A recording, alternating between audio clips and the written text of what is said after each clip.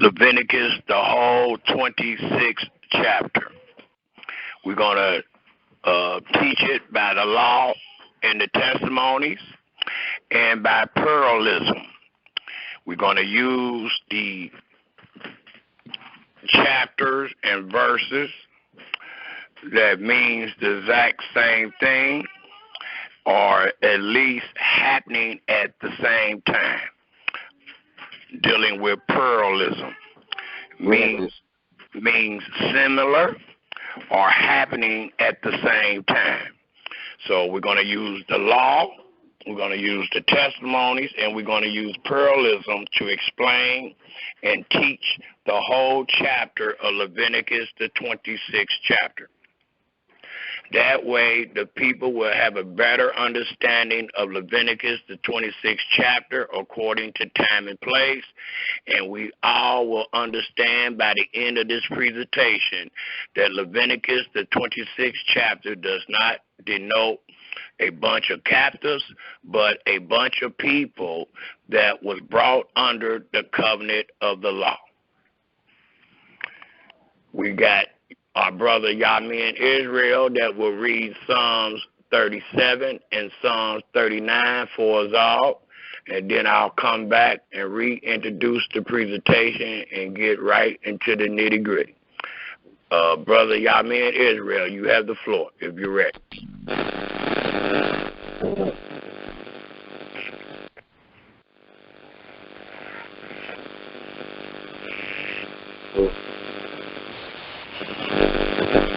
Shalom, everyone.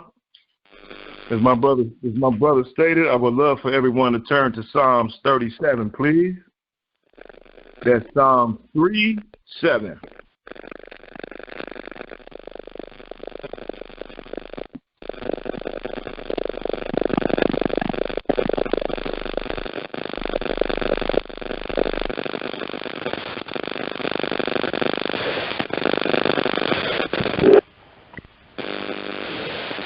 He reads, "Fret not thyself because of evildoers, neither be thou envious against the workers of iniquity. For they shall soon be cut down like the grass, and wither as the green herb. Trust in Yahweh and do good, so shalt thou dwell in the land, and verily thou shalt be fed. Delight thyself also in Yahweh, and he shall give thee the desires of thine heart. Commit thy way unto Yahweh. Trust also in him, and he shall bring it to pass. And he shall bring forth thy righteousness as the light, and thy judgment as the noonday. Rest in Yahweh, and wait patiently for him. Fret not thyself because of him who prospereth in his way, because of the man who bringeth wicked devices to pass. Cease from anger and forsake wrath. Fret not thyself, for evildoers shall be cut off, but those that wait upon Yahweh, they shall inherit the earth. For yet a little while, and the wicked shall not be. Yea, thou shalt diligently consider his place, and it shall not be. But the meek shall inherit the earth, and shall delight themselves in the abundance of peace. The wicked plotted against the just, and gnasheth upon him with his teeth. Yahweh shall laugh at him, for he seeth that his day is coming. The wicked have drawn out the sword, and have bent their bow, to cast the poor and needy, and to slay such as be of upright conversation. Their sword shall enter into their own heart, and their bows shall be broken. A little that a righteous man hath is better than the riches of many wicked. For the arms of the wicked shall be broken, but Yahweh upholdeth the righteous. Yahweh knoweth the days of the upright, and their inheritance shall be forever. They shall not be ashamed in the evil time, and in the days of famine they shall be satisfied. But the wicked shall perish, and the enemies of Yahweh shall be as the fat of lambs. They shall consume, into smoke shall they consume away. The wicked borroweth and payeth not again, but the righteous sheweth mercy and giveth. For such as be blessed of him shall inherit the earth, and they that be cursed of him shall be cut off. The steps of a good man are ordered by Yahweh, and he delighteth in his way. Though he fall, he shall not be utterly cast down, for Yahweh upholdeth him with his hand. I have been young, and now I'm old. Yet have I not seen the righteous forsaken, nor his seed begging bread. He is ever merciful and lendeth, and his seed is blessed. Depart from evil and do good, and dwell forevermore. For Yahweh loveth judgment, and forsaketh not his saints. They are preserved forever, but the seed of the wicked shall be cut off. The righteous shall inherit the land, and dwell therein forever. The mouth of the righteous speaketh wisdom, and his tongue talketh of judgment. The law of his Elohim is in his heart. None of his steps shall slide. This is why the righteous, and seeketh to slay him. Yahweh will not leave him in his hand, nor condemn him when he is judged. Wait on Yahweh and keep his way, and he shall exalt thee to inherit the land. When the wicked are cut off, thou shalt see it. I have seen the wicked in great power, and spreadeth himself like a green bay tree. Yet he passeth away, and lo, he is not. Yea, I sought him, but he could not be found. Mark the perfect man, and behold the upright, for the end of that man is peace. But the transgressor shall be destroyed together. The end of the wicked shall be cut off. But the salvation of the righteous is of Yahweh. He is their strength in time of trouble. And Yahweh shall help them and deliver them.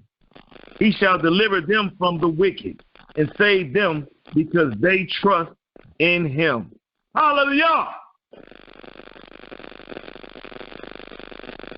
As my brother stated, I would love everyone to turn to Psalm 39, please. Psalm 3:9.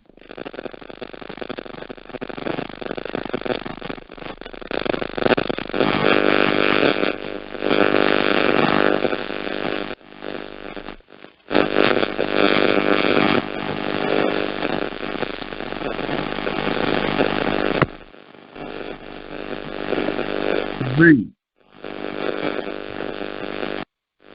I said, I will take heed to my ways, and I said not with my tongue. I will keep my mouth in the wicked.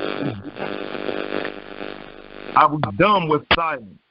I held my peace, even from good, and my sorrow was stirred. My heart was hot within me. While I was musing, the fire burned.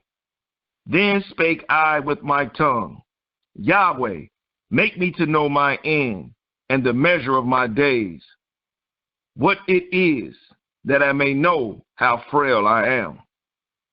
Behold, thou hast made my days as an handbreadth, and my age is as nothing before thee. Verily, every man at his best state is altogether vanity. Selah. Surely every man walketh in a vain shew. Surely they are disquieted in vain. He heapeth up riches and knoweth not who shall gather And now, Yahweh, what wait I for? My hope is in thee. Deliver me from all my transgressions.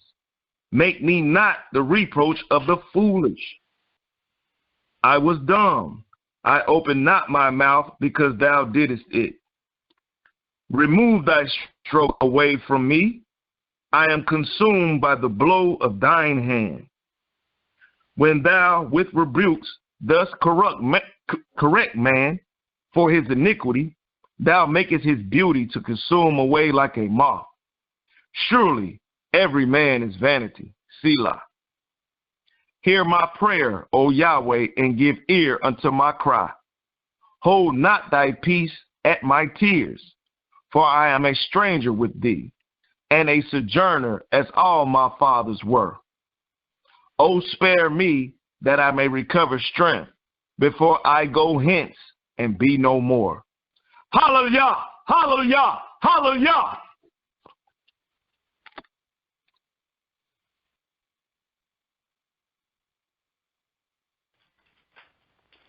Hallelujah. And shalom, Israel.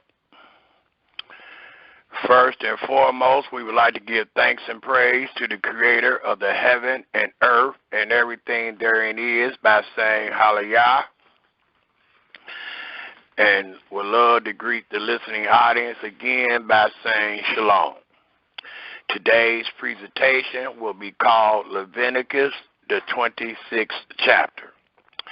And we're going to teach on the whole chapter, not just a few verses, but the whole chapter by way of the law and by way of testimony and by way of pluralism, showing that which is similar or happening at the same time.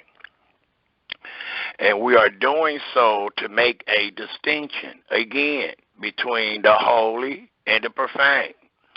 We are doing so to show Leviticus, the 26th chapter, according to time and place, to allow the world to know at this time Leviticus, the 26th chapter, does not denote a bunch of captives, but instead it denoted a bunch of free people that were under a covenant, which was called the covenant of the law. So we're going to show that Leviticus, the 26th chapter, was for the Israelites freed among their Creator, going into the land that they were to possess. And these instructions and this plead was for them to do all that Yahweh has said, that they would stay in that land that Yahweh promised Abraham, Isaac, and Jacob. So again, we will teach on the book called Leviticus, the 26th chapter. We will use the law, and we will use the testimonies, and we will use pluralism today to show and make a distinction between the holy and the profane, and allow the world to know what denoted or who Leviticus, the 26th chapter, truly denoted.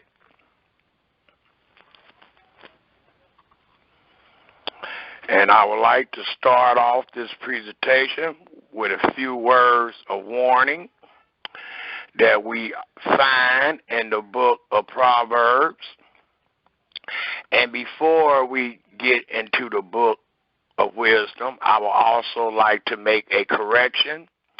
In the last presentation we did, which was called The Wife of the Dead, your brother, once I listened to it again, made a couple of errors in the names.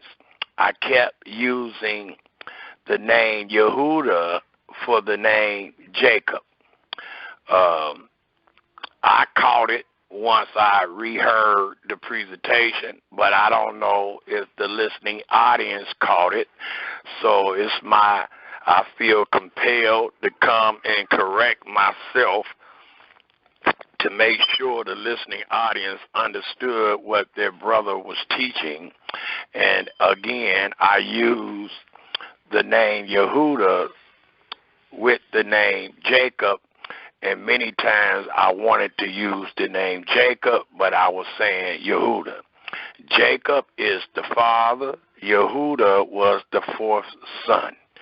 So when I used the name Jacob for Yehuda, I was in error, not really hearing myself speak and not really meaning to say what was in my mind. It should have been Jacob, and when I spoke about the son, it should have been Yehuda. Back to this presentation, which is, again, Leviticus, the 26th chapter, I would like to go to the book of Proverbs, the 3rd chapter, to warn Israel again. As we do each and every presentation, I pray to Yahweh that the words of my mouth and the meditation of my heart be acceptable in His sight, that His children may hear and fear and depart from evil. So again, let us all please turn our Holy Scriptures to Proverbs, the 3rd chapter. And it tells us in Proverbs, the 3rd chapter, again, if we pick up at the 2nd verse and read to the 7th verse, for it reads, for length of days and long life and peace shall they add to thee. Let not mercy and truth forsake thee. Bind them about thy neck. Write them upon the table of thy heart. So shall thou find favor and good understanding in the sight of Elohim and man. Trust in Yahweh with all thy heart, and lean not into thy own understanding. In all thy ways acknowledge Him, and He shall direct thy paths. Be not wise in thy own eyes. Fear Yahweh, and depart from evil. And please, at this time, get yourself in Holy Scripture, a pen and a piece of paper, that you may jot down these most relevant scriptures that we will use this day to show the light on the matter of Leviticus, the 26th chapter. Again, we will explain and show the light of this subject matter by way of the law and testimonies and by pluralism. So please have your pen and paper ready where you can jot down these most relevant scriptures that we will use this day. It also tells us in the book of wisdom, and I would like to install fear in you by these words also, if we turn our scriptures to the 24th division of Proverbs, the 24th chapter of Proverbs. And it tells us, we that have eyes and can see and ears that can hear, in Proverbs, the 24th chapter, if we pick up at the 5th verse, it reads to the 12th verse. A wise man is strong, yea, a man of knowledge increases strength. For by wise counsel thou shalt make thy war, and in the multitude of counselors there is safety. Wisdom is too high for a fool. He opens not his mouth in the gate. He that devises to do evil shall be called a mischievous person. The thought of foolishness is sin, and the scorner is an abomination to men. If thou faint in the day of adversity, thy strength is small, is narrow. If thou forbear to deliver them that are drawn into death, and those that are ready to be slain. If thou sayest, behold, we knew it not, does not he that ponders the heart consider it? And he that keeps thy soul, does not he know it? And shall not he render to every man according to his works? So we should know for sure what we are saying about the Almighty and his words. And one more place that I would love to go in the book of wisdom is the 28th division, the 28th chapter of Proverbs. And it tells us and warns us, if we pick up at the 2nd verse and read to the 10th verse, it reads, for the transgression of a land, many are the princes thereof.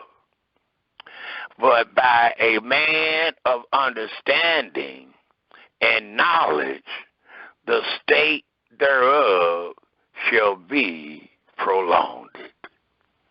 A poor man that oppressed the poor is like a sweeping rain, which leaves no food, like your brothers and sisters collecting tithes from the poor.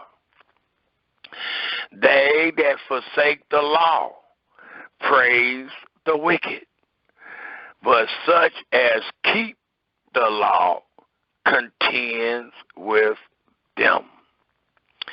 Evil men understand not judgment, but they that seek Yahweh understand all things. And we're going to make sure we understand the judgments that is found throughout Leviticus, the 26th chapter.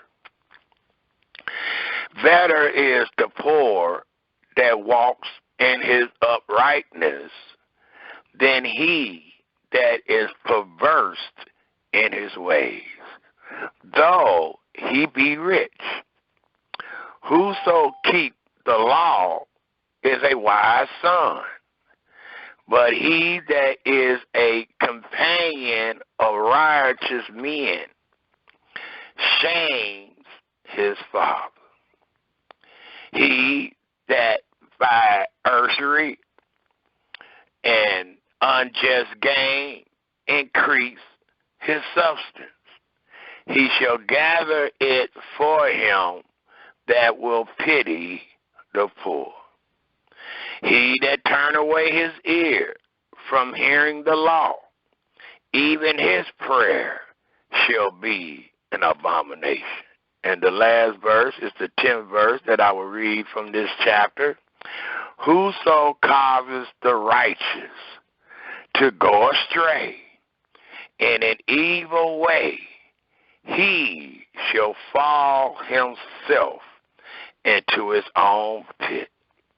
But the upright shall have good things in possession. And before we go into the presentation, I would love to read what is found in Psalms 77. Let us turn our scriptures to Psalm 77. And it tells us in this prayer of Psalm 77 that comfort, mercy, loving kindness comes from Elohim.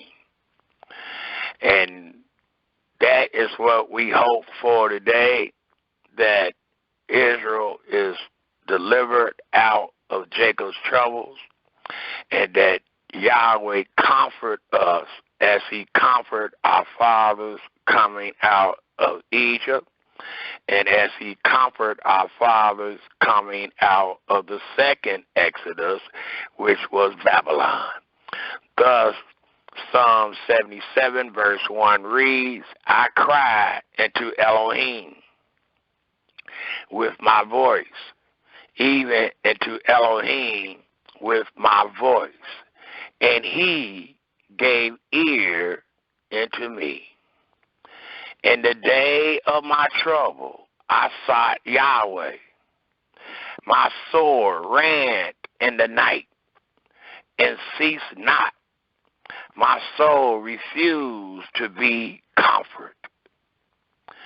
I remembered Elohim and was troubled.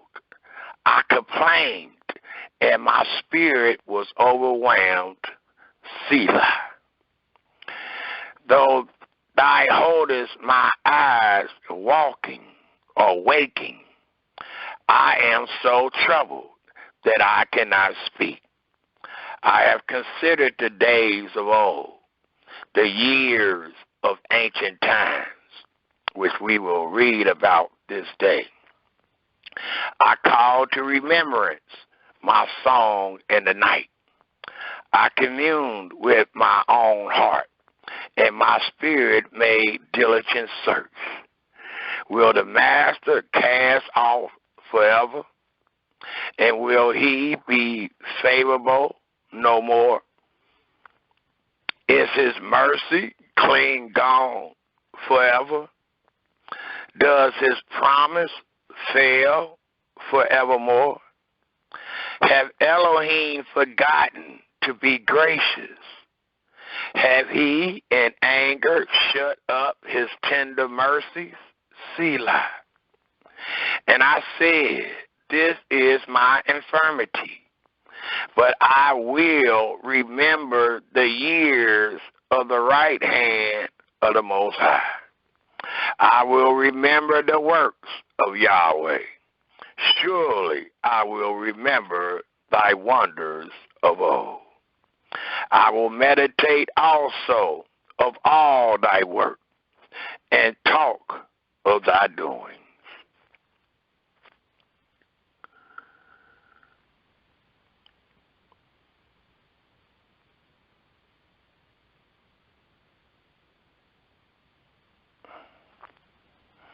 Thy way, O Elohim, is in the sanctuary. Who is so great a Elohim as our Elohim? Thy art the Elohim that does wonders. Thy hast declared thy strength among the people. Thy hast with thy arm redeemed thy people, the sons of Jacob and Joseph. Selah. The waters saw thee, O Elohim. The waters saw thee. They were afraid. The depths also were troubled. The clouds poured out water. The skies sent out a sound. Thy arrows also went abroad. The voice of thy thunders was in the heaven. The lightnings lightened the world. The earth trembled and shook. Thy way is in the sea, and thy path in the great waters, and thy footsteps are not known. Thy leadest thy people like a flock by the hand of Moses and Aaron.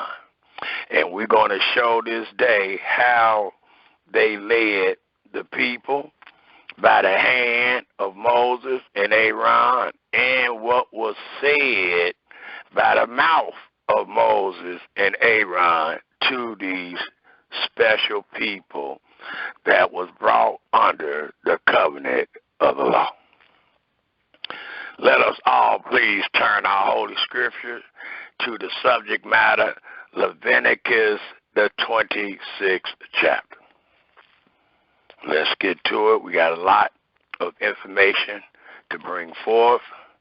So let's get to it, and let's hope due to time we will be able to get all of these words on this particular presentation. It tells us, Israel, in the book of Leviticus, the 26th chapter. And Leviticus, the 26th chapter, denotes the Israelites being in the wilderness. They had been freed from the so-called first Exodus, which was from Egypt. The same place that Yahweh promised the Israelites and their father Abraham that to know of a surety that Yahweh will visit his seed in a land that is not theirs, and that they will be servants to some people in a land that is not theirs until 400 years, and then Yahweh will visit them, deliver them, and judge those whom they had served. Well, right after the Almighty promised Abraham those great things, we find in our Holy Scripture, in the book of Exodus, that Yahweh visit the children of Israel because he heard their groanings, their cry, and he seen the rigorous servitude and the affliction that they had endured. Thus, it tells us in Exodus 2:24-25 that the Almighty had respect unto the children of Israel's cry, and he remembered the covenant that he made with Abraham, Isaac, and Jacob. That's before any law is given. He said, the book tells us in Exodus 2, verse 24 and 25, that he remembered, he had respect unto them, and remembered the covenant that he made with Abraham, Isaac, and Jacob. And that covenant was to give them the land of Canaan in possession. Well, right after that, the Almighty gave the children of Israel what is known as the statutes of life, the covenant of the law that was to be done in that place, in that particular land, all the days of their life. And it tells us in Leviticus, the 26th chapter, if we pick up at the very first verse, and these first two verses denotes reverence for Yahweh. Reverence is a type of fear and respect and honor. So what we're going to find in the first two verses is reverence for Yahweh, prohibition of idols, and blessings. It tells us in the first two verses, ye shall make you no idols, nor graven image, neither rear you up a standing image, neither shall ye set up any image of stone in your land. And note, in your land. And we got to understand and acknowledge every word to really teach this according to time and place. Thus, it told us, in your land, to bow down into it. For I am Yahweh your Elohim. So what we just read in the very first verse allows us to know that an idol, a pillar, a graven image or structure or sculpture really denotes things of naught, and nothing was to be constructed that stood between the divine and his people. The third or the second verse reads, ye shall keep my Sabbaths. And note, the word Sabbath is with a S, and it denotes all of the Sabbaths. It is used plural. Thus it reads again, ye shall keep my Sabbaths and reverence, show respect, show fear my sanctuary. I am Yahweh. So the first two verses pleads with Israel, with the Israelites, to not make any type of idol or image that denoted another deity and that showed lack of respect to the one that saved them out of Egypt. And then the second verse says, ye shall keep my Sabbaths and reverence my sanctuary. I am Yahweh.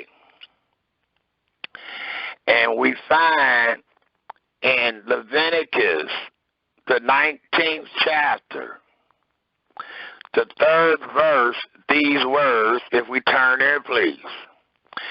Keep your marker or your pen or something on Leviticus 26, because we're going to go back and forth as we show the law and the testimonies and the pluralism of these particular verses that is found in Leviticus, the 26th chapter.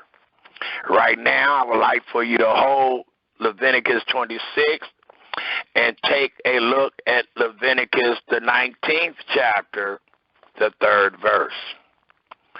For it tells us in pluralism being similar and even happening at the same time, for the book of Leviticus was taught in the wilderness by Moses and Aaron.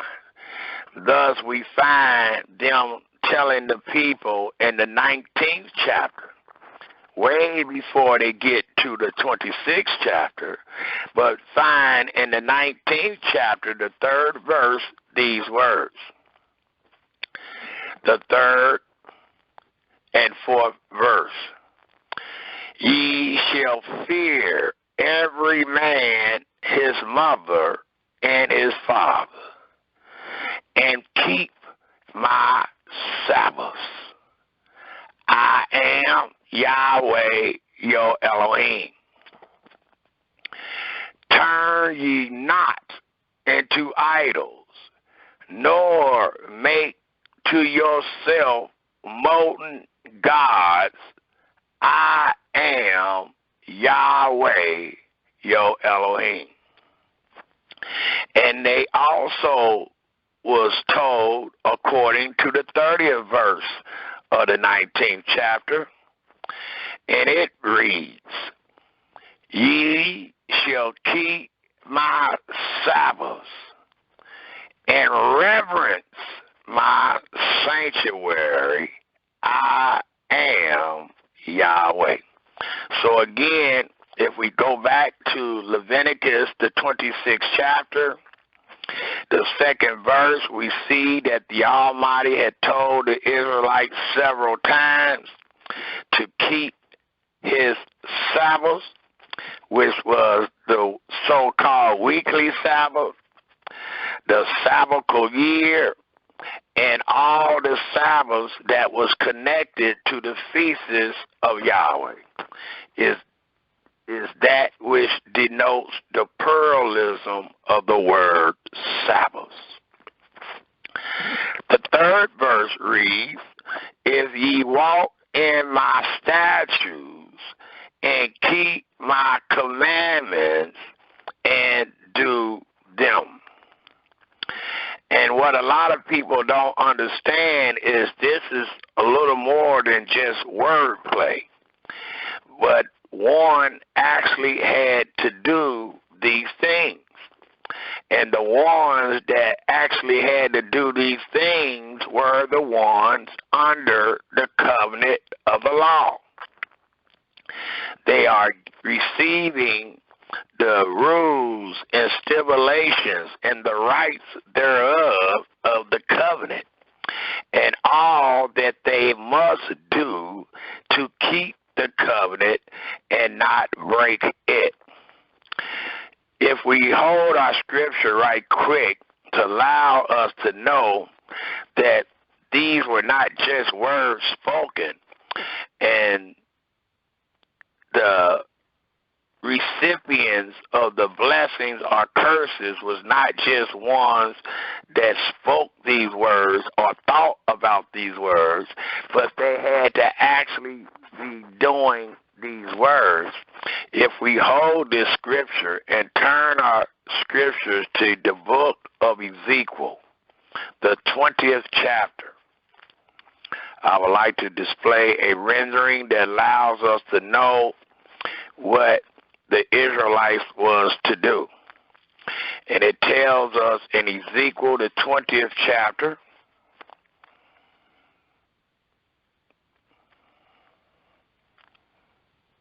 the 11th verse. It says it a couple of times in this 20th chapter, but I'll just take this one here. And it reads in Ezekiel, the 20th chapter, the 11th verse. I'll start at the 10th. It reads, wherefore I caused them to go forth out of the land of Egypt, and brought them into the wilderness. And I gave them my statutes, and showed them my judgments. And please take note of this latter sentence, which if a man do, he shall even live in them. So what we are reading in Leviticus, the 26th chapter, which we can turn back to, is something that Israel was to live in, to live by. This was not just a thought. This was not a rumor. This was not an opinion. But these were the words that the Israelites was to live in. So they are recipients of blessings or cursings based on how they lived in these words that we find in Leviticus, the 26th chapter. Let us please turn back to Leviticus, the 26th chapter.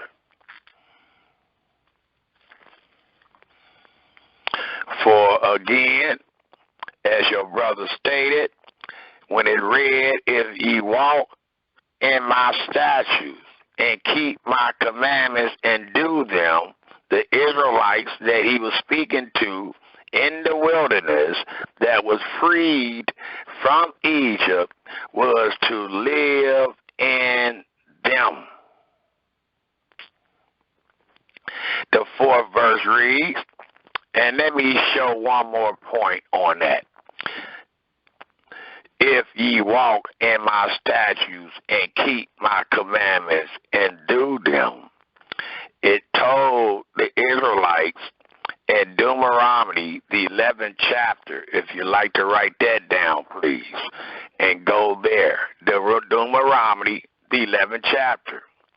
And let's read the 13th to the 15th verse. Deuteronomy, the 11th chapter. And it tells us in the 11th chapter of Deuteronomy, if we pick up at I'll start at the 12th verse to the 15th verse, and it reads, and this denotes what was just said in Leviticus, the 26th chapter, the 3rd verse, if ye walk in my statutes and keep my commandments and do them. And we just showed through the book of Ezekiel, it meant to live therein.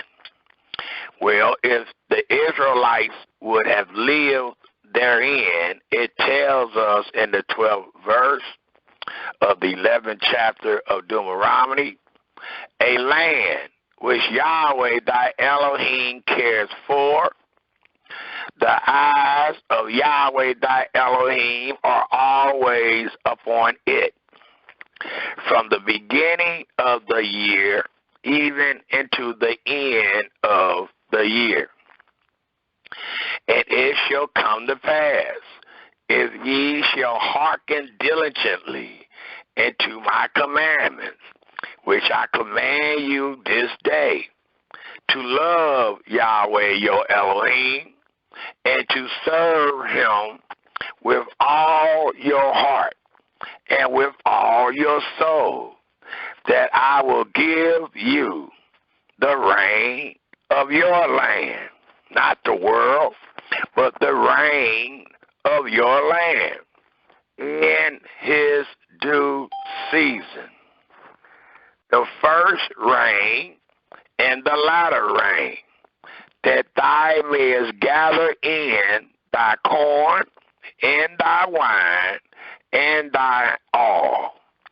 And I will send grass in thy fields for thy cattle, that thou mayest eat and be full. But it warns Israel by saying in the 16th verse, take heed to yourselves, that your heart be not deceived, and ye turn aside and serve other gods and worship them. So it allows us to know, again, according to Leviticus, the 26th chapter, the 3rd verse, if ye walk in my statutes and keep my commandments and do them, that these blessings will befall thee. And you can also write down for this 3rd verse, Deuteronomy, the 28th chapter, the 1st to the 14th verse. For there you find the same promise to the Israelites that were under the covenant of the law. It tells us in the 4th and 5th verse of Leviticus, the 26th chapter, it reads in this wise, then, as we just read in Deuteronomy 11, then will I give you rain in due season. And note, this presentation is being taught by the law and by the testimonies and by pluralism, which denotes similarity or happening at the same time. So we just showed the similarity that was spoken of in Deuteronomy, the 14th, Deuteronomy, the 11th chapter. And Deuteronomy denoted the 40th year of their wandering. Not so in the book of Exodus and Leviticus, but the book of Deuteronomy denotes the 40 year of their wandering. Exodus and Leviticus denotes their wandering also in Egypt. So in the 4th and 5th verse we read, then I will give you rain in due season, and the land shall yield her increase, the same increase that is denoted in Deuteronomy, the 14th chapter, the 22nd verse to the 28th verse, dealing with tithes. For tithes only came from this great land that was promised to Abraham, Isaac, and Jacob, and it was only the increase from that land. Thus it tells us again in the 4th verse, then I will give you rain in due season, and the land shall yield her increase, and the trees of the field shall yield their fruit, and your threshing shall reach into the vintage, and the vintage shall reach into sowing time, and ye shall eat your bread to the full, and the well, please take note, not the world, but it reads, and dwell in your land safely. And we know that these things transpired, and we have testimony of these things transpiring when the children of Israel was in obedience. If we take a look in the book of Isaiah, the 30th chapter, for it says again in the 4th verse, then I will give you rain in due season. Well, in Isaiah 30, if we turn there, please, and take a look at the 23rd verse. Isaiah 30, 23. Isaiah 30, 23 tells us, then shall he give the rain of thy seed, that thou shalt sow the ground withal, and bread of the increase of the earth, and it shall be fat and plenteous in that day. Shall thy cattle feed in a large pasture.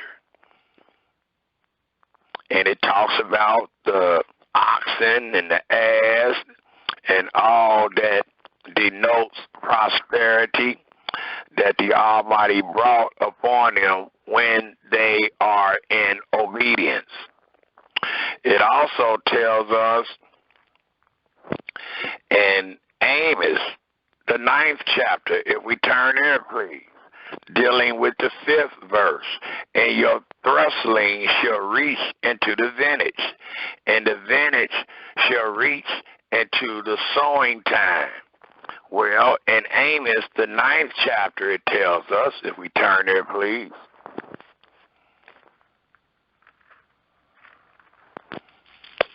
and if I can remember, I will try to repeat the chapter and verses at least twice.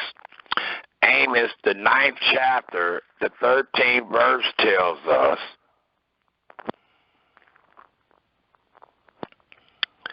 and behold, the days come, said Yahweh, that the plowman shall overtake the reaper, and the treader of grapes him that sows seed, and the mountains shall drop sweet wine, and all the hills shall melt.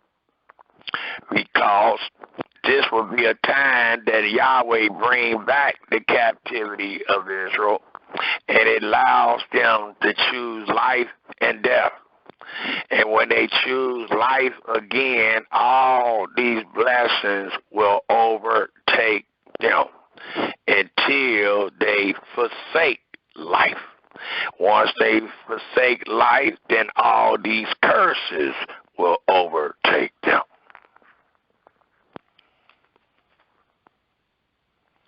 It also tells us, when it read in the 5th verse, ye shall eat your bread to the full, and dwell in your land safely.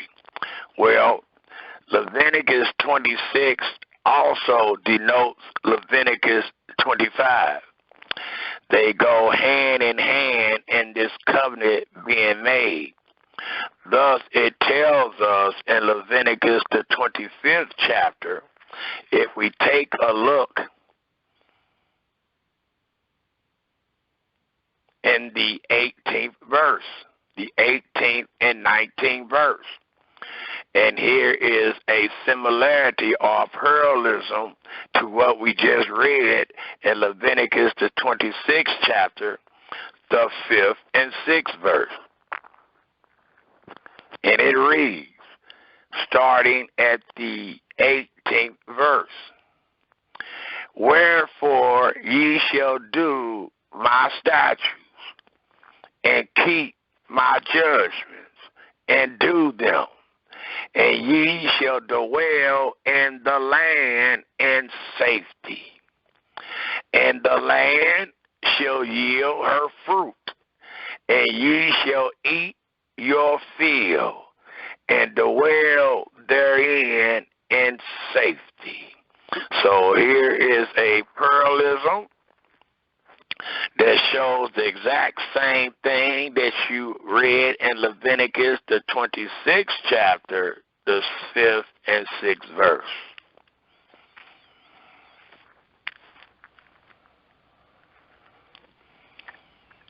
The 6th verse reads again, I meant 4th and 5th verse. The 6th verse reads again, and I will give peace in the land, and ye shall lie down, and none shall make you afraid. And I will rid evil beasts out of the land, neither shall the sword go through your land. And we have many testimonies of these things taking place. It denotes how peace was given in the land. I would like for the listening audience to take a look at 1 Chronicles, because it denotes what we just read, but it's going to denote it through a person and a period of time, because as your brother has taught, as long as the Israelites obeyed, the blessings overtook them. When they disobeyed, the curses overtook them. Thus, it tells us by way of testimony, if we take a look at 1 Chronicles, the 22nd chapter,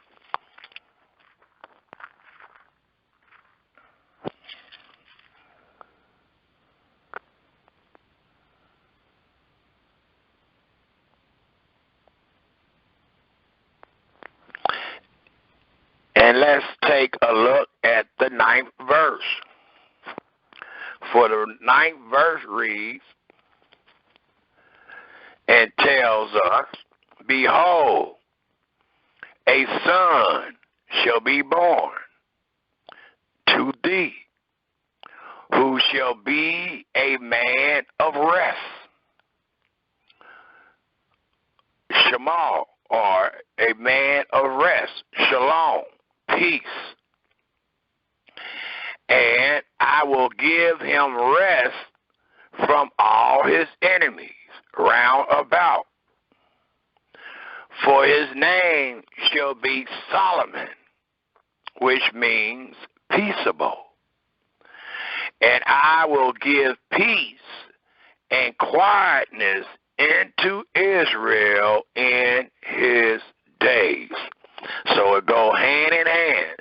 It's similar to what is said in Leviticus, the 26th chapter. If the Israelites obey, that they will be a recipient of peace, and peace and quietness will be in their land. And just because you are a recipient of peace don't mean you didn't have enemies.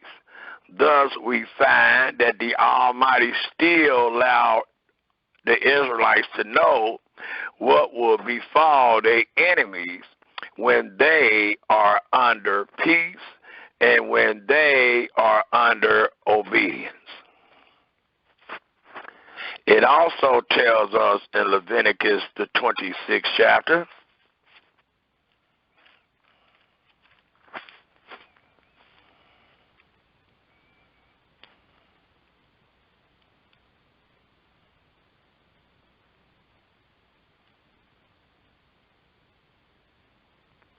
if we take a look at Psalms 29, verse 11. Psalms 29, verse 11, which is a parallelism. Psalms 29, verse 11 tells us, dealing with this peace, and Yahweh will give strength into his people. Yahweh will bless his people with peace. That is the blessing for obedience. Also, while we find ourselves in the book of Psalms, if we take a look at Psalms 147. Psalms 147. And it tells us in Psalms 147, dealing with this great peace, if we take a look at the 14th verse, and it reads, I'll start at the 13th and read the 14th. For he hath strengthened the bars of thy gates. He hath blessed thy children within thee. He make peace in thy borders, and fill thee with the finest of the wheat. So again, using parallelism, it allows us to know that Yahweh meant what he said to the Israelites in the wilderness that was under this great oath and covenant, that if they were obeyed, that these blessings will befall them and overtake them, and one of those blessings was peace in their land. The 7th verse reads, Ye shall chase your enemies, and they shall fall before you by the sword. And 5 of you shall chase 100, and 100 of you shall put 10,000 to flight. And your enemies shall fall before you by the sword. Well, the parallelism that we have for these great 2 verses, the 7th and 8th verse, if we take a look in the book of Deuteronomy, the 32nd chapter. Deuteronomy, the 32nd chapter. It tells us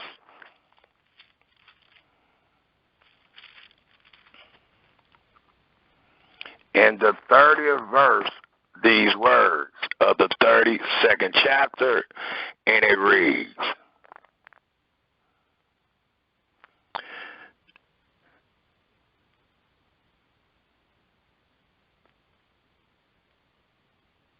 one second.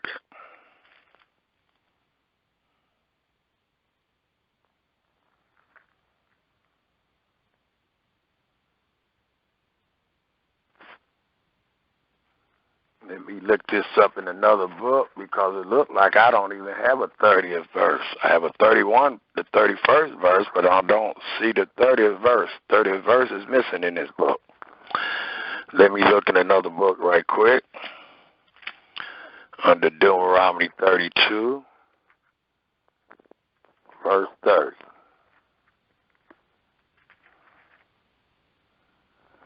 And it says, How shall one chase 1,000, and 2 put 10,000 to flight, except their rock has sold them, and Yahweh has shut them up?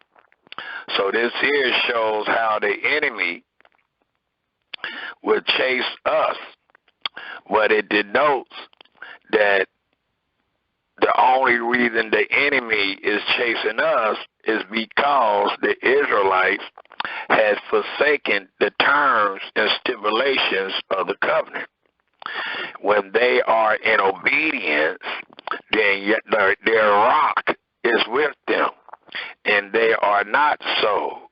And they are the ones that one chases 1,000, and two put 10,000 to flight. As it reads in Leviticus 26:8. We also see, if we turn our scriptures to the book of Joshua, the 23rd chapter. The book of Joshua, the 23rd chapter, tells us in the 10th verse, I'll start at the 9th verse. For Yahweh has driven out from before you great nations and strong, but as for you, no man has been able to stand before you unto this day, because they were in obedience. One man of you shall chase 1,000. For Yahweh, your Elohim, he it is that fight for you. That's the only way that one can chase 1,000 and two can chase 10,000. If their rock has not sold them, and their rock, being Yahweh, is among them. Thus it reads again in the 10th verse, one man of you shall chase 1,000, for Yahweh, your Elohim, he it is that fight for you, as he hath promised you. And we are reading the promise in Leviticus, the 26th chapter, the 8th verse. It also tells us in Leviticus, the 26th chapter, if we pick up at the 9th verse, and it reads, for I will have respect unto you, and make you fruitful, and multiply you, and establish my covenant with you. This conditional statement is built upon the promise to Abraham. The same promise, and you can write these chapters and verses down, the same promise that we find in Genesis, the 12th chapter, the 1st to the 3rd verse, also Genesis, the 13th chapter, the 16th verse, and also Genesis, the 15th chapter, the 5th verse, and also Genesis, the 17th chapter, the 5th and the 6th verse, and also Genesis, the 22nd chapter, the 17th and 18th verse. And even though this is a conditional statement that we find in the 9th verse of the 26th chapter of Leviticus, it does not change those unconditional promises that you will read about and that your brother just gave you from the book of Genesis. But we do find in this 9th verse that this is a conditional statement, but it does not affect the unconditional promises that Yahweh made with Abraham, Isaac, Jacob, and their seed.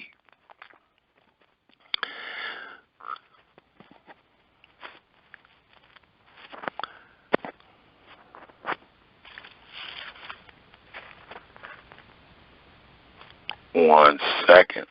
I'm looking for something.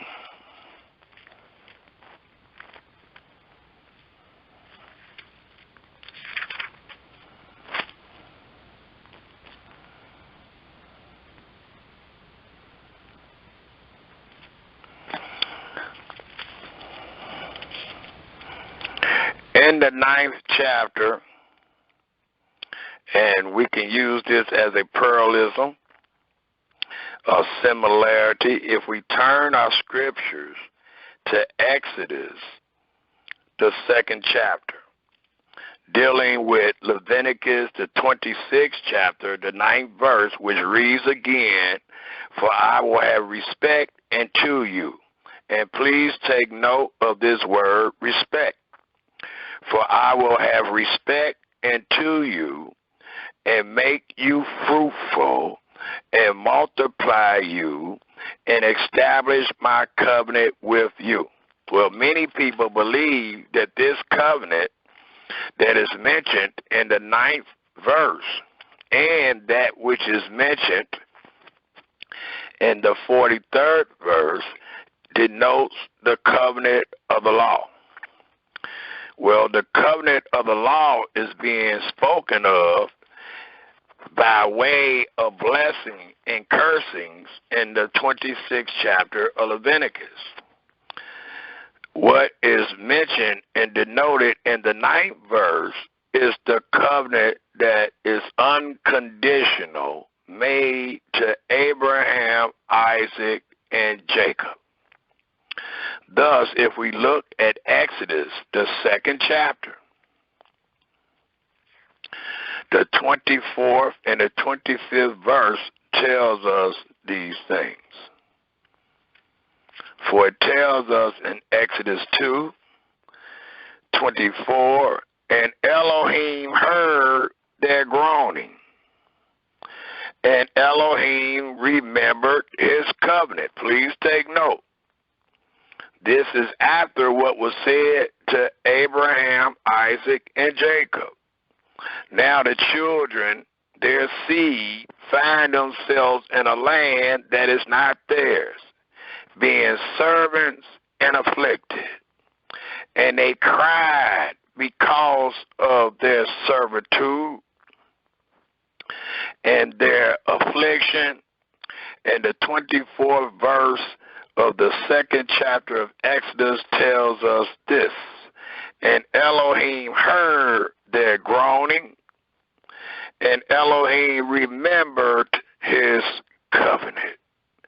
What covenant? The covenant he made with Moses and Aaron and the children of Israel that he brought out of Egypt? Or was this the covenant that he made with their fathers, Jacob, Isaac, and Abraham?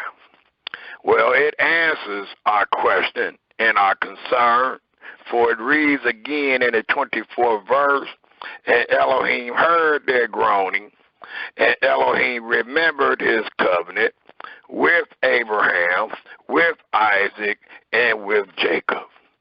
And Elohim looked upon the children of Israel, and Elohim had respect unto them." So the same wording that we find in Leviticus the 26th chapter, the 9th verse, we find that those same Israelites endured and was a recipient of when Yahweh heard their groaning and remembered his covenant. So again, the 9th verse of the 26th chapter of Leviticus reads, "For I will have respect unto you, and make you fruitful, and multiply you, and establish my covenant with you." And we know, according to what we just read in Exodus, he had respect unto them, and he remembered his covenant because of their groanings. It also tells us, far as make you fruitful and multiply you, if we pick up in Genesis, the 17th chapter, one of the chapters and verses that I gave you earlier. But let's take a quick look. Let's take a look at the similarity that is written in Genesis, the 17th chapter. For it tells us in Genesis, the 17th chapter, if we take a look at the 6th and 7th verse, and it reads, and I will make thee exceedingly fruitful, and I will make mention, and I will make nations of thee, and kings shall come out of thee. And I will establish my covenant between me and thee, and thy seed after thee, in their generations, for an everlasting covenant, to be a Elohim unto thee, and to thy seed after thee. And I will give unto thee, and to thy seed after thee, the land, not the earth, not the world, but the land wherein thou art a stranger, all the land of Canaan, for an everlasting possession, and I will be their Elohim. So that is the stipulations of the covenant that is made with Abraham, Isaac, and Jacob and their seed, that they will be the possessors of the land of Canaan forever. And when they are the possessors of the land of Canaan, that they will be the servants of Yahweh, and Yahweh will be their Elohim. That is the Abrahamic covenant. That is how the Israelites get back in their land every time they find themselves out of their land by way of captivity and by way of cursing. They get back in their land by this unconditional covenant that Yahweh will remember and bring them back to the land that they are to possess. They will once again be his children and servants, and he will once again be their Elohim. That is the Abrahamic covenant. That is the covenant that is being spoken of in the 9th verse of the 26th chapter of Leviticus. It also tells us one more place I would like to go by way of testimony, and that is Psalms 107. Let us turn to Psalms 107 before we go to the 10th verse. Psalms 107, and let's take a look at the 38th verse.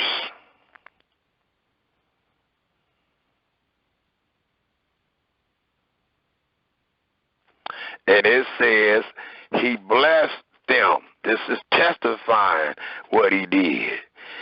Not just we reading about it and using similarities, but this is an actual testimony of what Yahweh did for those that were under the covenant of the law in obedience. He blessed them also, so that they are multiplied greatly and suffer not their cattle to diseases. So here it allows us to know that Yahweh did all that he said upon the children of Israel when they were in obedience. The 10th verse reads, and ye shall eat old store, and bring forth the old because of the new. And what this means is, and we can find the meaning And we can find a similarity of these words in the 25th chapter of Leviticus. For it tells us in the 25th chapter of Leviticus, if we take a look at the 20th verse, and let's read to the 22nd verse. And it reads, and if ye shall say,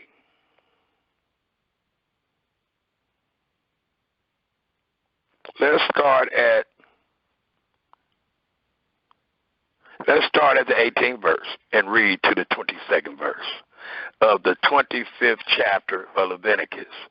And we are showing the similarity of verse 10 of Leviticus 26, which reads again, and ye shall eat old store and bring forth the old because of the new. I know many people have read this and have no clue of what this is speaking about. So we're going to give the clue and the answer, which is found in Leviticus, the 25th chapter, and we're going to start reading at the 18th verse. And it reads, wherefore ye shall do my statutes and keep my judgments. All these things is based on Israel obedience. And do them. And ye shall dwell in the land in safety. And the land shall yield her fruit. And ye shall eat your field, and dwell therein in safety. And if ye shall say, what shall we eat the 7th year?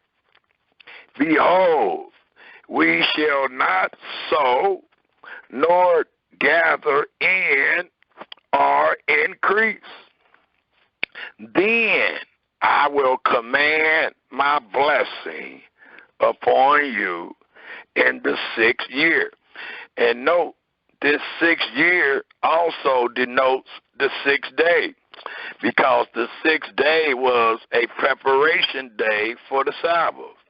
And Yahweh made sure that the Israelites had what they needed the 6th day to preparate for the Sabbath. That way they never had to go out on the Sabbath or the 7th day.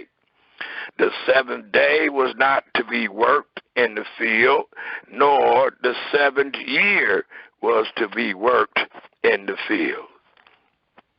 So it allows us to know the special provision that Yahweh made to make sure that we did not go out on the 6th day, nor or the 7th day, nor the 7th year to glean or work the field. Thus it says again in the 20th verse, and if ye shall say, what shall we eat the 7th year? Behold, we shall not sow, nor gather in or increase. Then I will command my blessing upon you in the 6th year. That way you don't have to go out the 7th year, and it shall bring forth fruit for 3 years. So there's no reason to go out the 6th day or the 7th day, nor the 7th year, except being disobedient, because Yahweh provided. It reads again in the 21st verse to the 22nd verse, then I will command my blessing upon you in the 6th year, and it shall bring forth fruit for 3 years. And ye shall sow the 8th year, and eat yet of the old fruit until the 9th year. Until her fruits come in, ye shall eat of the old store. So this is what it means when you read in the book of Leviticus, the 26th chapter. One second, let me get back there. The 26th chapter, the 10th verse. It also tells us in the 11th verse, and I will set my tabernacle among you. And mind you, in this presentation, we are making a distinction between the holy Israelites that was saved out of Egypt and the so-called Israelites that find themselves scattered in America and abroad. And for you to be this individual under Leviticus 26, every word is meant for you, not 2 or 3 verses, every word. We decided to do Leviticus 26, verse 1 to 46, to show without a shadow of a doubt that every one of these words denoted the people that was under the covenant of the law. It did not denote some people that was not. So we must take every word in consideration. The next word that is to be taken in consideration is found in the 11th verse. And it reads, and I will set my tabernacle among you, and my soul shall not abhor you. And a lot of people teach that a sanctuary is in the midst of us today. Well, that sanctuary does not denote this tabernacle, where it reads again, and I will set my tabernacle among you, and my soul shall not abhor you. Today, Yahweh's soul have abhorred the Israelites. That's why you cannot find a tabernacle, nor can you find Yahweh in the midst of them, because Yahweh abhorred the Israelites because they abhorred his laws, statutes, and judgments. But it does tell us that a tabernacle will be in the midst of them. And a tabernacle was in the midst of them from the beginning, according to Exodus, the 25th chapter, the 8th verse, and also according to Exodus, the 29th chapter, the 45th verse.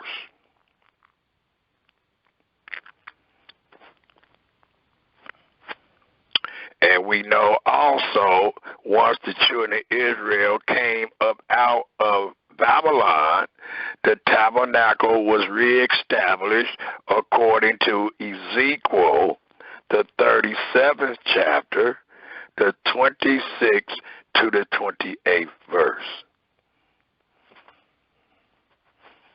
So that truth was brought forth by this tabernacle being set before them. And we also know, according to 1 Kings, I think it's the 6th chapter, that it reads that Solomon built the tabernacle for Yahweh 480 years after the children of Israel came out of Egypt. So this first tabernacle that you read about in Exodus, the 25th chapter, the 8th verse, was known as a tent, a movable tent, and also in Exodus 29, verse 45, was a movable tent. The tabernacle was not stationary or built to be stationary until 480 years after the children of Israel came out of Egypt. The 12th verse reads, and I will walk among you, and will be your Elohim, and ye shall be my people. We know in Exodus, the 6th chapter, the 7th verse, it tells us, if we go there, please, allowing us to know who the people is that this oath and covenant is being made with. And it is not you and I, nor anybody else that is scattered on the four corners of the earth. But these words and conditions was for those that was freed from Egypt, that became Yahweh's people, and he had became their Elohim, and he gave them the statutes of life that they should walk therein. And it allows us to know that if they walked it therein, that Yahweh will walk among them and will be their Elohim, and they shall be his people. Well, in Exodus, the 6th chapter, the 7th verse reads,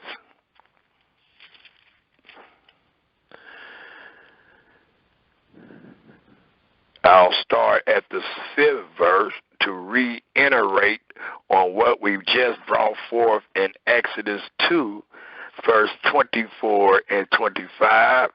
Thus it reads in Exodus 6, verse 4. I'll start at 4, and it reads, And I have also established my covenant with them to give them the land of Canaan. Note, it says, I have also established my covenant. Well, this can't be the 10 Commandments because we in the 6th chapter. The 10 Commandments was given in the 20th chapter. So this covenant that is spoken of is not the 10 Commandments, but the covenant that was unconditional made with Abraham, Isaac, and Jacob. Thus it reads again in the 4th verse, And I have also established my covenant with them to give them the land of Canaan, the land of their pilgrimage, wherein they were strangers. And I have also heard the groaning of the children of Israel, whom the Egyptians keep in bondage, and I have remembered my covenant.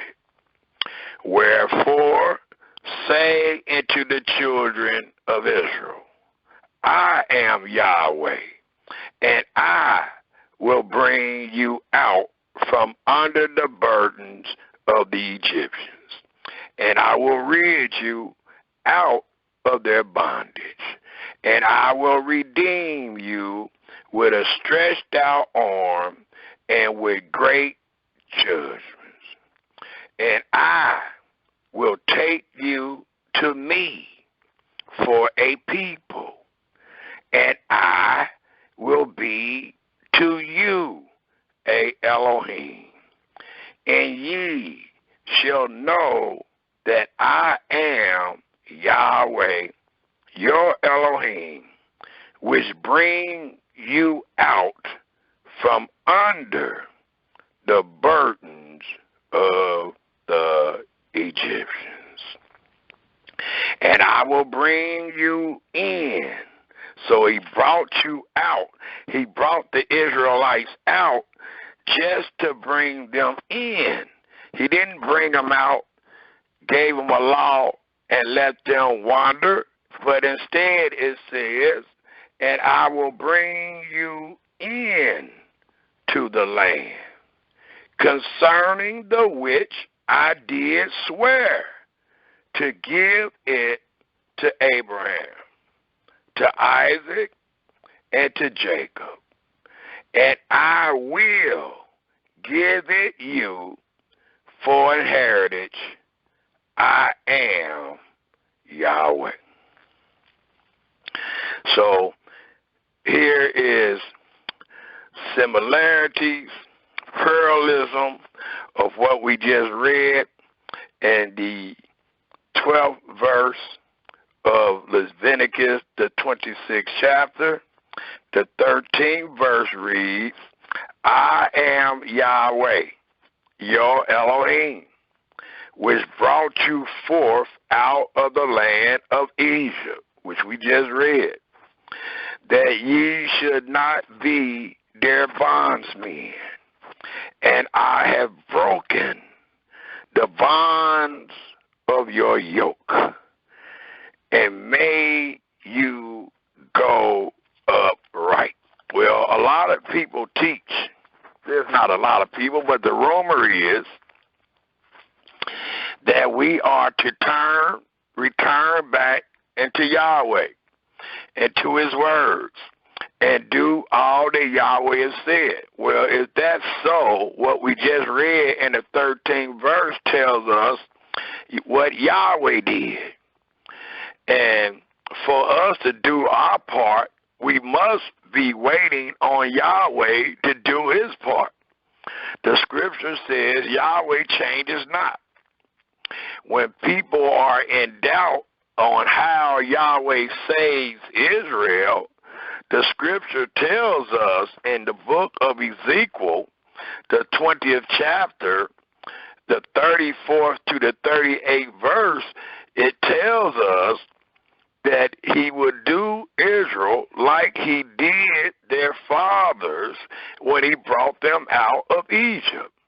So if one is in doubt, all we have to do is reread the plight or the flight that the Israelites endured that is found in the book of Exodus, Leviticus, and Numbers, and Deuteronomy, and we will know exactly how Yahweh will save his people, especially when he said, I will plead with them as I pleaded with their fathers when I brought them out of Egypt.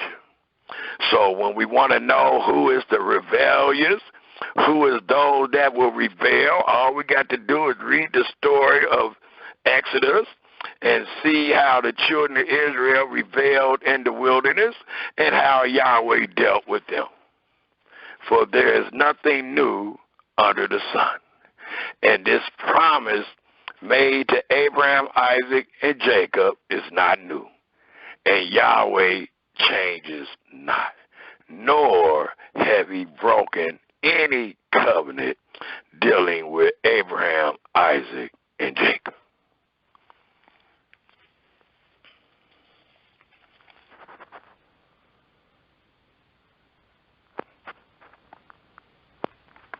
Thus, it tells us, according to the 13th verse of the 26th chapter of Leviticus, we can find that same similarity, that same parallelism, if we take a look at Leviticus, the 25th chapter. And as your brother has stated in this presentation, that Leviticus 26 was not a covenant or an oath made by itself.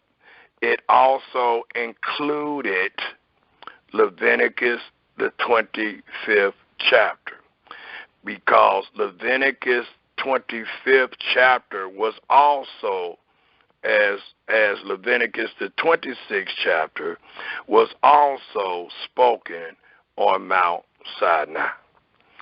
But to show similarity of the 13th verse, where Yahweh brought you forth out of the land of Egypt, that ye should not be their bondsmen, and I have broken the bands of your yoke and made you go upright.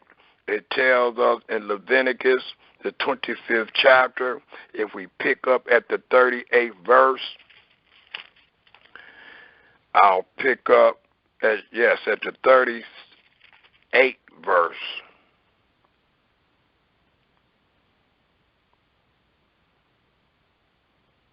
And it reads, I am Yahweh, your Elohim, which brought you forth out of the land of Egypt.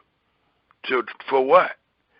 To give you the land of Canaan, and to be your Elohim. It also tells us in this great chapter, in the 42nd verse, for they are my servants, which I brought forth out of the land of Egypt. They shall not be sold as bondsmen. And it also clarifies the 13th verse if we read the 55th verse. And it reads, for unto me the children of Israel are servants.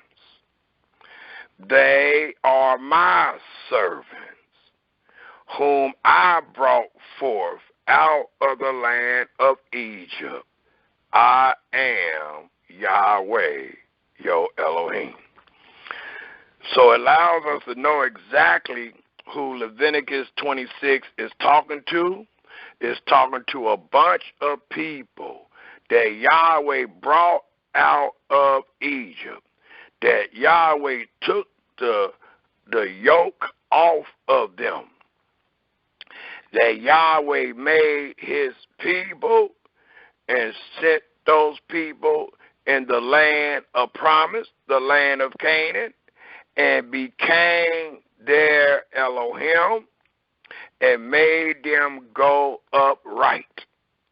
Well, that can't be us today because we're not upright.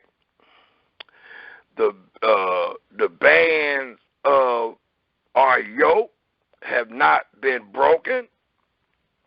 We still find ourselves as servants and bondsmen to the country you find yourself alleged to, or where you find yourself living.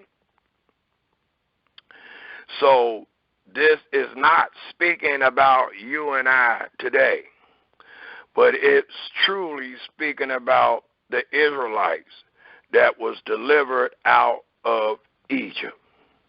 And these statutes of life, this covenant, came by way of them being free and making a neutral agreement to do all that Yahweh has said. So this neutral agreement was with the people that was called Israel and the Creator that was called Yahweh.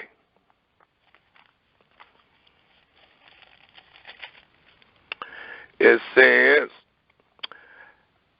and let me put a little proof on that, because the latter part of the 13th verse says, and I have broken the bands of your yoke and made you go upright. So the bands will have to be broken. Well, if we take a look in the book of Jeremiah,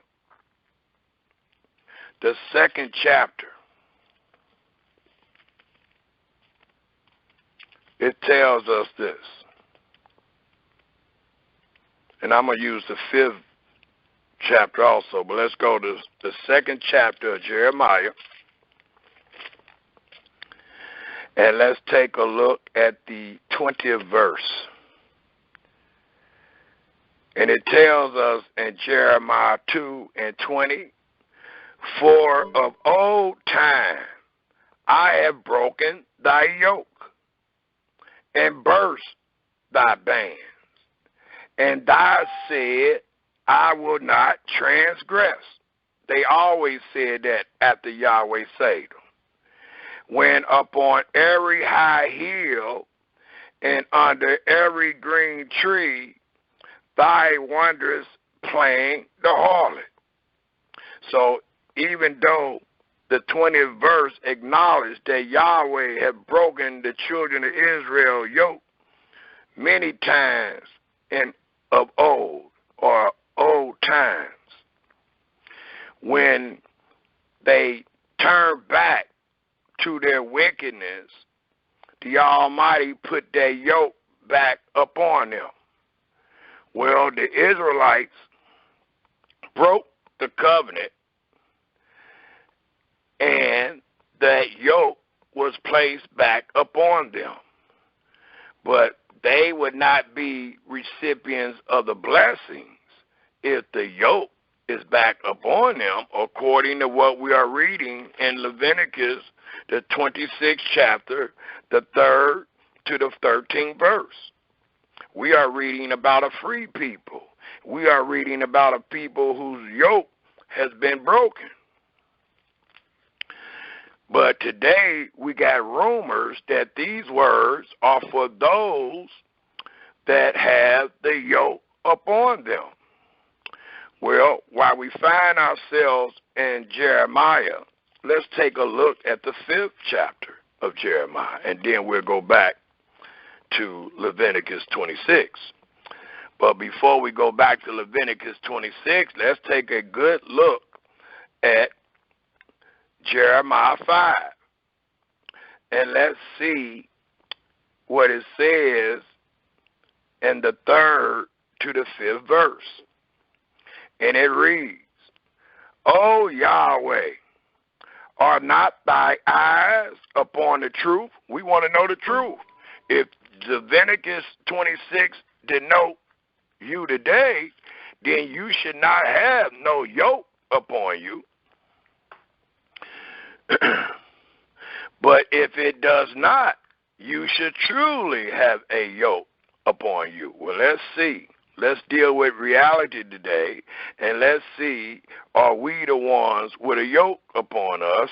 Are we the ones that the yoke has been taken from, and we should truly be under the covenant of the law? It reads in the 3rd verse of the 5th chapter of Jeremiah, O Yahweh, are not thy eyes upon the truth?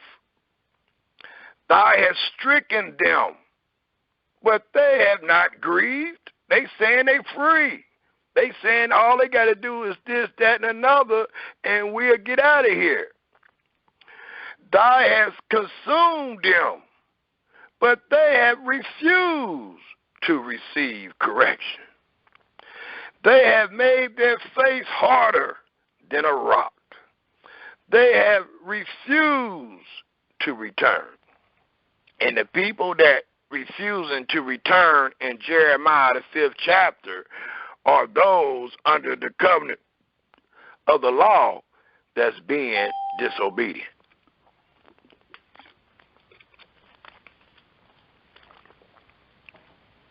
They find themselves in the land of promise, under the covenant of the law,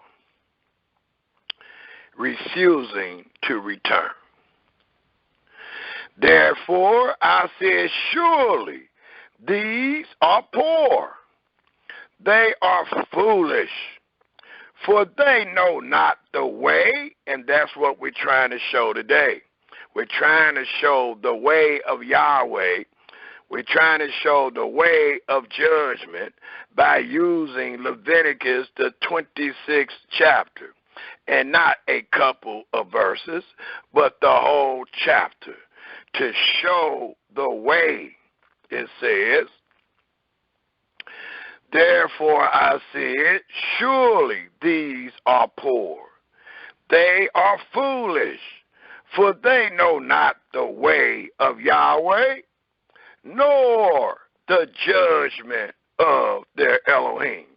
And when we get to this part, we show in Leviticus, the 26th chapter, the ways of Yahweh and his judgments, and we get to the 34th and 35th verse, and we show the Sabbath, and people have come to the conclusion that it is telling us that we are under the Sabbath in the land of our enemies.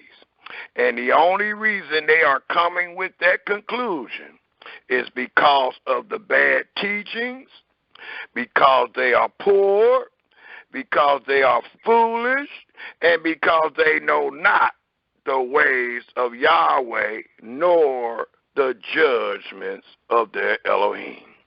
Because if they did, they would know that the judgment the punishment thereof was for them not to be able to keep the Sabbath.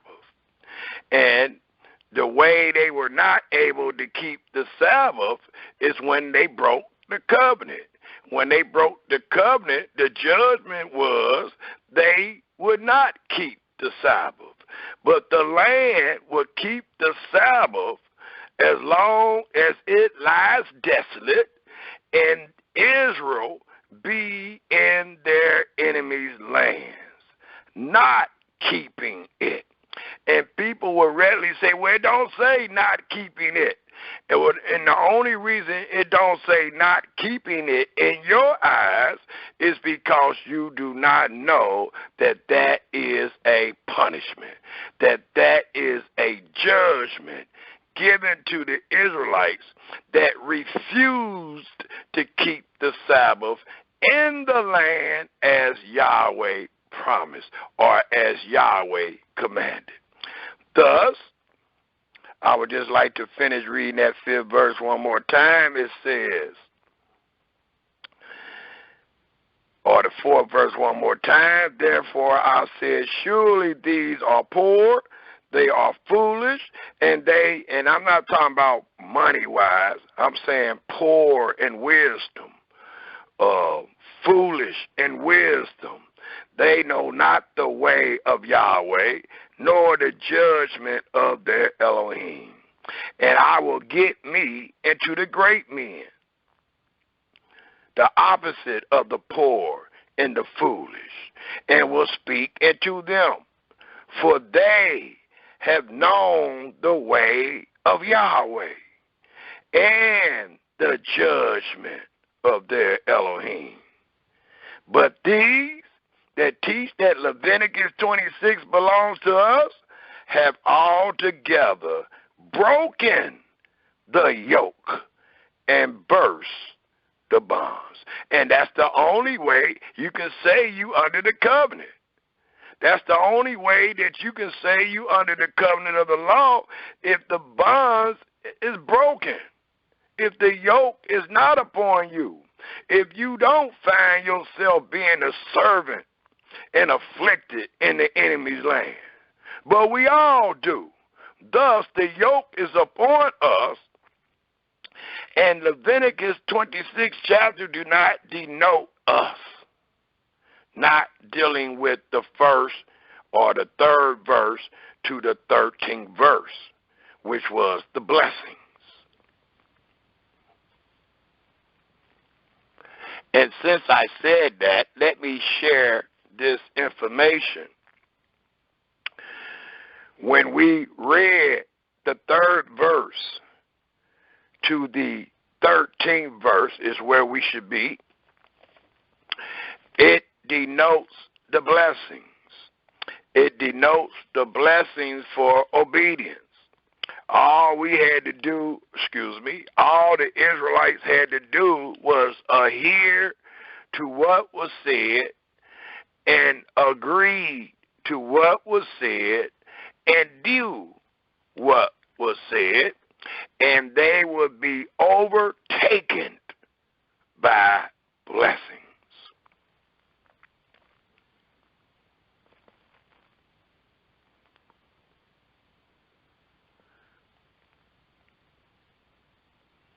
But, of course, those people was freed. Those people was under the covenant of the law. But what I wanted to share was the blessings. It is significant that the blessing occurred as a list of 10. So what we just read from the 3rd verse to the 13th verse denotes a list of blessings. And this list consists of 10. And the 10 blessings was, again, as we just read, I will grant your rain on schedule. I will establish peace, shalom, in the land. I will drive away the vicious beasts. I will look favorably upon you. The fifth one was, I will make you fertile. The sixth, I will multiply you. The seventh, I will establish my covenant with, or keep thy obligations to you. The eighth, I will establish my dwelling place in your midst, as it spoke about the tabernacle in verse 11. I will travel along in your midst, as it spoke in verse 12. And the last one, which denotes the 10th blessing, was, I will be your Elohim, which you found in verse 12. So it allows us to know that there was actual 10 blessings, a list of 10 blessings. But when we get to the curses, we find that there is a list of 24. So the blessings consist of 10, as the 10 commandments consist of 10, but the curses was much greater. And we're going to find between the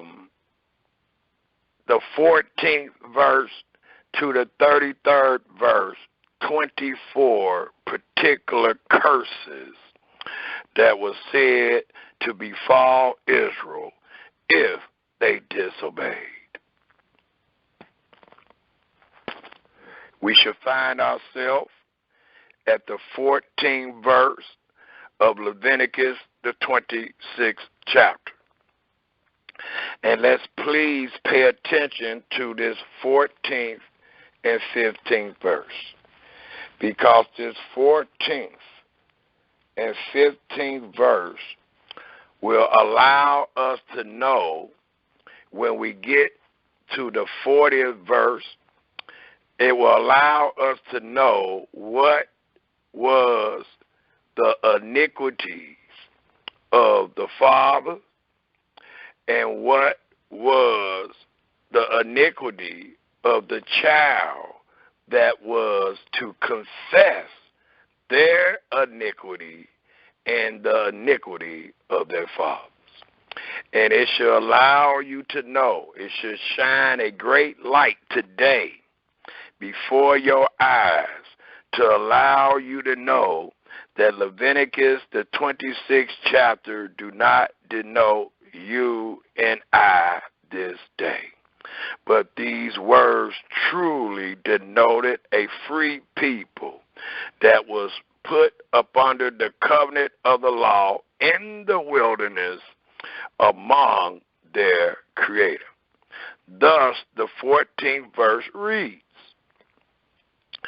but if ye will not hearken unto me, note the condition, and note who the condition is speaking to.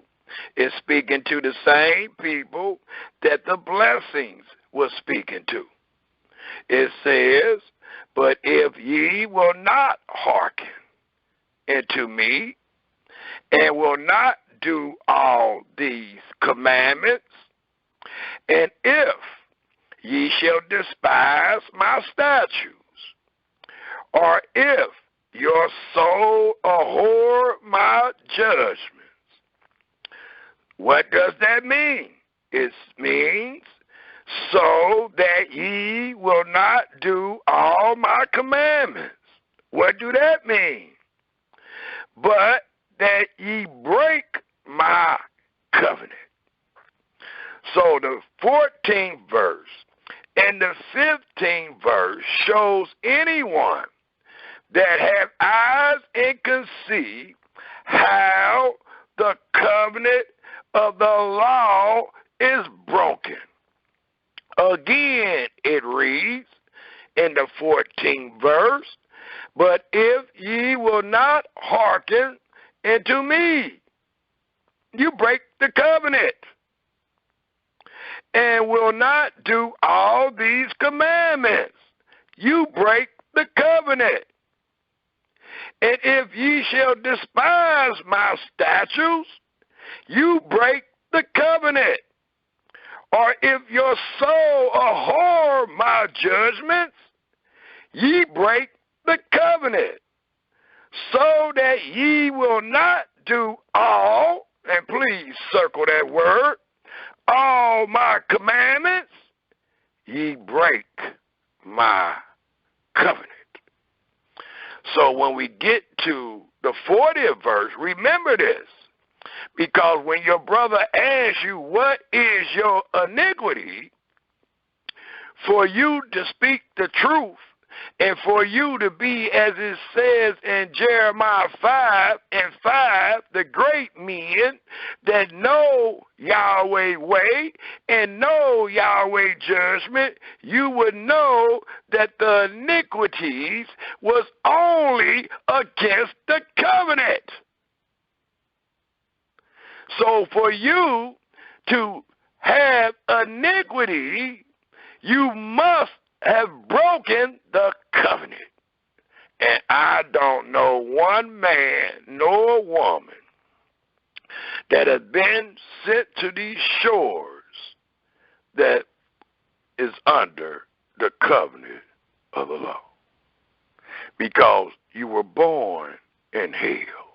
You wasn't born according to Deuteronomy, the 30th chapter, the 15th verse, where you came out the womb having the choice to choose life and death.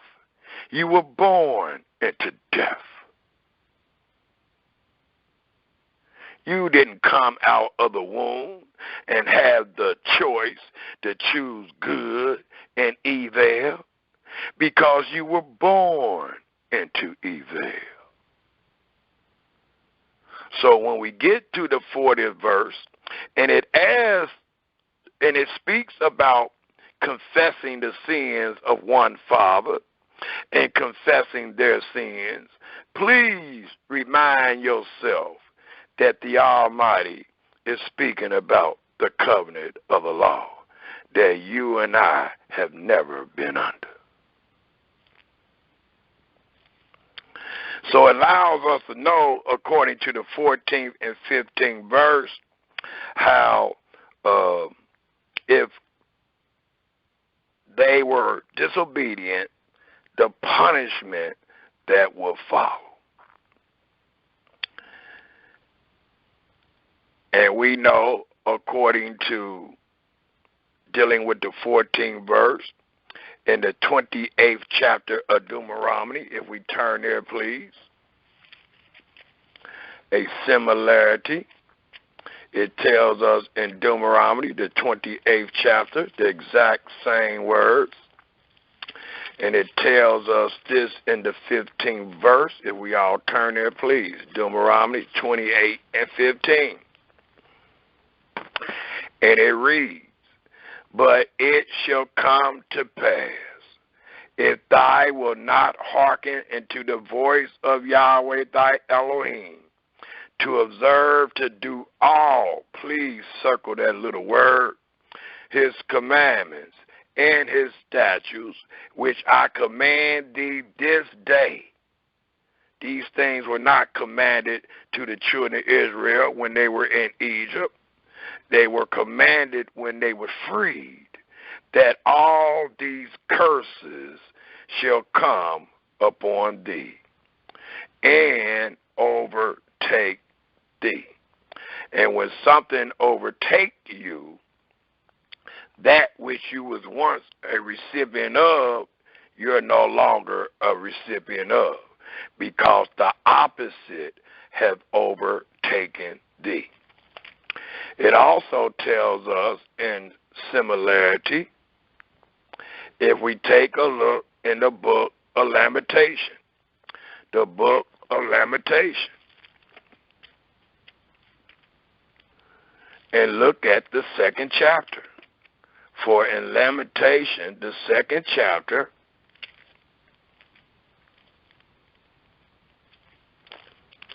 it tells us, I think I want to go to the 20th verse. Let me find it right quick.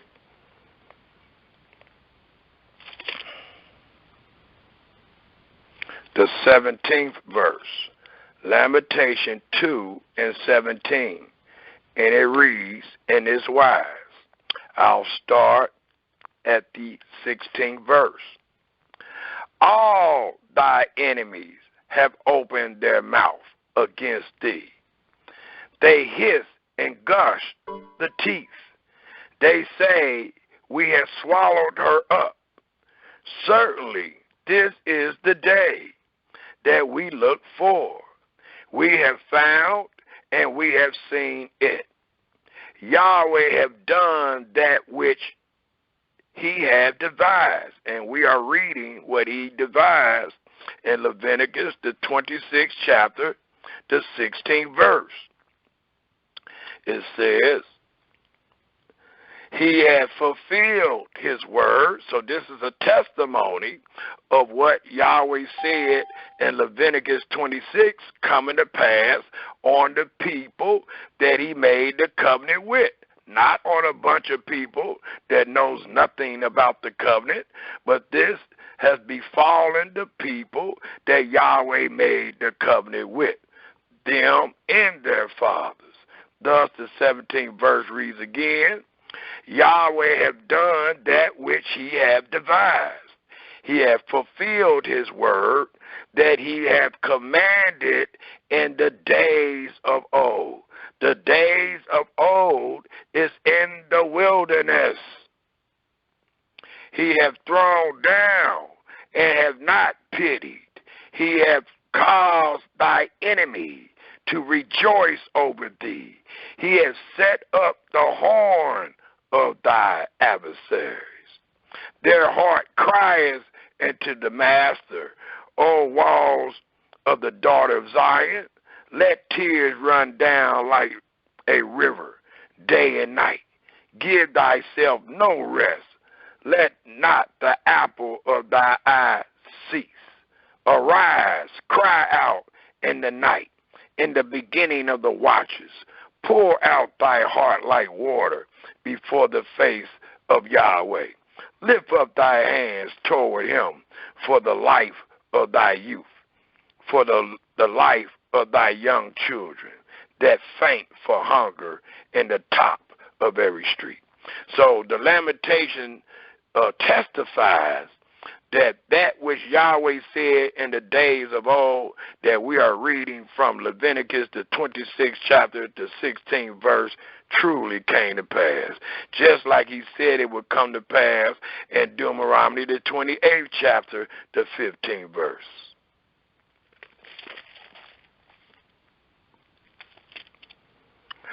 And one more place to allow us to know these things truly came to pass, not just once, but again. If we take a look in the book of Malachi, the book of Malachi, the last book of your Holy Scripture, the 2nd chapter.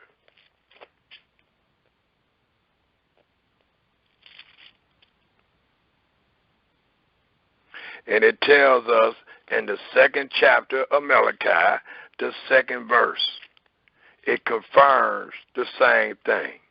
For it tells us in the book of Malachi, the 2nd chapter, the 2nd verse, and it reads, if ye will not hear, and if ye will not lay it to heart, all that you just read, and what we done read thus far, to give glory into my name, said Yahweh of hosts, I will even send a curse upon you, and I will curse your blessings, because the cursing is going to overtake the blessings. Yea, I have cursed them already. Why? Because you do not lay it to heart. So here's another similarity of what we just read in Leviticus, the 26th chapter, the 14th and 15th verse. And it also denotes what we're about to read in the 16th verse, which reads, I also will do this unto you. I will even appoint over you terror, consumption, and the burning urge that shall consume the eyes and cause sorrow of heart, and ye shall sow your seed in vain, for your enemies shall eat it. And these things truly befell our people. These things was also repeated in Deuteronomy, the 28th chapter. If we turn there, please. 40 years later, these same things are repeated to those people that found themselves in the wilderness under the covenant of the law. It was told them in Deuteronomy 28th chapter, just like it was told them in Leviticus, the 26th chapter.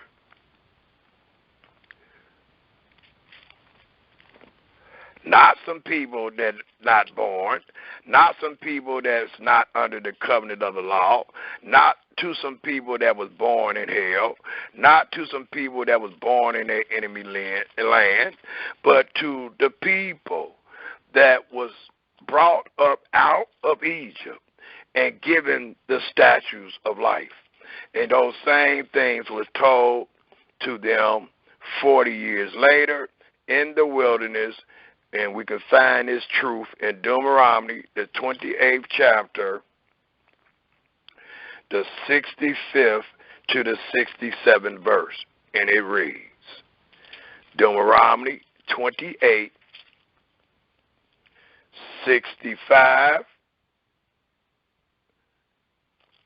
Did I say 65? Yes, 65 to 67. And it reads, and among these nations shall thou find no ease, neither shall the sole of thy foot have rest. But Yahweh shall give thee there a trembling heart, and failing of eyes, and sorrow of mind, and thy life shall hang in doubt before thee. And thou shalt fear day and night, and shall have none assurance of thy life. In the morning thou shalt say, with Elohim it were even. And at evening thou shalt say, with Elohim it was morning. For the fear of thy heart, wherewith thou shalt fear, and for the sight of thy eyes, which thou shalt see. So again, the 16th verse of Leviticus 26th chapter told the Israelites, I also will do this unto you. I will even appoint over you terror, consumption, the burning urge that shall consume the eyes and cause sorrow of heart, and ye shall sow your seed in vain, and your enemies shall eat it. These same things also befell the Israelites, and was said to Israel, if we take a look in the book of Jeremiah, the 15th chapter. Jeremiah, the 15th chapter.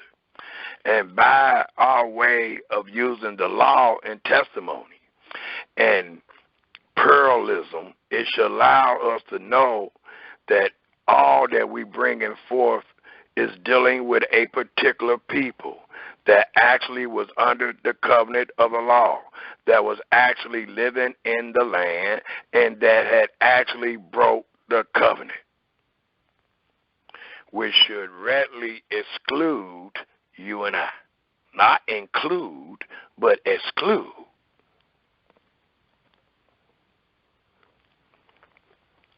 Jeremiah, the 15th chapter, tells us, in witnessing, if we pick up at the 8th verse,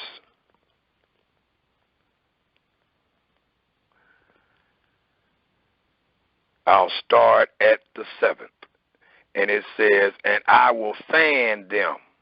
Yahweh's speaking about his fury against his children for not obeying all, for abhorring and despising his commandments and his judgments and his statutes.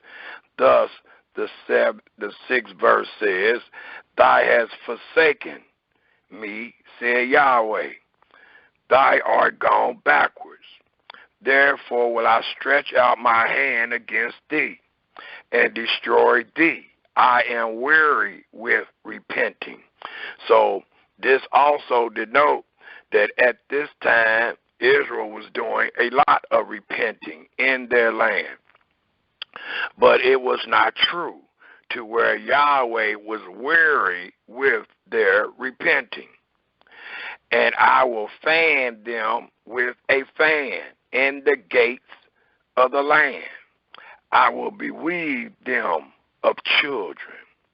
I will destroy my people, since they return not from their ways.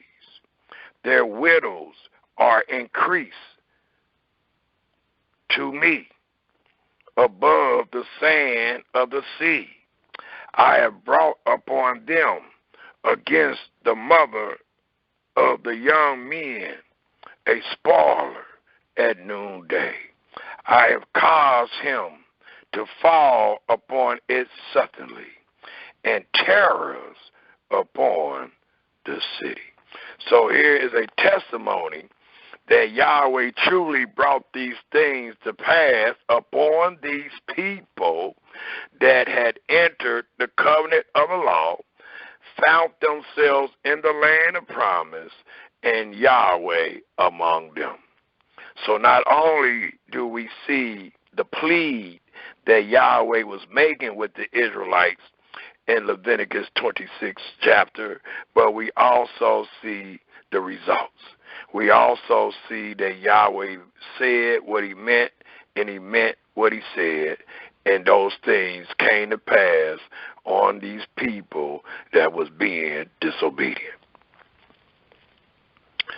The 17th verse reads, and I will set my face against you, and ye shall be slain before your enemies. They that hate you shall reign over you, and ye shall flee when none pursues.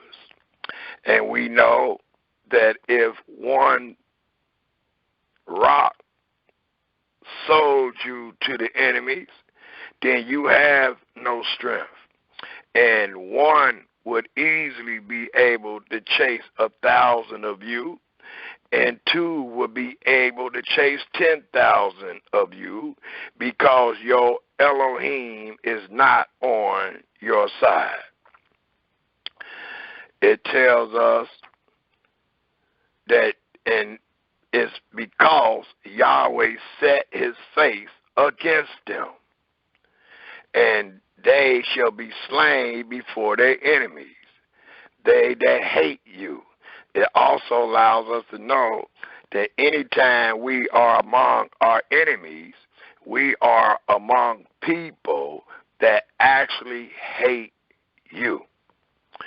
It also allows us to know, dealing with this 17th verse,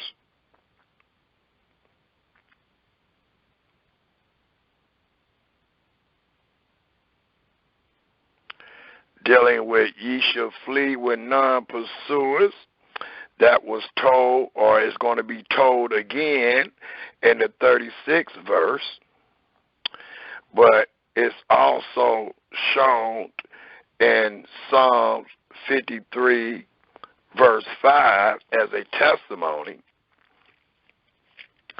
Psalms 53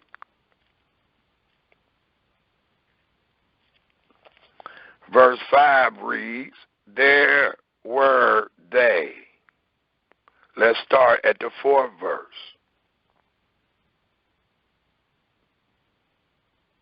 I'll start at the 3rd verse to allow us to know what it means when we read in the 17th verse, the last sentence, and ye shall flee when none pursues. It says by way of testimony, picking up at the 3rd verse of the 53rd chapter of Psalms, every one of them is gone backwards. They are altogether become filthy. There is none that does good, no, not one. Have the workers of iniquity no knowledge, who eat up my people as they eat bread? They have not called upon Elohim. Note the 5th verse.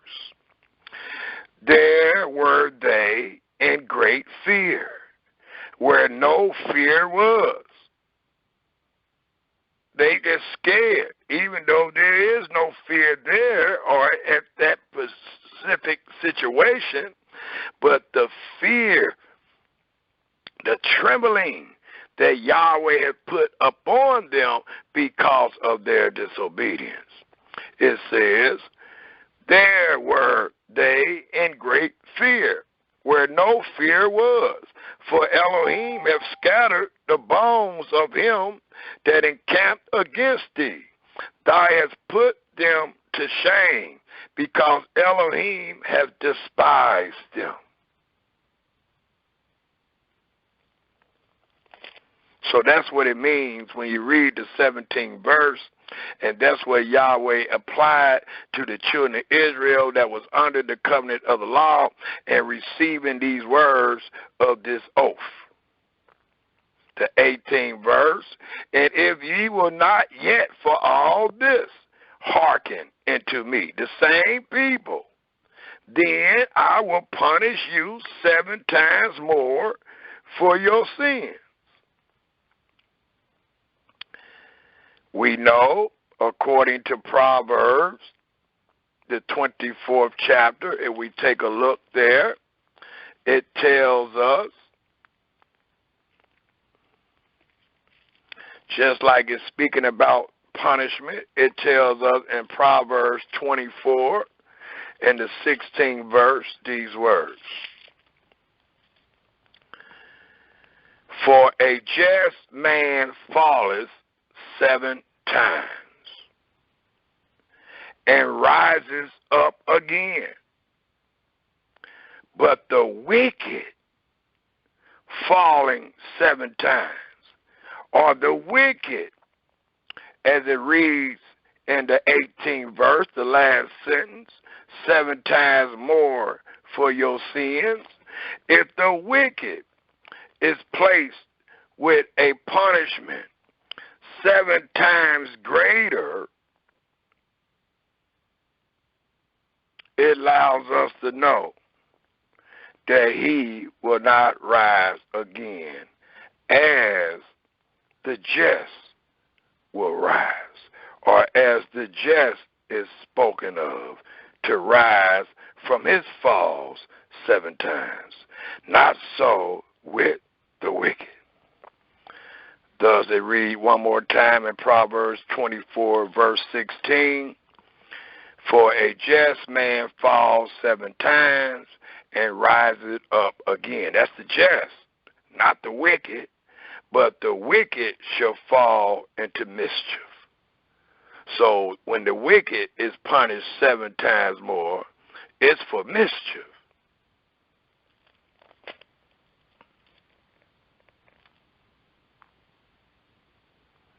The 19th verse reads, and I will break the pride of your power, and I will make your heavens as iron, and your earth as brass, and your strength shall be spent in vain, for your land shall not yield her increase. And note, it's not talking about the land that you find yourself in today.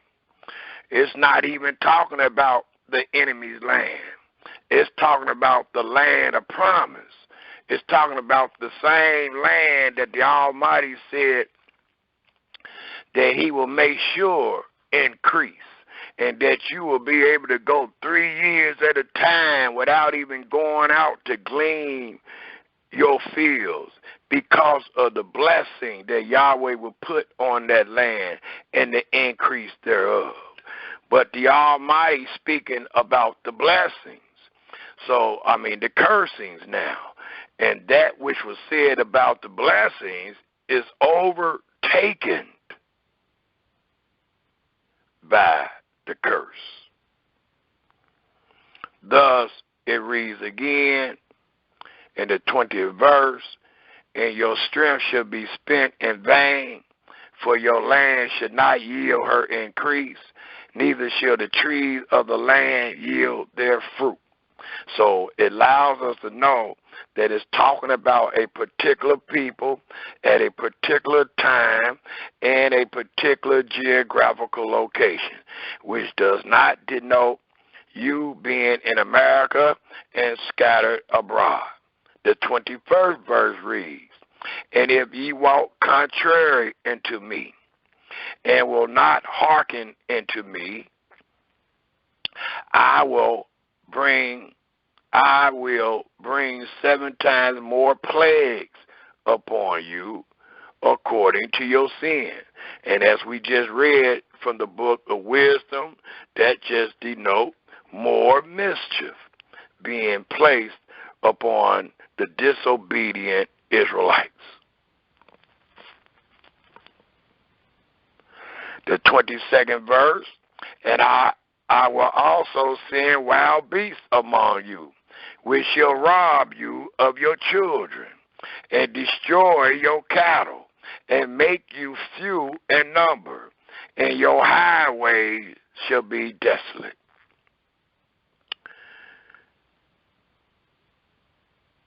It was something I wanted to show on that.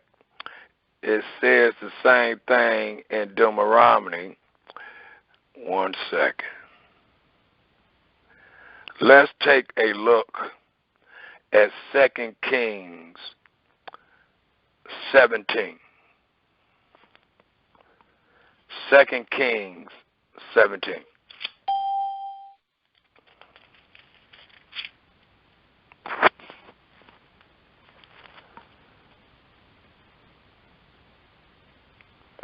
And it tells us in 2 Kings 17, we want to go to the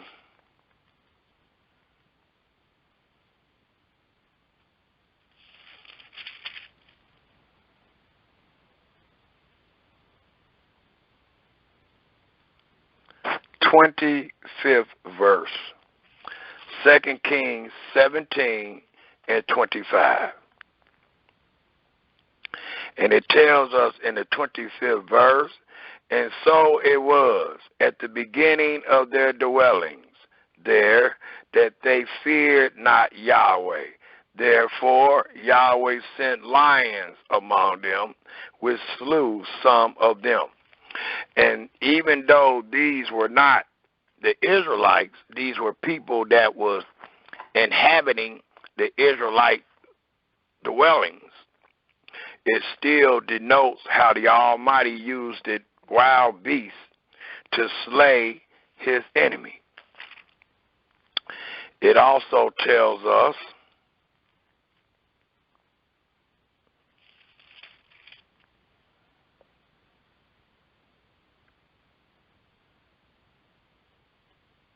one second. If we take a look in the book of Ezekiel, the 5th chapter. Ezekiel, the 5th chapter. And it tells us in Ezekiel, the 5th chapter,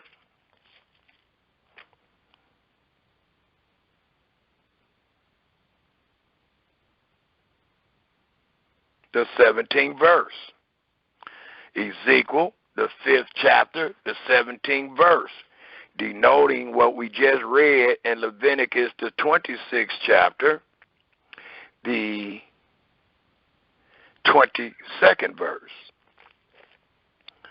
And it tells us,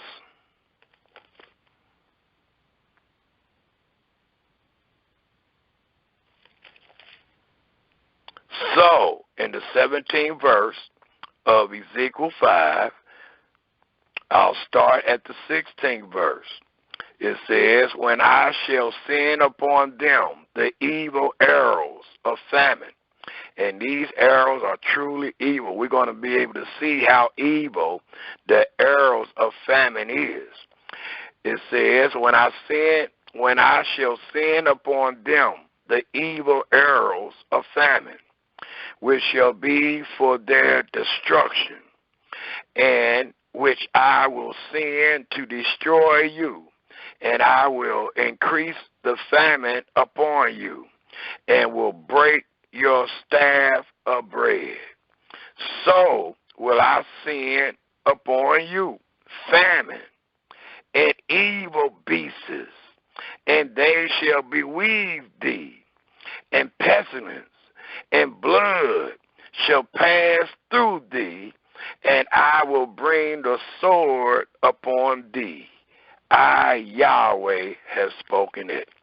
Not just in the days of Ezekiel, but all the way back in the days of old, where we find ourselves in Leviticus, the 26th chapter, the 22nd verse. So we just read a testimony dealing with the 22nd verse of Leviticus 26, how the Almighty said and did all that he said. He did all that he promised. His words was truly fulfilled. Just like he said he would bless the Israelites for their obedience, and he did all that he said he would do for those that obeyed. He truly brought upon all that he said that he would do for those that disobeyed. And we are reading the law, we are reading testimony, and we are reading pluralism to prove this fact and to prove that Yahweh was speaking to a people that was under the covenant of the law.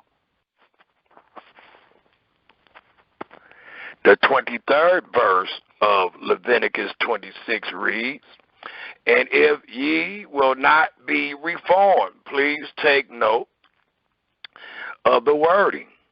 And if ye will not be reformed by me, by these things, but walk contrary unto me. They were supposed to learn from these errors, even though these errors brought a bunch of mischief and destruction upon them. They still were supposed to learn from these evils that was being put upon them, to the extent that they reformed, that they repented, that they returned and reformed from their doings and get back on the right path that Yahweh had initially placed them on. Thus it reads again, if ye will not be reformed by me. And somebody being reformed is someone that's already was under or on the right path. Now your reformation puts you back on the right path. Well, that can't be us because we were never on the right path. What are we reforming to? What we learning today? Well, what they was to reform to is what they was taught once they entered the statutes of life, once they entered the covenant of the law. All those great words that was taught to them 40 years in the wilderness, that's what they reformed it to. Not so with us today when we born in hell. Thus, let us show a point on being reformed, let's take another look in the book of Jeremiah, the 2nd chapter. Because we got to prove that this is not us. We got to prove that we're not being hard-headed. We got to prove that we're not being disobedient. We got to prove that we have never had the chance to choose life and death. We got to prove that that's what we waiting on, to be able to show Yahweh that we are that generation that will be obedient and won't lie. So let's show a testimony. Let's go to Jeremiah, the 2nd chapter again, and let's take a look at the 30th verse. For it tells us in Jeremiah 2, verse 30,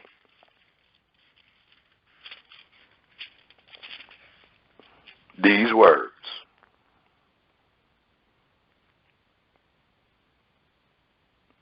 In vain have I smitten your children. Not some children ain't even born yet. If it was talking about us, then we ain't even born yet. But it's talking about what he have done. In vain have I smitten your children. Not might smite them. They have been smitten, but in vain. They receive not correction, not us, but those that were smitten, those that was given the chance to repent, given the chance to reform, was smitten. They received no correction. Of your own sword had devoured your prophets like a destroying lion. So it allows us to know what it means when it talk about being reformed and walking contrary to Yahweh. Also in Amos 5, Jeremiah 5, while we're still in Jeremiah, I think I might have read it earlier, but let's read it again, the 3rd verse. It says, O Yahweh, are not thy eyes upon the truth? Thou hast stricken them, but they have not grieved, nor have they reformed, nor have they repented, nor have they returned, nor have they hearkened to the prophets. They killed the prophets. Thou hast consumed them. The Almighty said, I have set them on fire, and they do not know that they are burnt. Thus it reads, but they have not grieved, thou hast consumed them, but they have not refused to receive, but they have refused to receive correction. They have made their faces harder than a rock. They have refused to return. And one more place that I would love to show the understanding of the 23rd verse is in the book of Amos. Let us turn our scripture to Amos, the 4th chapter. For in the book of Amos, and this won't help anyone that teaches and believes that the Almighty only had 5 books. We got people that speaking and saying it's 39 books, but the Almighty only has 5. So that means 31, or it's 39, 34 books is a lie. 34 books have nothing to do with the way nor the judgments of Yahweh. So to one that believe that, what we are showing shows them nothing, because they're going to keep saying that they taught on Leviticus 26, but they kept using the book that is not Yahweh's, and that is foolishness. But instead, what we are able to do with what they call the Tanakh is to show the surety of all that we have read in Leviticus, the 26th chapter. We are able to show the surety that these things came to pass, and these things was meant for a certain people, and all that Yahweh said came to pass on those people. So it's mandatory. It's vital that we use the testimonies. It's vital that we use these parallelisms to show the light on the matter. And the light that we are showing on the matter in Amos 5 or 4, should I have said, is found in the 6th verse. And we're going to read to the 12th verse. And it reads, dealing with the 23rd verse of Leviticus, the 26th chapter. And it tells us, Israel, and I also have given you cleanness of teeth. That's starvation. Not good dental or good hygiene. No, that's not what this denotes. This denotes starvation.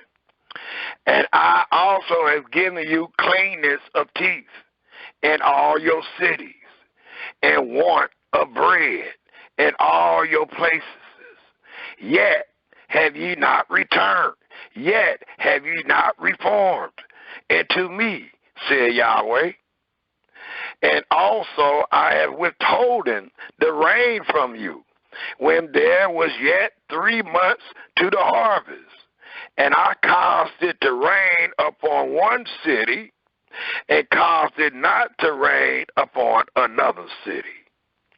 One piece was rained upon, and the piece whereupon it rained not withered. So 2 or 3 cities wandered into one city to drink water, but they were not satisfied. Yet have ye not returned, reformed into me, said Yahweh. I have smitten you with blistering and mildew, when your gardens and your vineyards and fig trees and your olive trees increase. The plumber worm devoured them, yet have ye not reformed or returned into me, said Yahweh. I have sent among you pestilence after the manner of Egypt. Your young men have I slain with the sword, and have taken away your horses, and I have made the stink of your camps to come up into your nostrils. Yet have ye not reformed or returned into me, said Yahweh. I have overthrown some of you, as Elohim overthrew Sodom and Gomorrah, and ye were a fireband plucked out of the burning. Yet have ye not returned into me, said Yahweh. Therefore, the reason why, thus will I do into thee, O Israel. And because I will do this into thee, prepare to meet thy Elohim, O Israel.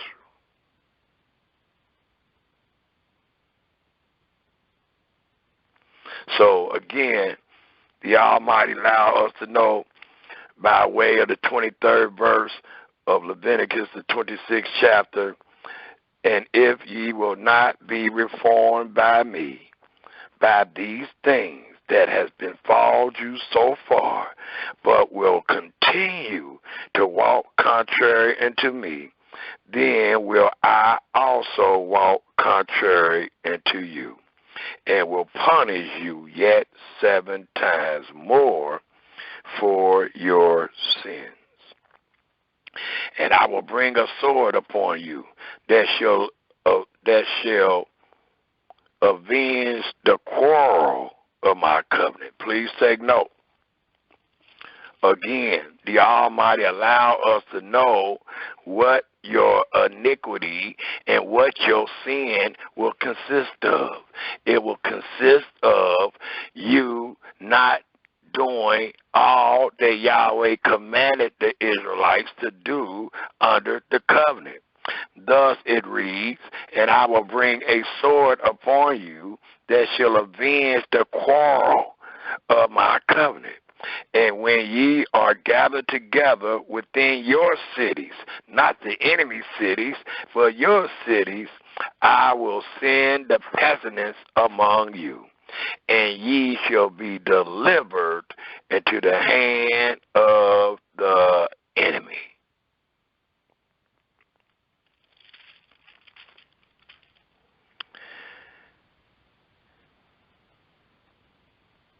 We read in Ezekiel 5:17, dealing with this sword being brought upon you. And the 25th verse tells us that this sword being brought upon you shall avenge the quarrel. The quarrel is Yahweh said this, and Israel did that. Yahweh said this, and Israel did that. Yahweh said this, and Israel said something else. That denotes the quarrel. And the Almighty is the righteous one. Does he satisfy his quarrel by bringing the sword, or he avenged the quarrel of his covenant by bringing the sword upon them and the pestilence, and delivering them into the hand of their enemies.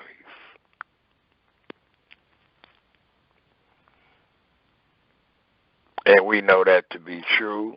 We read some of it in Amos 4. We read some of it in Ezekiel 5.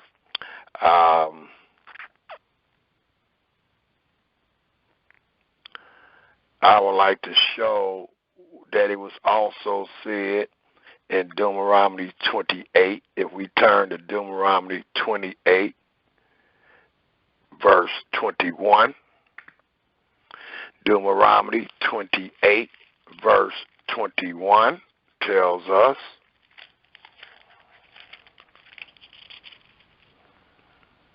Yahweh shall make the pestilence cleave into thee, until he have consumed thee from off the land, whether thou goes to possess it.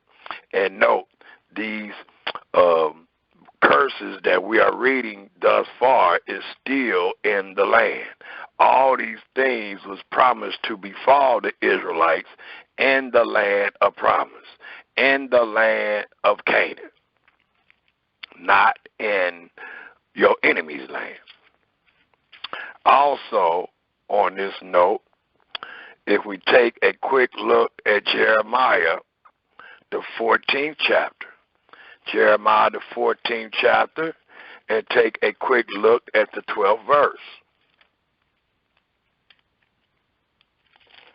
And it tells us in our study, in the 12th verse, when they fast, I will not hear their cry. And when they offer burnt offerings and an oblation, I will not accept them, but I will consume them by the sword, and by the famine, and by the pestilence. Verbatim of what you just read in Leviticus, the 26th chapter, the 25th verse. The 26th verse of Leviticus 26 reads, and when I have broken the staff of your bread, please take note of this verse, especially all of you that teach that Isaiah 4:1 denotes polygamy. It denotes the prosperity of a man having more than one wife, which your brother has refuted many times.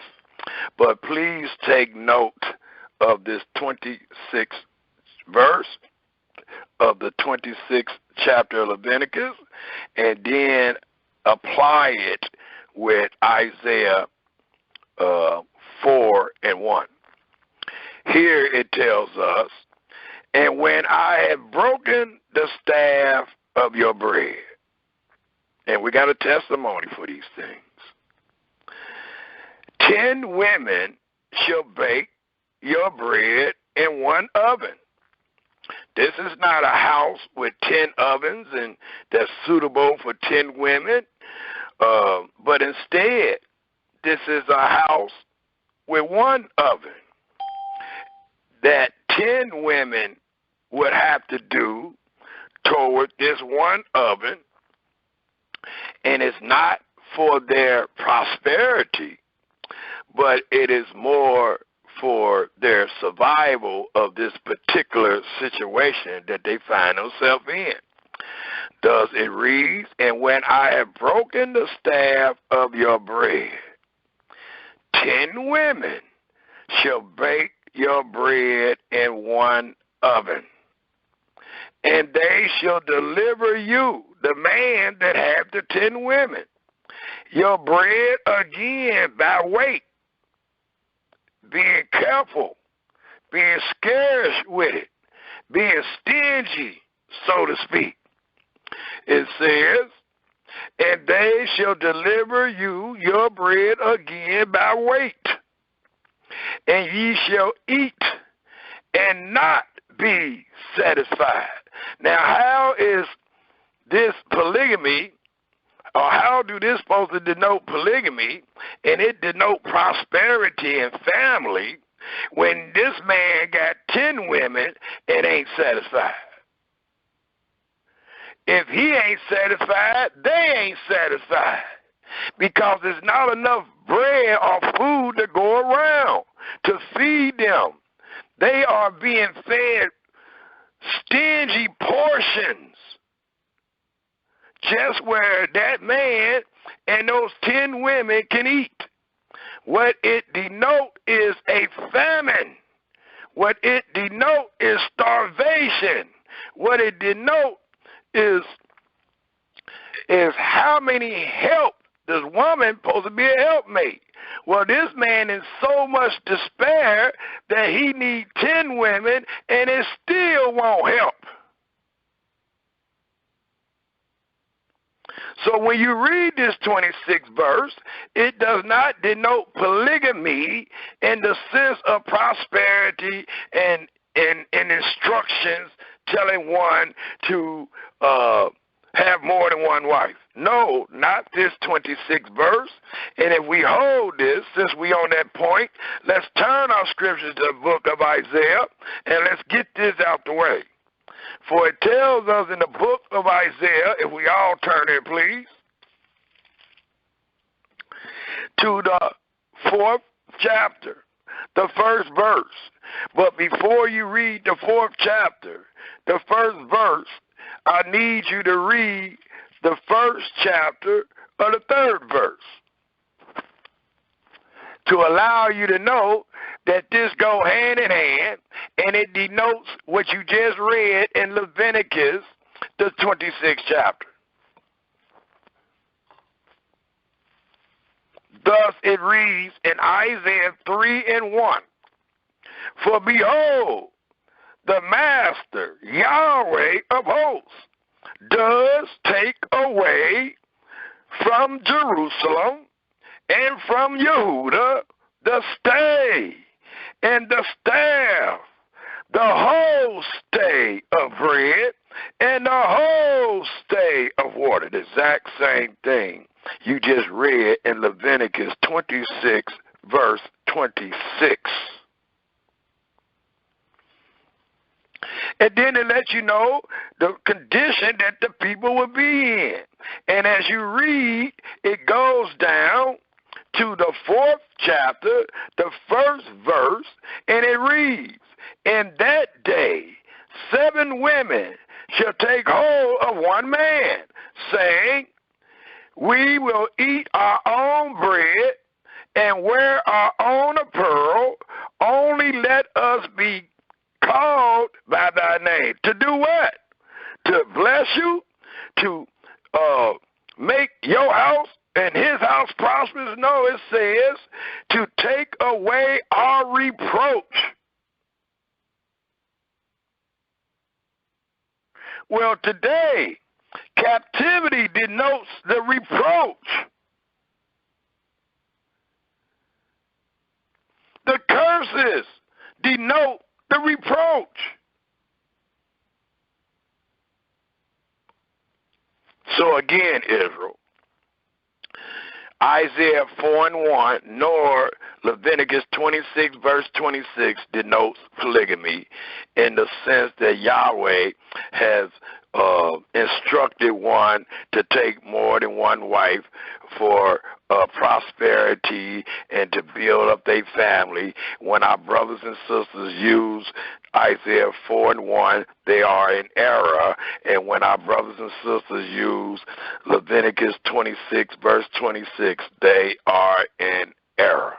It does not promote polygamy and prosperity, but instead it shows how distraught a man and a woman will be in the days that Yahweh stay. As I read, in the day that Yahweh stay the staff, the whole stay of bread, and the whole stay of water. I just thought I'll throw that out there since I know people have taught Leviticus 26 verse 26 as a form of polygamy and Isaiah 4:1. But both of these scriptures denote distress.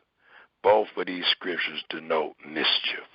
Both of these scriptures denote being punished and hoping that Israel be reformed by these punishments. The 27th verse reads,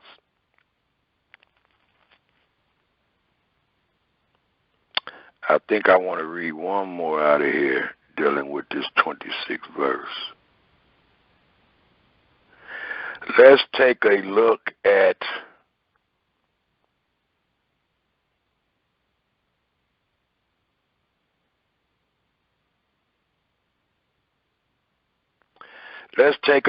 Micah, the 6th chapter. Micah, the 6th chapter. That'll be the last one I'll use on this 26th verse. Micah, the 6th chapter, tells us in the 14th verse,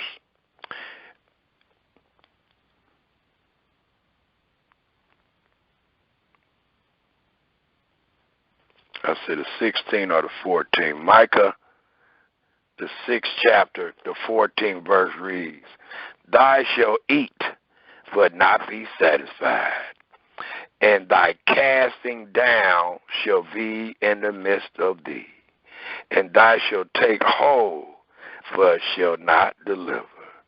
And that which thou deliverest will I give up to the sword. So it's just allowing us to know the mischief of the people, and it's not something that builds the family and nothing like that, but this denotes mischief and destruction. The 27th verse says, And if ye will not for all this hearken unto me, but walk contrary to me, then I will walk contrary to you also in fury. And I, even I, will chasten you 7 times for your sins. Again, we know by the word of wisdom that if the righteous is fallen 7 times, the Almighty will allow him to get back up. Not so with the wicked, but it denotes more and more mischief upon the wicked. The 29th verse reads, and let's get to the nitty-gritty. It says, And ye shall eat the flesh of your sons.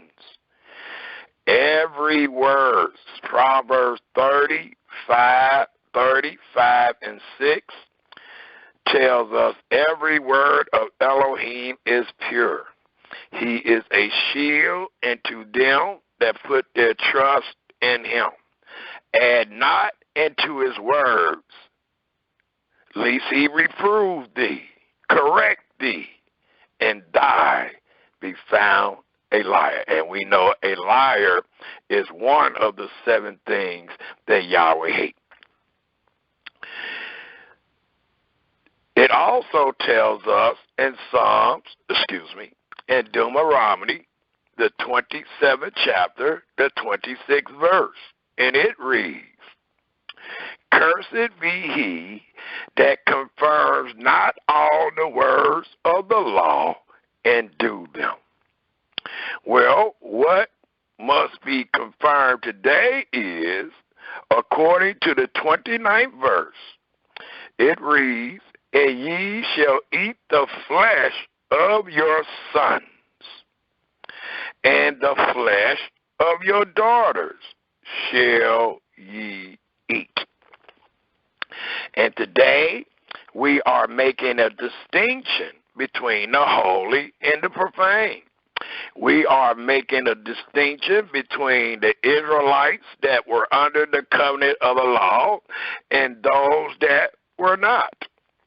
And we are to confirm every word of the law. Well, in the law, as we find ourselves right now in the book of Leviticus, the 26th chapter, it told us, as we read, that the Israelites was told in the wilderness, if they disobeyed Yahweh's laws, statutes, and judgments, and broke his covenant, that they would eat the flesh of their sons and the flesh of their daughters. And with us using laws and testimonies and pluralism to show without a shadow of a doubt who this people was, and it was not you and I, we must confirm these words. And I have asked people, even up to this date, that have any knowledge of the Atlantic slave trade, have any knowledge of our early years or the first 200 years being in America, do you have any record of you eating your children? And the reason I'm asking this is because these words are true, and they are sure to come to pass, and they have came to pass. And as this book called Leviticus, the 26th chapter, denotes us today, then we must have some testimony where we ate our children. I have been in the Library or the Library of Congress. I have other books and sources that speak about the black man condition in America from day one, and I have not found where the Israelites or the so-called black man that came off the boat, the ship, from the Atlantic slave trade was eating their children in the land of their captors.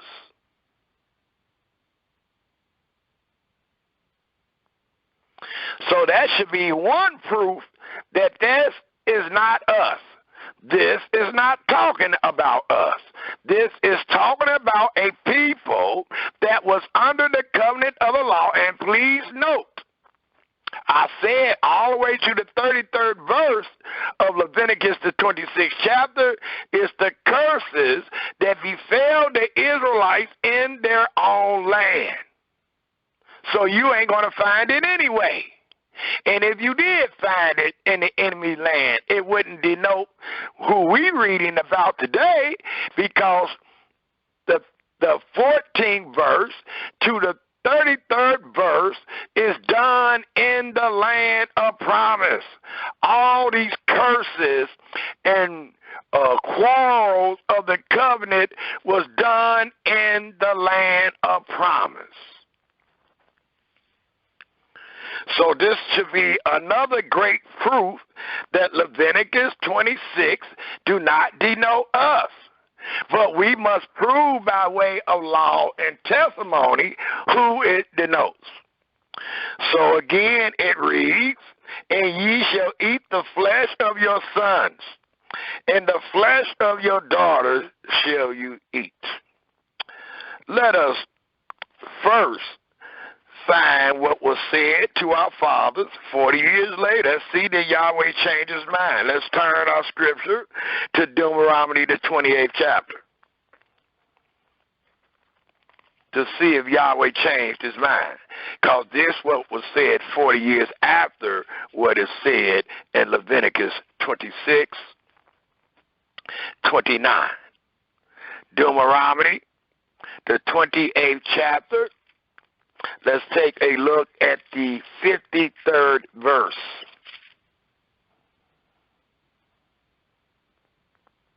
And it tells us in the 53rd verse, before we go to let's go to the 52nd verse to give us an idea how they got in this cannibalism situation. How was they converted, or the word I'm looking for, not converted, but brought to this funky situation of cannibalism. It says in the 52nd verse, and he shall besiege thee in all thy gates, until thy high and fenced walls come down, wherein thy trusses throughout all thy land, not the enemy land, but thy land. And he shall besiege thee in all thy gates, throughout all thy land, not the enemy's land, which Yahweh thy Elohim hath given thee. The result of these things says, and thou shalt eat the fruit of thy own body. And I done had people over the years, brother, that don't mean that. You listening to the white boy. You listen to the white boy, and the white boy got you teaching that Israel ate their own children. And I let the brother know, and anybody else that disagree with this teaching, that this is not the white boy teaching. This is what is testified in your holy scripture. This is what Yahweh warned the Israelites of what will befall them if they disobeyed. So these things would have never befell them if they would have never disobeyed. Thus it tells us 40 years later in Deuteronomy, the 28th chapter, the 53rd verse, and thou shalt eat the fruit of thy own body, the flesh of thy sons and of thy daughters, which Yahweh thy Elohim hath given thee, in the siege and in the strictness wherewith thy enemies shall distress thee. So that the man that is tender among you and very delicate, his eyes will be evil, shall be evil toward his brother, and toward the wife of his bosom, and toward the remnant of his children, which he shall leave.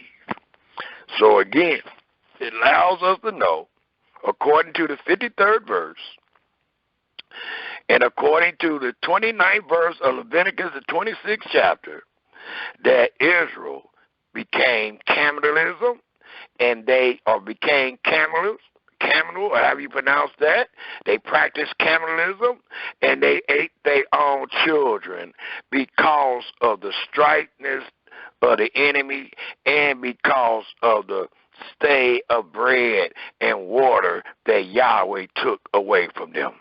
The famine was so great upon them that they had to resort to eating their own children. And not only did they have the words of these things, we also have the testimony of these things. And the first place I would love to take the listening audience to prove without a shadow of a doubt, when the Almighty said, ate your children, that's exactly what he means. And it's literally, not symbolically. Thus, let us go to 2 Kings, the 6th chapter. 2 Kings, the 6th chapter. And let's see what we find there. Because every word of Elohim is pure. So we're going to acknowledge and witness every word. 2 Kings, the 6th chapter.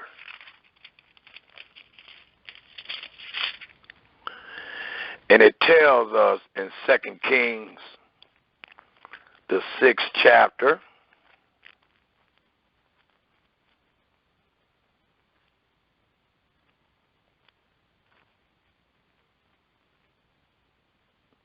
let's pick up at the 28th verse.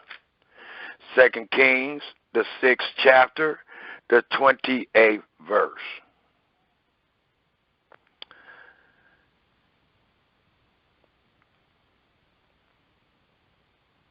Let's start at the 25th verse to give you an idea of how such a catastrophe could befall a people and what could actually get a man's mind on eating his own children.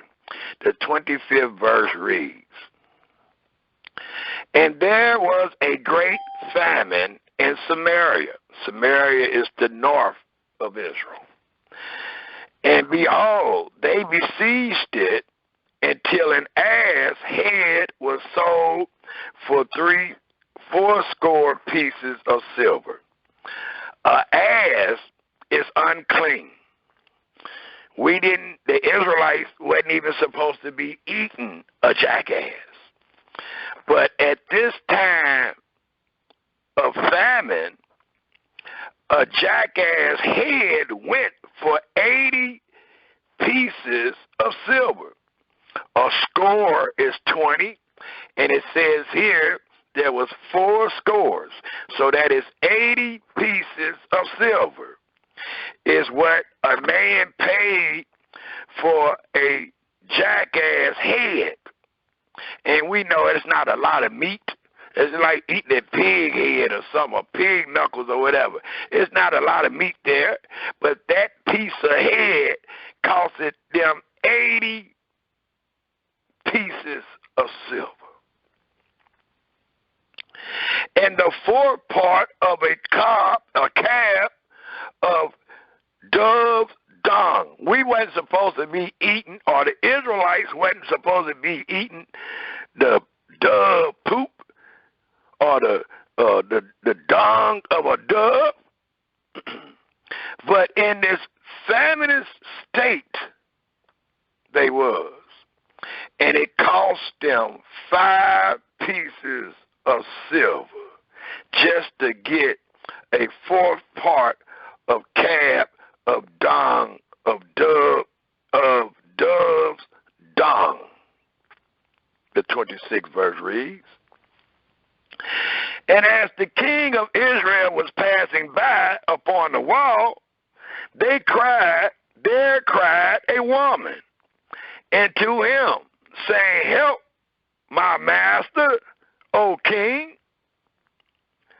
And he said, If Yahweh do not help thee, whence shall I help thee?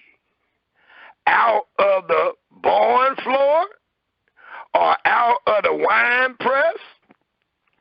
And the king said unto her, What ails thee? What's bothering you? And she answered, This woman said unto me, Give thy son, that we may eat him. This ain't no rumor. This ain't no symbolism. This is literal. This woman said unto me, Give thy son, that we may eat him today, and we will eat my son tomorrow. So we roasted, it said we boiled my son and did eat him. And I said it to her on the next day, because we still starving. We still hungry.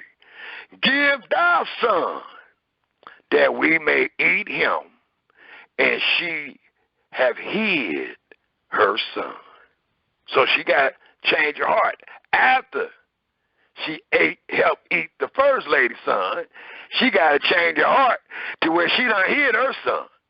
The 30th verse reads, and it came to pass, when the king heard the words of the woman, that he rent his clothes, and he passed by upon the wall. And the people looked, and behold, he had sackcloth within upon his flesh.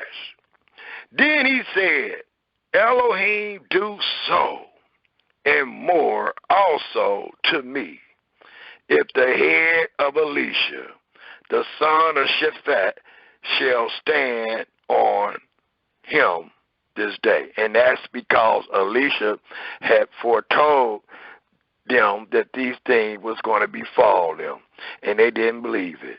So now they always want to kill the messenger, the one that tell them what's going to befall them. They always want to kill him because they don't want to agree with it. But when it happens, they really want to kill him because all that he said was true, and they failed to hearken.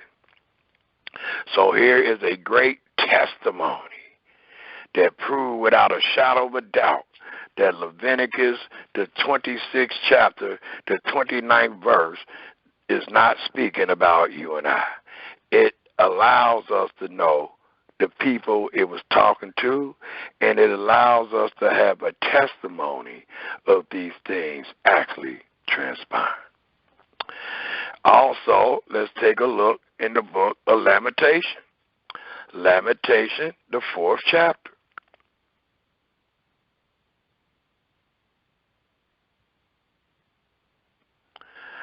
Lamentation, the 4th chapter. Before we go to Lamentation, the 4th chapter, let's do 2 and 20.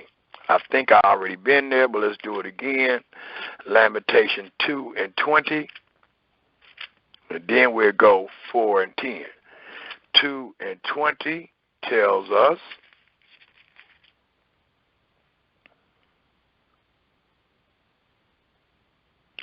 behold, Lamentation 2 and 20.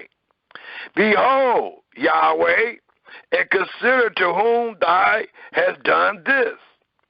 Shall the women eat their fruit, and children of a span long? Shall the priest and the prophet be smitten or slain in the sanctuary of Yahweh? The young and the old lie on the ground in the streets. My virgins and my young men are fallen by the sword. Thou hast slain them in the day of thy anger. Thou hast killed and not pity. So this killing and not pitying denote what is read in the 20th verse. And the 20th verse says again, behold, Yahweh, and consider to whom thou hast done this. Shall the women eat their fruit, and children of a span long?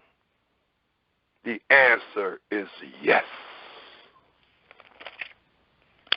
Also, in the 4th chapter, the 10th verse reads, the hands of the pitiful women have bought their own children. They were their meat, their food, and the destruction of the daughter of my people. This is not symbolism. This is literal. And these things truly came to pass. As Yahweh promised, just like he promised all the blessings, so the cursings.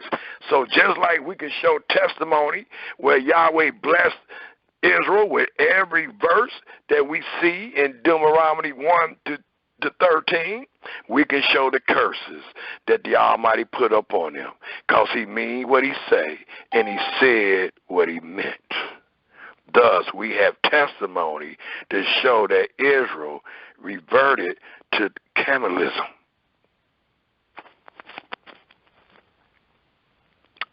Do we have any other place that we can take one to show these things? How about Ezekiel, the 5th chapter? Ezekiel, the 5th chapter. For Ezekiel, the 5th chapter tells us again, because I think we went to Ezekiel 5 already, but it tells us again, dealing with this cannibalism, that a lot of people refuse to accept. It tells us in Ezekiel 5,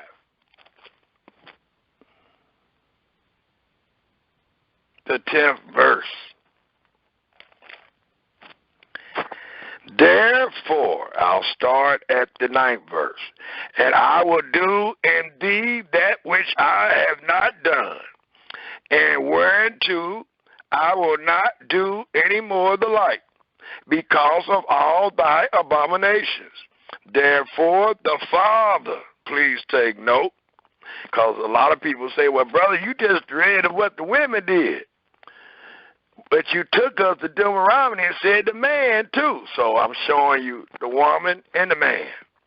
Thus it says in the 10th verse, therefore the fathers shall eat the sons in the midst of thee, and the sons shall eat their fathers, and I will execute judgments in thee, and the whole remnant of thee will I scatter into all the winds. So it was the father, the son, the mothers, and the daughters. Whoever was smitten with this great sore famine. It don't tell us that everybody converted. It convened or went into cannibalism, but it allowed us to know that the state of the nation was so great that our fathers and our mothers and our sons reverted to cannibalism. And that's all we need to prove to show that Leviticus 26 is not talking about you and I, but the people that was under this great covenant. For these words of eating your own sons and daughters is under this great covenant. The 30th verse reads, let me make sure I ain't got another one for you. I know after reading those couple ones, you should be super sad and disgusted to know that the holy people of Israel converted to eating their own children because of the severity of the punishment that Yahweh laid upon them.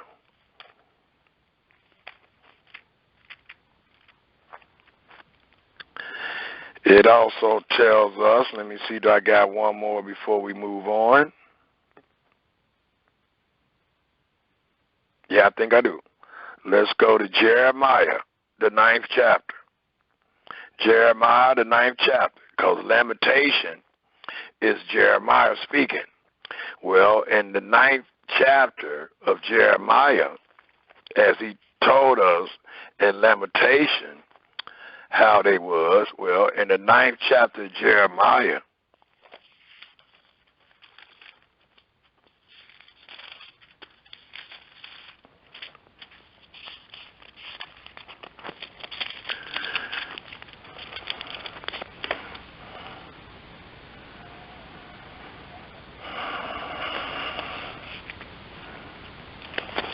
ninth chapter of Jeremiah, I think what verse I want.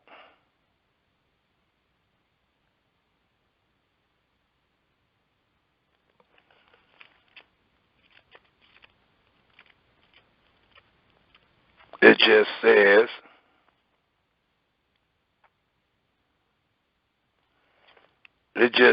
in the 9th chapter, I said the 9th chapter, sorry about that, the 19th chapter. The 19th chapter of Jeremiah. It wasn't reading with my chain of thought. I was looking at the 9th chapter, the 19th verse. We want the 19th verse, the 9th chapter. And this will speak in the wise that we've been speaking. For it tells us in the 8th verse of the 19th chapter of Jeremiah, and I will make this city desolate and an hissing. Every one that passed thereby shall be astonished and hiss because of all the plagues thereof. And I will cause them to eat the flesh of their sons, gross, and the flesh of their daughters. And they shall eat every one the flesh of his friend in the siege and in the straitness, as it is written in Deuteronomy 28th chapter, wherewith their enemies, and they wherewith their enemies, and they that seek their lives shall straighten them. So here is another place that proved without a shadow of a doubt that Yahweh meant what he said and said what he meant, according to Leviticus, the 26th chapter, the 29th verse, and according to Deuteronomy, the 28th chapter, the 53rd verse. And I might have one more. Let's try Isaiah 9:20. Isaiah 9:20. And I done gave you enough chapter and verses for you to know without a shadow of a doubt that that's what the Israelites did. And we should be truly sad for what the Israelites did, especially when you call them your father and your mother. You should be truly sad that the Israelites was in such disobedience against the Creator, where the Almighty made them eat of their own fruit. I think I said Isaiah. I lost my mind. My mind set 1 second. Let me get right back to it. Isaiah 9:20.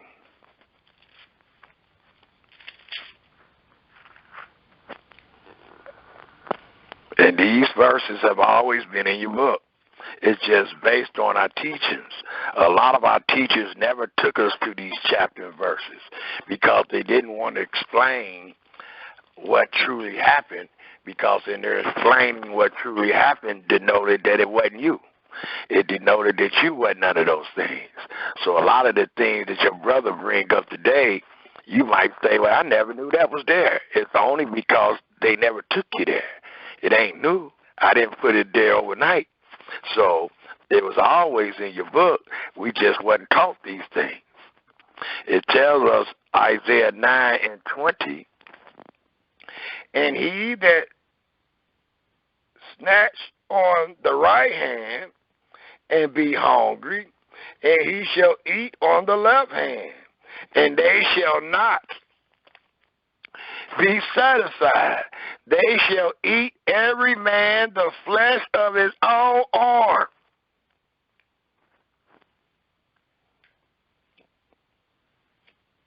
Not only is they eating the children, now they starting to eat their own self. And don't forget, a lot of time a person might say, oh, how that's going to be? How wouldn't they have sense? Wouldn't they have common sense? Not if it's a plague. Not if the Almighty making you do it.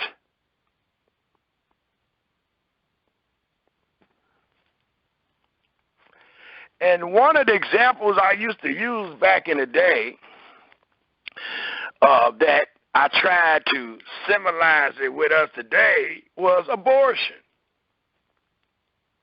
I used to try to use abortion as a similarity or something similar to what they did in the land, how we abort our children today. And also when they talk about giving your children to the god of Hammon and having them pass through the fire, I used to try to use abortion. But that's just a similarity in my mind. That has nothing to do with what we just read. These children are actually alive, even though they might only be a span long, they might be newly born, but they still was born. And they was eaten by the so-called Israelite that's supposed to be holy because Yahweh is holy.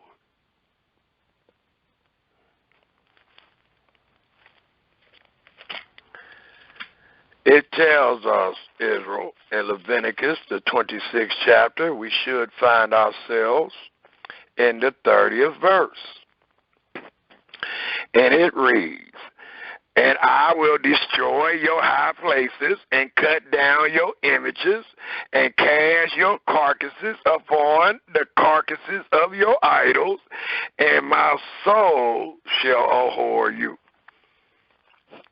These things was done later on in retrospect, as I have taught before, what is said in Leviticus 26, far as the curses, and what is said in Deuteronomy, the 28th chapter, starting at the 15th verse, dealing with the curses, did not befall the Israelites for almost 700 years, or a little over 700 years, and did not fall the Yehudanites for almost 900 years. So all that we are reading about did not truly befall the Israelites and the Yehudanites for 700 to 900 years, even though these things was told to their fathers in the wilderness, the day that they was redeemed, the day that they was set free, the day that they entered the covenant of life.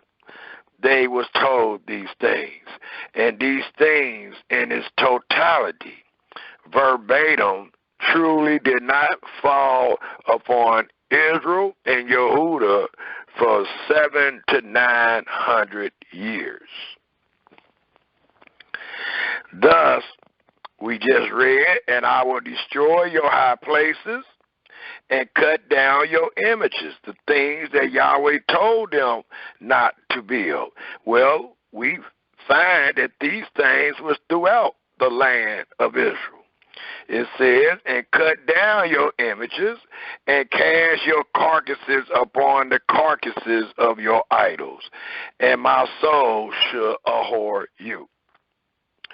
And those things were done in Isaiah. Those things were spoken of in 2 Chronicles. And we know, I'll say that too when we get to the next part where it talks about sanctuaries. But anyway, that's the very next verse. Let me read that with it. It says, "And I will make your cities waste and bring your sanctuaries into desolation, and I will not smell the Savior of your sweet odors." And as your brother just stated, these things did not befall the Israelites for 700 to 900 years. And I brought out, according to 1 Kings, I think it's the 6th chapter. It's not the 6th, it's the 4th chapter, where Solomon was building the temple, and it tells us that Solomon built the temple 480 years after the children of Israel came out of Egypt. Same with these things befalling them. That was beyond 480, because that's King Solomon being the first one to build the temples. Well, as we just read in the 31st verse, it allowed us to know that this would be a time that the Israelites would have had many sanctuaries when it was only supposed to be one. But they wind up having many sanctuaries, and these sanctuaries denoted idolatry. Well, if we're reading this and trying to understand time and place, we know according to the book of, I think it's 2 Kings. Let me get it right before I give it to you. According to the book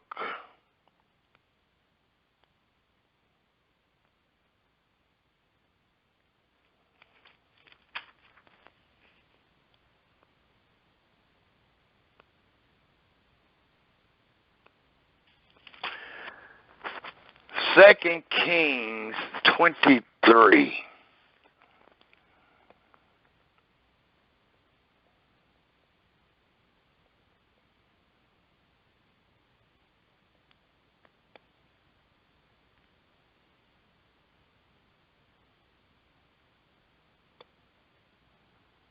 I had it wrote in my notes. I'm trying to see it. I can't see it right now. But I think it's 2 Kings 23, which denoted the time that the great King Josiah made the Reformation in the land. And note, Reformation, when he reformed, he destroyed all the sanctuaries that they had set up, even the ones they had set up in the premises of Jerusalem. They had set up these sanctuaries. Well, if you're using time and place and trying to understand these periods of time, well, you would know that it would have had to been later on in retrospect for them to even have sanctuaries. But but Leviticus, the 26th chapter, the 31st verse, allowed them to know that they would have sanctuaries, and these sanctuaries would be desolation and destroyed, and these sanctuaries would denote idolatry, not something that the Almighty was into, but something that had to be destroyed. I'm still actually looking for the exact verse. I think it is the 24th or the 23rd chapter is where Josiah came in and destroyed the sanctuaries, and we read where it talked about burning the bodies up on it. He did exactly that. He burnt the bones of the people upon their altars and all that, just like the Almighty said one would do 700 to 900 years before it happened. But he said one would do it, and one did it. And that one that did it was named King Josiah, to allow us to know Yahweh mean what he say, and he say what he mean.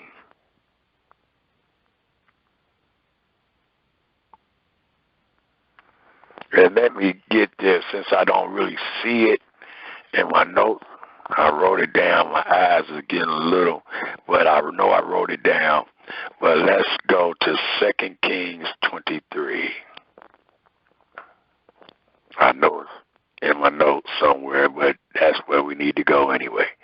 2 Kings 23 to prove that. Matter of fact, let me read this note also while we turn into 2 Kings 23. That way we have this on the recording. It says,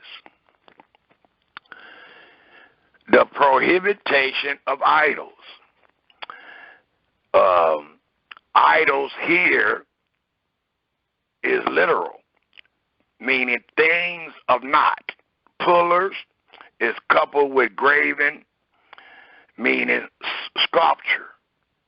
Image, because it served not only as a commemorative slate, but also a cultic symptom or symbol of the deity. Such pullers have been found at various places in Palestine and in Israel's sanctuary at Arad, A-R-A-D, in South Yehuda, whose destruction is tentatively dated at the end of the 7th century. And if you think of the time that the Israelites was in the wilderness around the 14th century and worked your way down to the 7th century, that is over 700 years. So it tells us the date at the end of the 7th century, the time of King Josiah reform. 2 Kings 23:14. Let us go there, please. To give testimony to what we just read in the 30th and 31st verse. 2 Kings, the 23rd chapter. I knew I had it in my notes. We just had to find it. 2 Kings, the 23rd chapter. And it tells us in the 14th verse, I'll start at the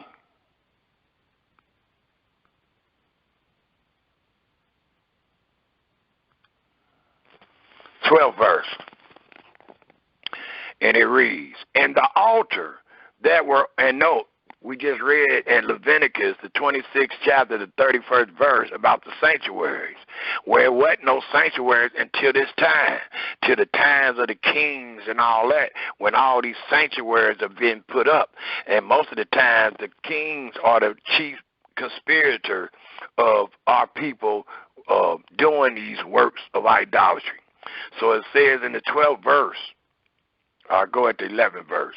And he took away the horses that the king of Yehuda had given to the sun, S-U-N, at the entering in of the house of Yahweh, by the chambers of Nathan Melech, and the chamberlain, which was in the suburbs, and burnt the chariots of the sun with fire, and the altar that were on the top of the upper chamber of Ahaz, which the king of Yehuda had made, and the altars which Manasseh had made in the 2 courts of the house of Yahweh, did the king beat down and break them down from thence, and cast the dust of them into the brook Kidron. And the high places that were before Jerusalem, which were on the right hand of the mount of corruption, which Solomon, the king of Israel, had built for Astra, the abomination of the Zodians, and for Shemoth, the abomination of the Moabites, and for Malcolm, the abomination of the children of Ammon, did the king defile. And he brake in pieces the images, and cut down the groves, and filled their places with the bones of men. Moreover, the altar that was at Bethel, and the high place which Jeroboam the son of Nebat, who made Israel to sin, had made, both that altar and the high place he brake down, and burnt the high place, and stumped it small to powder, and burnt the grove. And as Joshua turned himself, he spied the scepter that was there in the mount, and sent and took the bones out of the scepter, and burnt them upon the altar, and polluted it, according to the word of Yahweh, which the man of Elohim proclaimed, who proclaimed these words.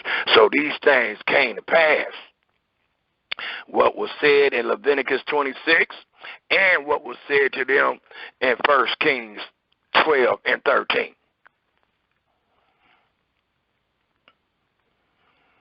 So again, the Almighty allow us to have the light, the testimony of these things, that we can show our brothers and sisters that Yahweh meant what he said, and he said what he meant, and these things actually fell on the people who he was talking to and their descendants that found themselves under the covenant of the law in the land of promise. Not somebody that don't know nothing, wasn't under the covenant of the law, wasn't in the land, but these are the punishments that fell to people that walked therein. or did not walk therein.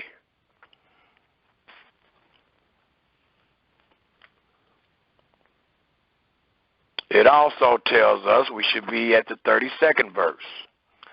And if we don't have the time to finish it up, I'm not going to go to another subject. We will have a part 2, and we'll finish it up the next occasion.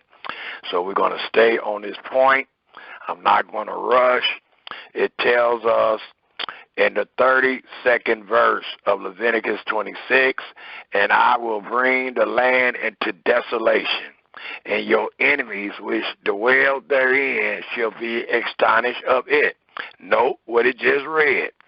And I will bring the land, the same land that was your possession, all of your dwellings, the land that you inherit, the same promised land, I will bring the land into desolation, and your enemies which dwell therein shall be astonished at it. We know that to be true according to, I can use Jeremiah, where it says, I will bring the land into desolation, and your enemies which dwell therein shall be astonished. Well, according to Jeremiah, the 9th chapter, the 11th verse, it reads, if we go there, please, or at least write it down. Jeremiah, the 9th chapter, the 11th verse, testifying what we just read in Leviticus, the 26th chapter, the 32nd verse.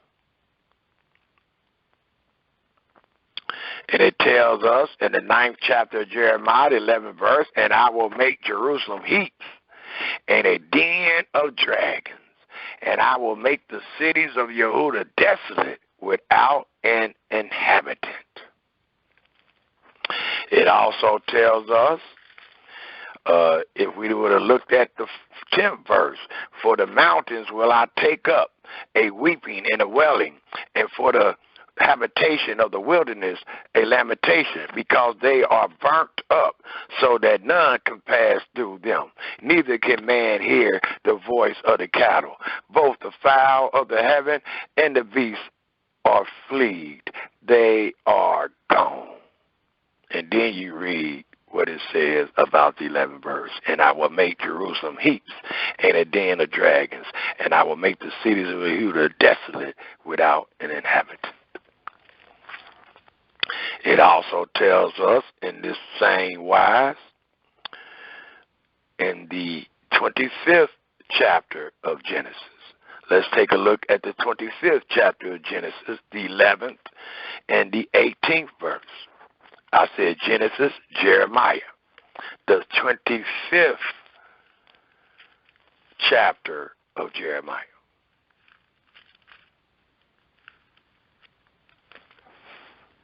And it tells us in the 25th chapter of Jeremiah, if we take a look at the 11th verse, and it reads, I'll start at the 10th to give you a greater understanding.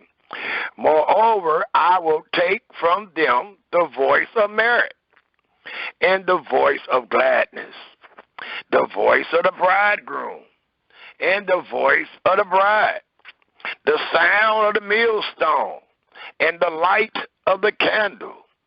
And this whole land shall be a desolation and an astonishment, and these nations shall serve the king of Babylon 70 years.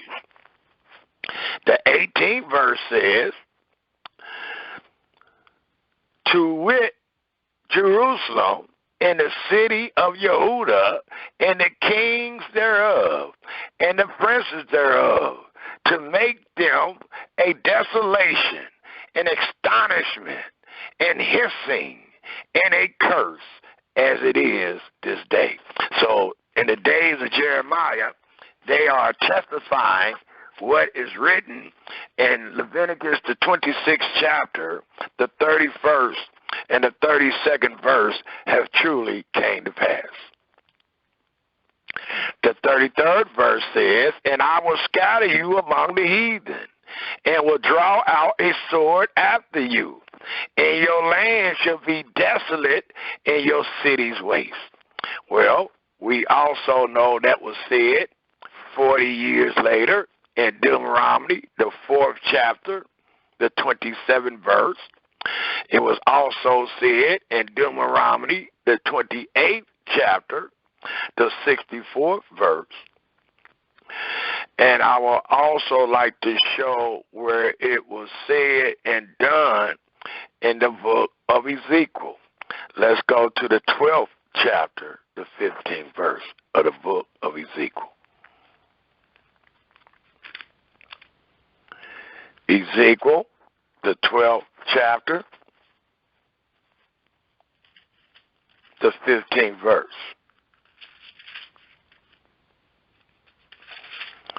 And it reads, and they shall know that I am Yahweh, when I shall scatter them among the nations and disperse them in the countries. So it allows us to know that according to Ezekiel time, they would know that it was Yahweh that said he would do these things. And these things were said way back in the days of old under the covenant and the oath found in Leviticus, the 26th chapter. The 34th verse says, then shall the land enjoy her Sabbaths. And note, your brother have taught that Leviticus 25 go hand in hand with Leviticus 26. And it speaks about these Sabbaths that the land would have and the people. Thus, with this great curse and chastisement, it says, then shall the land enjoy her Sabbaths as long as it lie desolate, and ye be in your enemy land. Even then shall the land rest and enjoy her Sabbaths. We got people today teaching that we are under the Sabbath. We got people teaching that the Sabbath was made for man. And wherever man is at, he is to keep the Sabbath. Well, under the oath, under the covenant, that can't be true. Because the Almighty is allowing us to know it started off dealing with the blessings and dealing with the reverence of Yahweh. And in the blessings and reverence of Yahweh, the first thing was said to the Israelites was to keep my Sabbaths. And the Sabbath was to be kept in the land that they possess. Well, once we get to the disobedience and the curses and the plagues and things like that befell the Israelites, we find in the 34th verse, then shall the land enjoy her Sabbaths as long as it lie desolate. Because before we get to the 34th verse, the Almighty already told the reader and the people that was in the wilderness in the 31st, the 2nd, and the 33rd verse that he would scatter them and that their land would be desolate. Well, to continue in context, it tells us in the 34th verse, then shall the land enjoy her Sabbaths as long as it lies desolate, and ye be in your enemy's land. Even then, for there's a time for everything under the sun, and a season, even then shall the land rest and enjoy her Sabbath. And mind you, we are not reading about the blessings. The blessings was that you shall keep the Sabbath. We are reading about the curses. And the curses denote that you will not be keeping the Sabbath by being in your enemy's land. But with you being in your enemy's land, not in your own, to till it and to do anything else to the land, the scripture allows us to know while you are being punished in your enemy land, the land will enjoy, not just keep, not just rest, but enjoy her Sabbaths. The ones she was not able to enjoy when the Israelites was up on it. Thus it reads in the 35th verse, as long as it lie desolate, it shall rest, because it did not rest in your Sabbaths when ye dwelt upon it. And this allows us to know, if we just go back one chapter to the 25th chapter, and let's take a look at the second verse.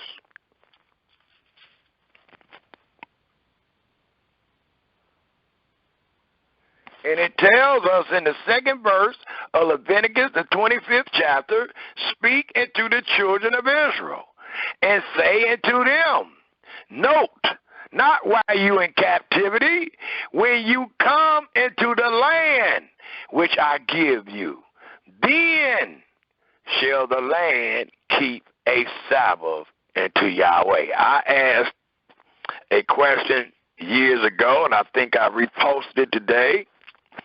For those that teach we're under the covenant of the law, do the land keep the Sabbath today?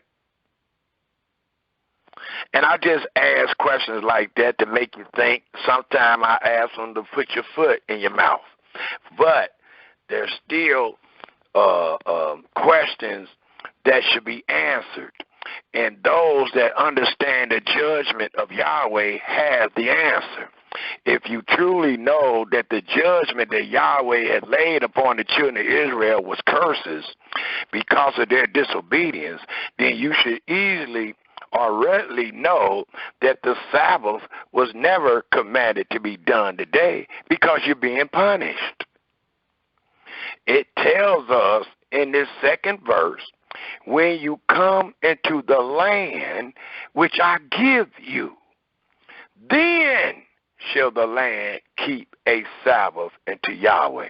So when I ask the question, even though many people have not responded because I think they just don't know or they don't want to put their foot in their mouth, but when you seek the answer should tell you no, because it denotes a punishment.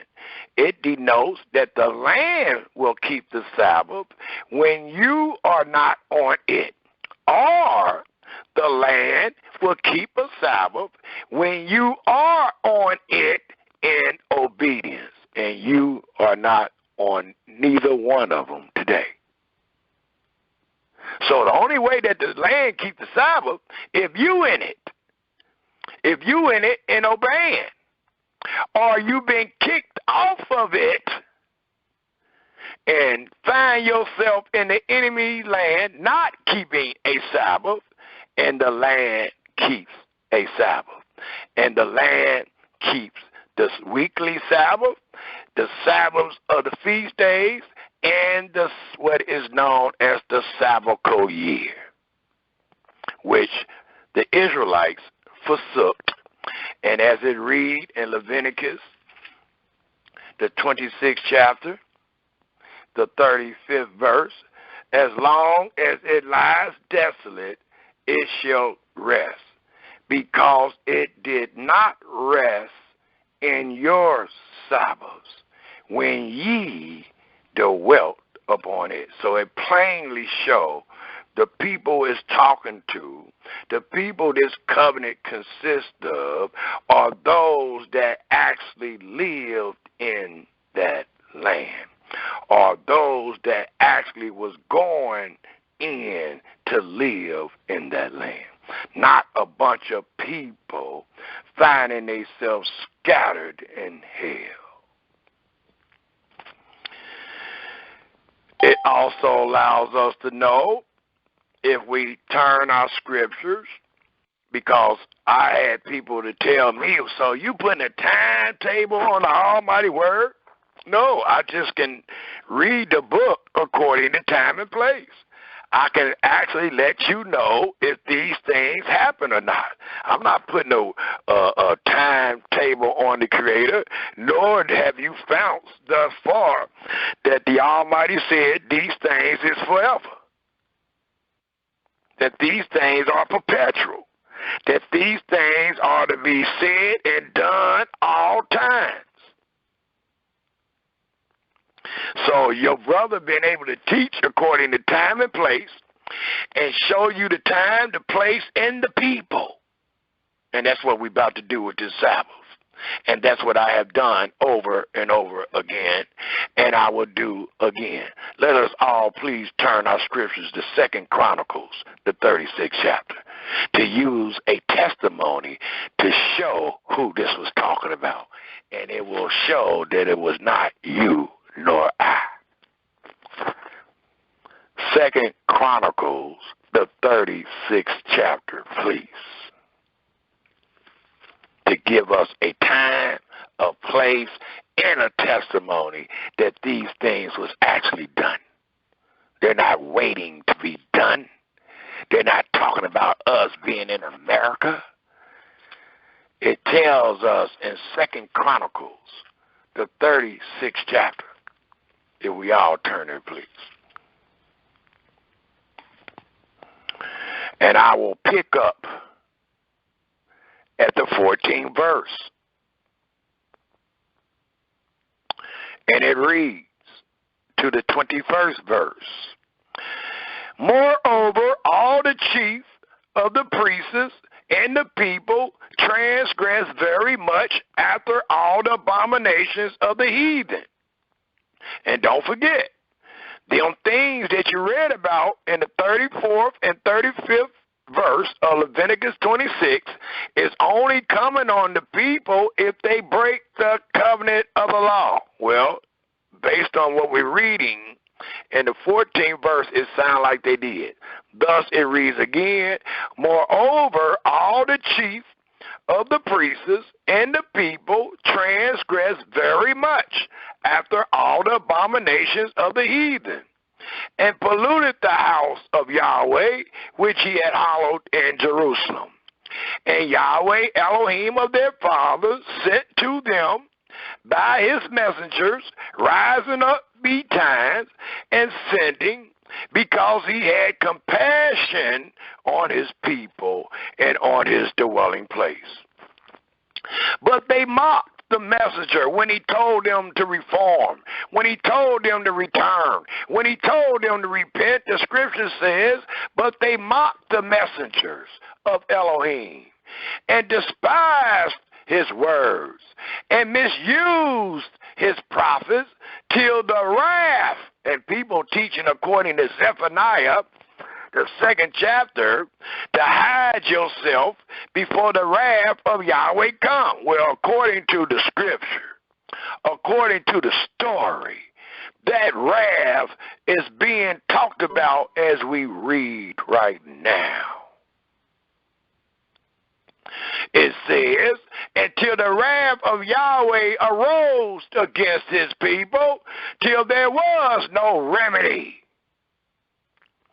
Therefore, he brought upon them the king of the Chaldees, who slew their young men with the sword in the house of their sanctuary, and had no compassion upon young men or maiden, old men or him that stooped for age. He gave them all into his hand. And all the vessels, that which you use to worship the Creator, it says, and all the vessels of the house of Elohim, great and small, and the treasures of the house of Yahweh, and the treasures of the king, and his princes, all these he brought to Babylon, the 2nd Exodus.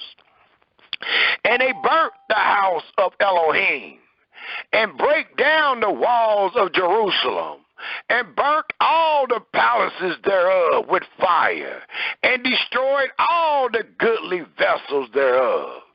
And them that had escaped from the sword carried he away to Babylon, where they were servants to him. not to Yah, to him and his sons, and to the reign of the kingdom of Persia.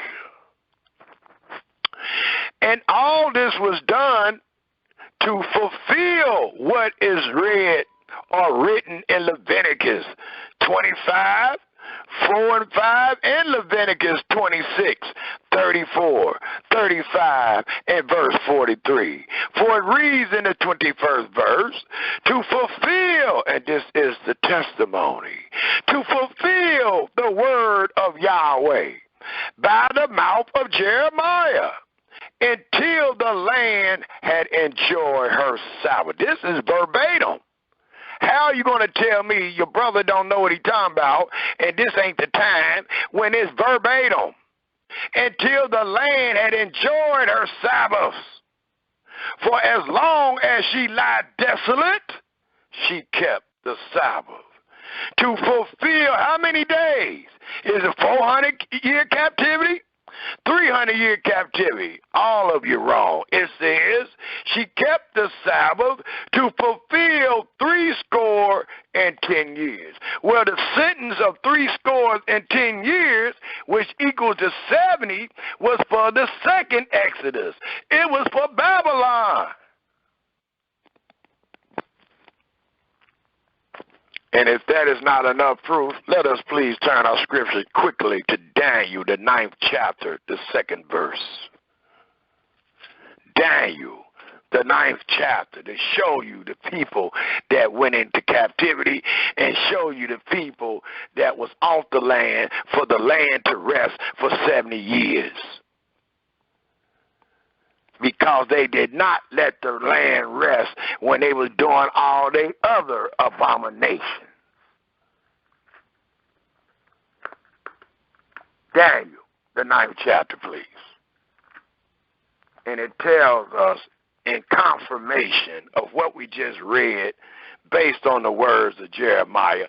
It tells us in the 2nd verse, in the first year of his reign, I, Daniel, understood by books the number of the years, whereof the word of Yahweh came to Jeremiah. And we just read it in 2 Chronicles 36, the prophet, that he would accomplish, how many? Is that 70? 70 years in the desolation of Jerusalem. So Daniel, the great prophet Daniel, even had the same understanding that the children of Israel was kicked out of their land, that the land may rest in its desolation. For how long?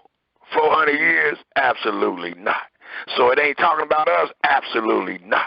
It told you the exact time, and it was 70 years, and it tells us the exact people. It was the children of Yehuda, and it tells us the exact place they went into Babylon to be servants to their enemies. Not to be under the law, not to keep the Sabbath, but to be servants, to be punished for the abominations that they had committed in the land and the misusement of Yahweh's prophets to where there was no remedy. They had to wait, as it reads in Jeremiah, the 29th chapter, the 9th and 10th verse. They had to wait. And it lets us know it's not talking about us waiting. It's talking about the actual people that did the abominations and got kicked out.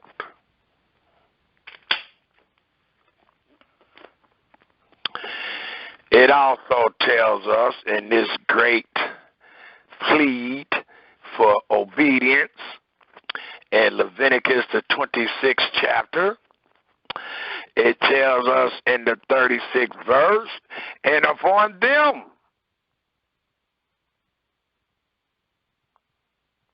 that are left alive of you, I will send a faintness into their hearts, in the lands of their enemies, and the sound of a shaken leaf, because their Creator ain't among them, shall chase them, and they shall flee, because they're going to be faint-hearted, because Yahweh is not among them. He is against them, as fleeing from a sword, and they shall fall, and none pursuers.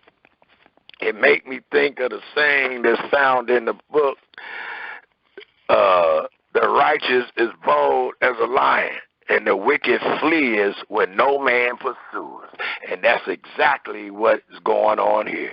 They fleeing even when none is pursuing, because Yahweh has put faintness in their hearts because of the breaking of the covenant of the law. And they shall fall one upon another, as it were before a sword, when none pursuers, and ye shall have no power to stand before your enemies. And ye shall perish among the heathen, and the land of your enemies shall eat you up. How is one keeping the Sabbath being ate up? And they that are left of you shall pine away in their iniquities. And I think I'm going to stop right about here and pick up the rest. We will have, I think, 6 verses. I might try to finish it. It says, and they that are left of you shall pine away in their iniquity. Note what they are pining away. And this should be another proof that this is not talking about us.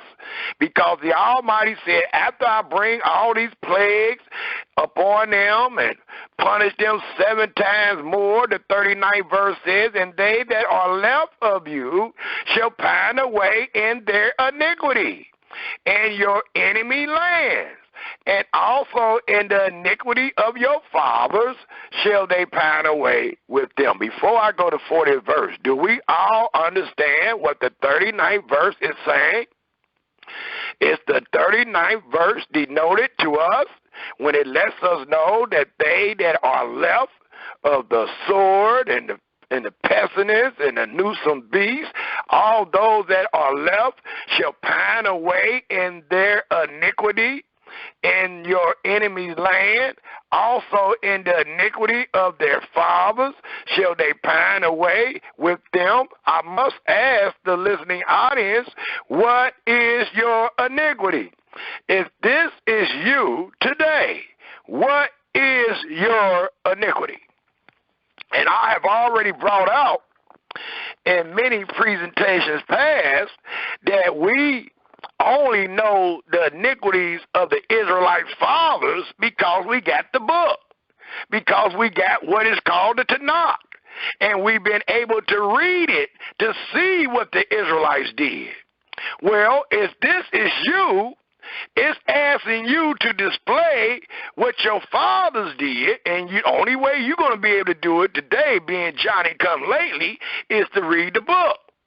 Well, once you do that, it also says, in your iniquity. What is your iniquity?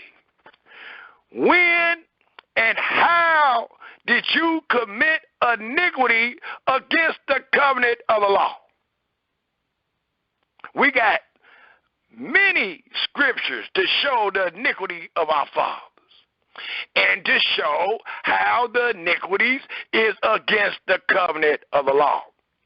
We got many scriptures to show that their children iniquities was against the covenant of the law. And we can show how they committed those iniquities, those sin and abominations in the land against the covenant of the law. When it comes to you, Mr. and Mrs. Israel, what is your iniquity? What do you have to show us that was against the covenant of the law that you have never been under? We got people rumoring that the only way that Yahweh going to save us out of Jacob's trouble is to confess our iniquity. And I ask those same people, what is your iniquity? The best answer I received was, watch the news. and the news do not display the children of Israel iniquity that we find in this book. The news do not display that. That was a terrible answer. And it's an answer that allowed me to know that you know not the ways of Yahweh nor his judgment.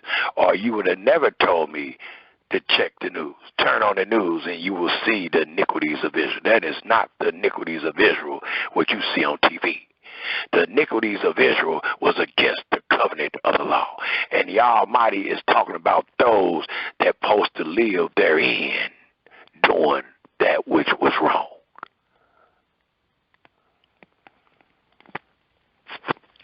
So this is another great verse to prove without a shadow of a doubt that Leviticus 26 is not talking about you and I, Mr. and Mrs. Israel, who claim to be Israel, that don't know nothing, that's learning on the fly, that might be 30 and 40 and 50 years old and 60 years old just now getting to this, and you're going to teach that it's talking about you?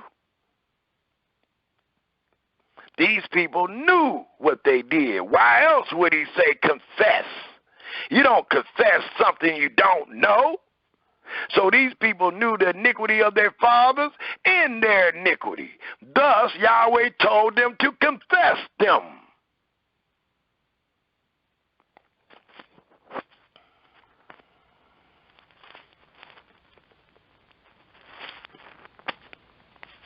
The 40th verse, if they shall confess their iniquity and the iniquity of their fathers with their trespass, which they have trespassed. Do you know what a trespass is? Do you know how one trespass against the covenant? It's not talking about trespassing in somebody's yard. It's talking about trespassing against this great covenant and oath that Yahweh made with the children of Israel after he saved them out of Egypt. He's talking about how they trespass against the oath and the words that Yahweh commanded them to do in the land that they possess. Not what they did in America, how they lied to their girlfriend or their wife or their husband, how they cheated a brother with a couple of dollars. That is not the trespass, nor the iniquity that is written or spoken of in Leviticus, the 26th chapter. That was not spoken in the days of old. What was spoken in the days of old is these words that we have read that's supposed to have been done in the land of promise, not what was supposed to be done in your enemy's land.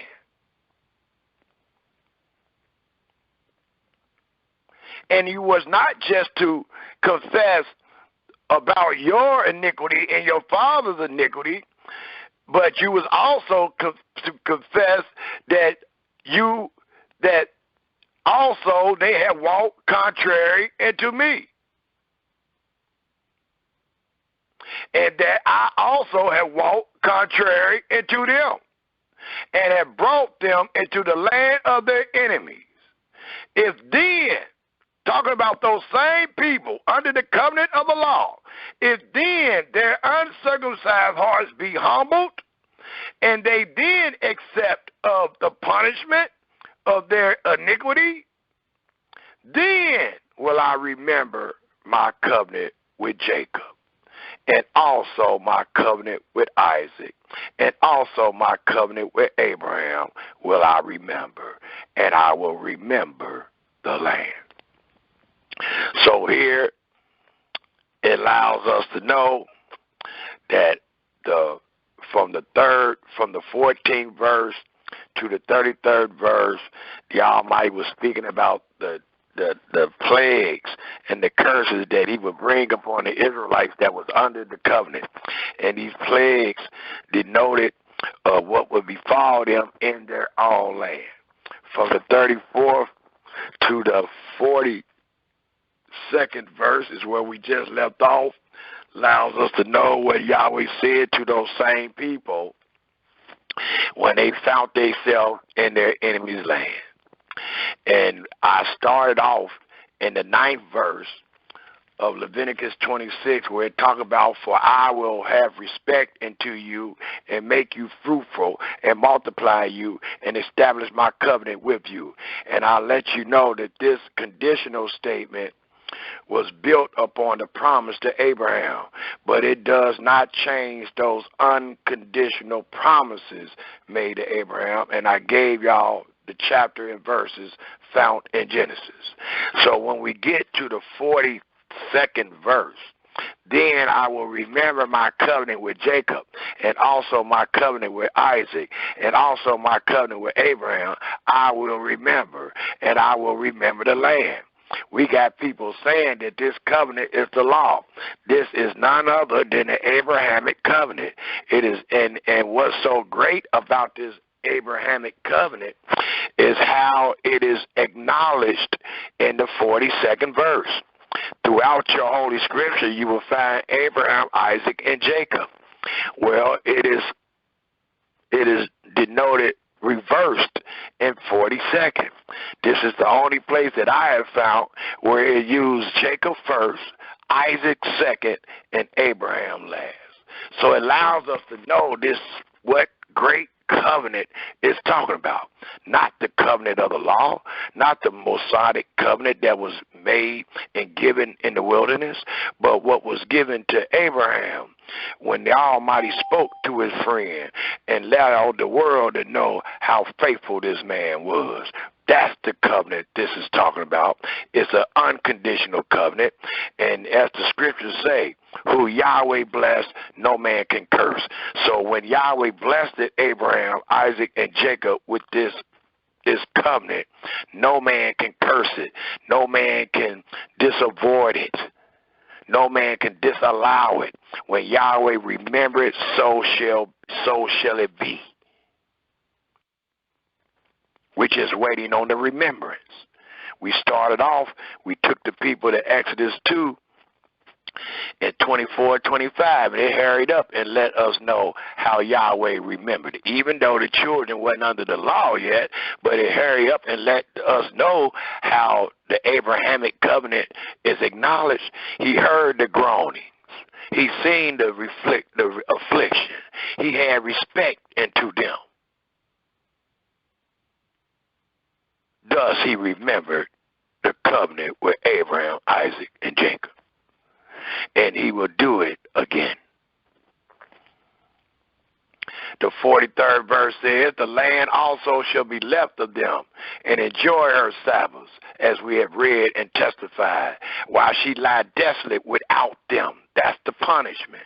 And they shall accept their punishment. They refuse to accept it. They saying that ain't no punishment. They say we can keep it. That is the punishment. Being without the land, being without the Sabbath is truly a punishment.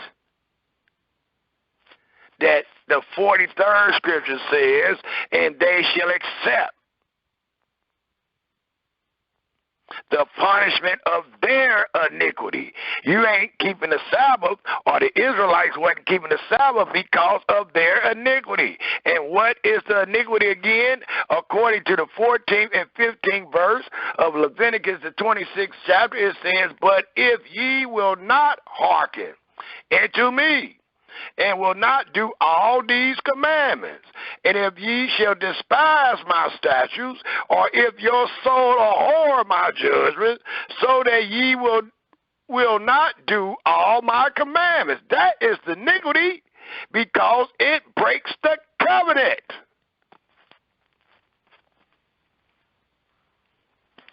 Which none of us, I don't care how holy you want to be, how Israelite you want to be, none of us have been under.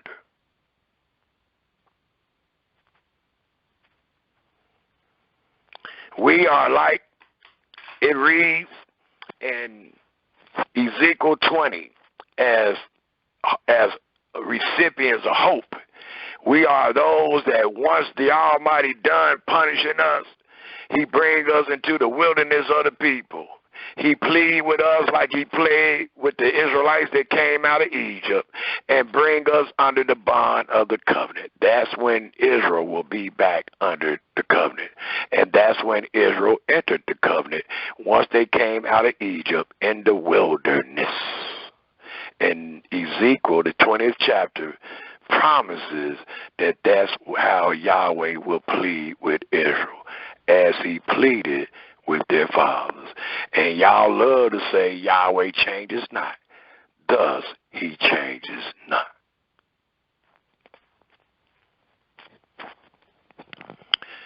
It also tells us, again in the 43rd verse, the land also shall be left of them, and shall enjoy her Sabbath, while she lie desolate without them.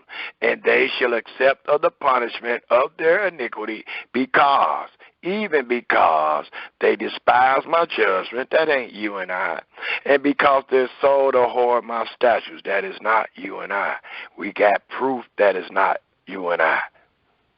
We got the people who did. And yet, for all that, when they be in their enemy lands, or when they be in the land of their enemies, I will not cast them away, because of the promise to Abraham, Isaac, and Jacob. Not because of a reenactment, not because you want to be what the 40th verse says. It says, I will not cast them away, neither will I abhor them, to destroy them utterly, to break my covenant with them. What is Yahweh covenant with them? It is the Abrahamic covenant. For I am Yahweh, but I will for their sake remember the covenant. Remembering the covenant is only terminalized with Abrahamic. It don't tell Moses, but they remember when you give them the covenant of the law and they forsake it, I'm going to remember it again. You won't find that dealing with the Mosaic law, but you will find that throughout the Holy Scriptures dealing with the Abrahamic law of remembering. The great, how do I got it written in my notes?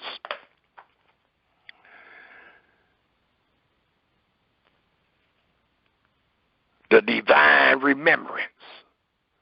Yes, the divine remembrance. That's a divine remembrance that Yahweh will use to bring Abraham's seed back into that promise, back into that land, back into that situation where they are Yahweh's servant and he is their Elohim.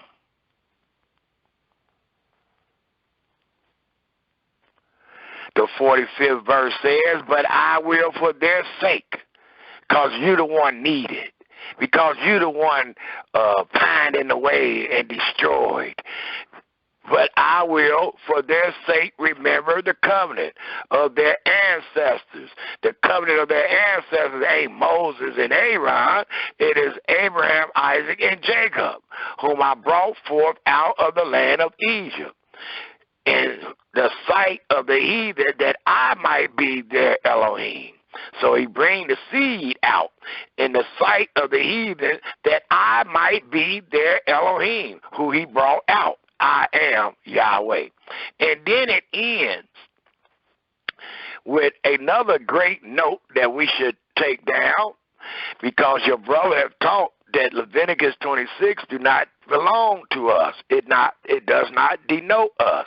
It denotes a people freed in the wilderness under the covenant of the law.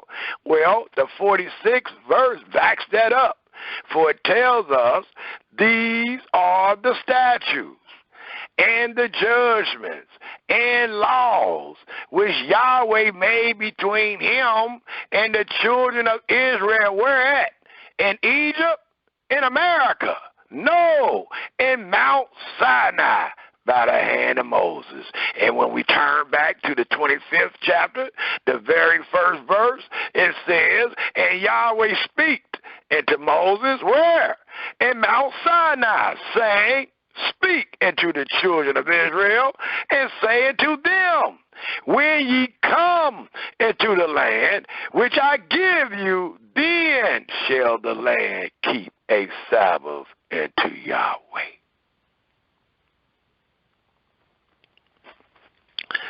So I'm going to open up on that point since it is 9 o'clock and I didn't want to go any further.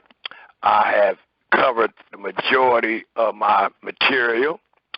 We're going to open up for comments and questions. And with us doing so, there might be a comment or question that allow us to entertain some more information that I have in my notes. But I think we did a great job today explaining Leviticus 26 in its totality. And there shouldn't be any doubt who Leviticus 26 belonged to and who Yahweh was speaking to according to time and place. Thus, we will open up for comments and questions. Is there any comments or questions dealing with the subject matter called Leviticus 26?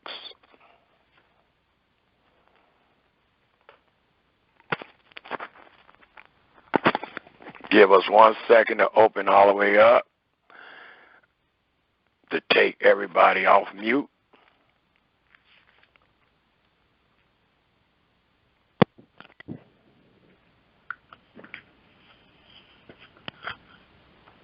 You can do it with your phone.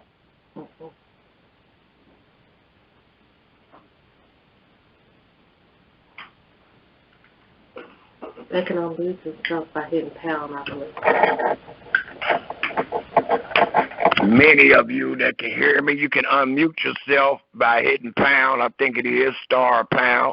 If you want to go ahead and speak your piece, pound, before we can clear you from the computer, because the computer got to come back. There you go. You can what you hit, pound? Hello?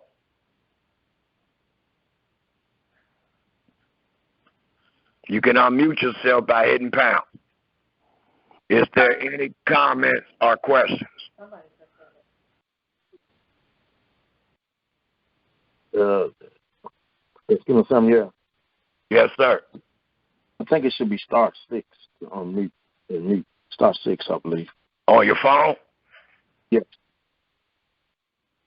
Well, it might be. Some people just hitting pound, I think. What you just hit, star 6? Yes, sir.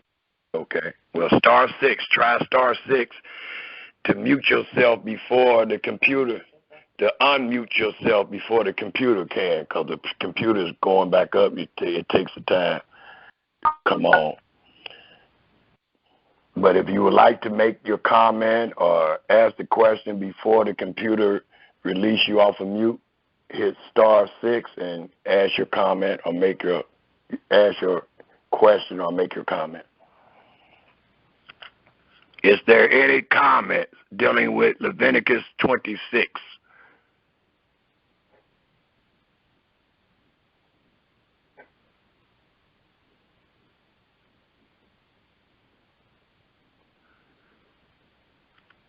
Is there anyone on the line that believe that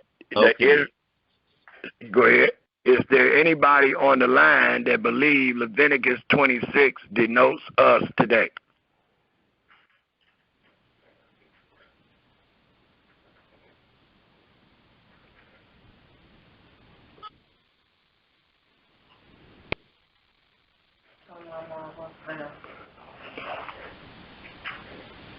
Sister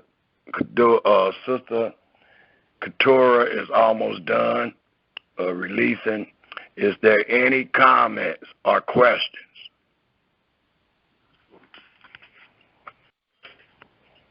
We had a lot of material, and I know that a lot of people was undecided and divided dealing with Leviticus 26. We brought out the information that's available in the scripture by way of law and testimony and pluralism, and we dealt with all 46 verses. We didn't just deal with the 40th verse to the 45th verse. We dealt with every verse and showed according to the law and testimony and time and place who these words was for. Is there anyone on the line that not understand what we just taught today? Or did not see the light that was revealed today?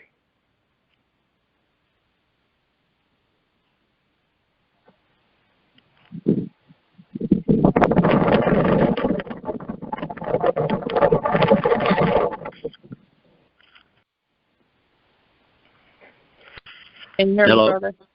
Yes, I can hear somebody. I heard a lady and a man. The lady go first. This is Sister Diane. Thank you for the lesson. It is very clear that Leviticus is in reference to our forefathers being those that came after Moses, and that the covenant that was to be remembered was the covenant that was made with Abraham, especially since Deuteronomy 5, I believe it is, says that Yahweh did not make the covenant of the laws with our forefathers, meaning Abraham, Isaac, and Jacob, that he made it with Moses and those that were alive on that day. They had been at Horeb. Hallelujah. And that's so true.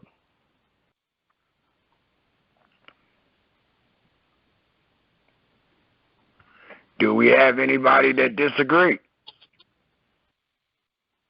Is there any rebuttals based on your understanding?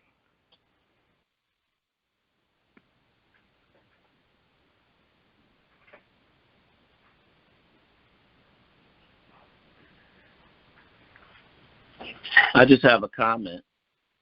Please do. Okay. This is Brother Gershon.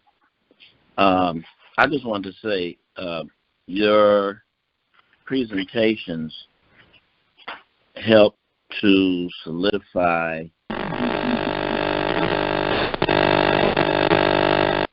I don't know if you can hear that. Sounds like some kind of bug. There's something chopped. Somebody's line is chopping. Everybody is off of mute now, and then that came up, so it's on somebody's line. Okay. Give me one quick second. Give me 1 quick second to see if I can see that. Okay.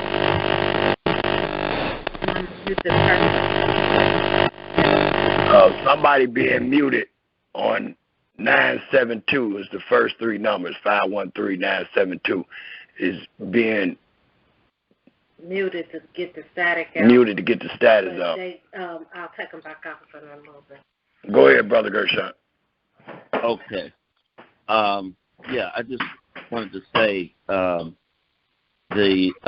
your studies constantly reveal the importance of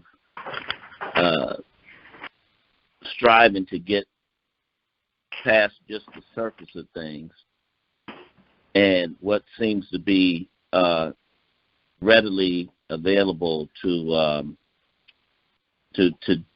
kind of like jump on just by looking and hearing what people are saying. But the evidence is in the digging, and it's very encouraging to understand deeper, because definitely, one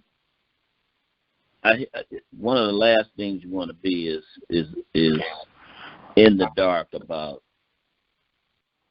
what you're holding on to. Like, and that's evident with so many people of our people anyway, that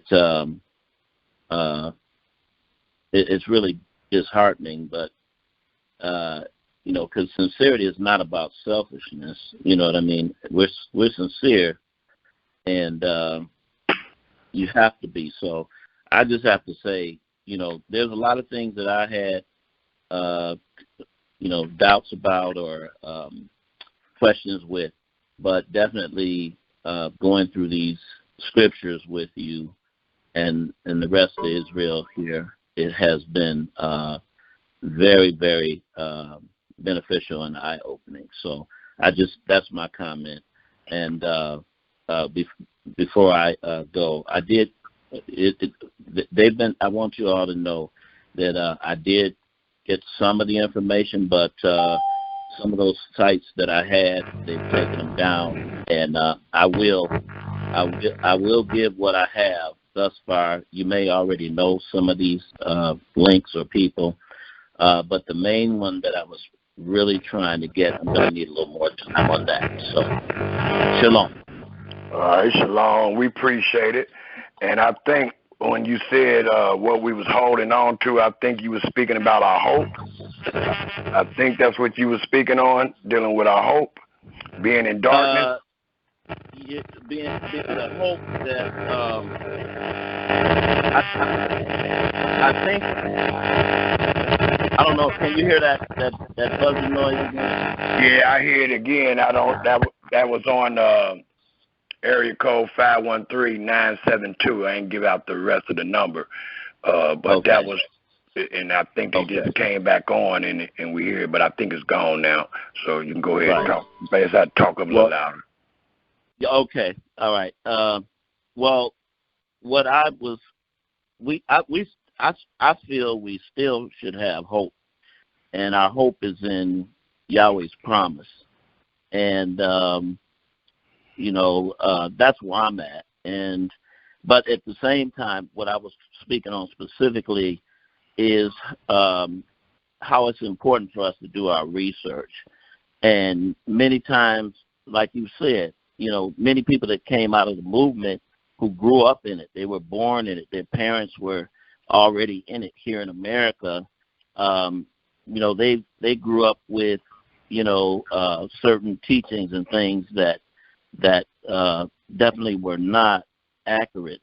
And to the credit of brothers and sisters like yourself who have been moved to search without prejudice in order to find out what is real and what isn't, and look at the scriptures according to what it really is. That's what I was talking about, but not the loss of hope, because the loss of hope is always in Yahweh's word, the promises that He made, and but having false hope is more what I would say. And I agree with you, and that's the point that I received from your comment. The hope and what we have been holding on to is not all the way accurate, and we just dealt with a whole chapter, not with a couple verses. Most people that don't understand Leviticus 26 is only speaking about the 40th to the 45th verse. But we show that we don't just understand the 40th to the 45th verse, but we understand the whole chapter. And understanding the whole chapter should allow us to know, or let the people know that might have another opinion, that they might need to re-examine their thought and their hope, because of what many people hope today is based under false teaching. They hope that we supposed to confess our sins. They hope that we supposed to go to Washington. They hope we supposed to do this, that, and another, and that's under false pretenses, because we just show without a shadow of a doubt Leviticus 46 don't even denote us. And it tells us, based on what you said and what I just said, in Proverbs 9, it says, give instruction to a wise man, and he will be yet wiser. Teach a just man, and he will increase in learning. The fear of Yahweh is the beginning of wisdom, and the knowledge of the holy, which we just read all day today, the knowledge of the holy is understanding. So we wanted to bring forth understanding. That way our brothers and sisters can be on the right track and not be living under false hope. Hallelujah. And it's quite eye-opening, because once you accept, you do enough, it's not about accepting, it's more about once you hear and it finally breaks through that core of confusion that might be surrounding one's dreams and hopes and aspirations based off of false pretenses and so on and so forth. You really can't stand on that when you have to. I think it doesn't help you in your life as you try to get through things in today's time. In today's time, like you've said in the past, and everybody here knows, we're at this stage, and Israel, we see all throughout the scriptures where Israel were in an area within their lives where they were in limbo, so to speak, going through what they had to go through. When you were looking for scriptures earlier, it doesn't have like the direct connotation that you were speaking on in context. That you were speaking on earlier, but I think it's relative to how Yahweh works. And I was thinking of 2 Samuel chapter 24, which I sent you a question about. But 2 Samuel chapter 24 shows that out of all the kings that Israel has had, David was one that when he knew that he had did wrong, he repented, and that's what I had to do, and with myself, and I can feel that other people on this line has done the same thing.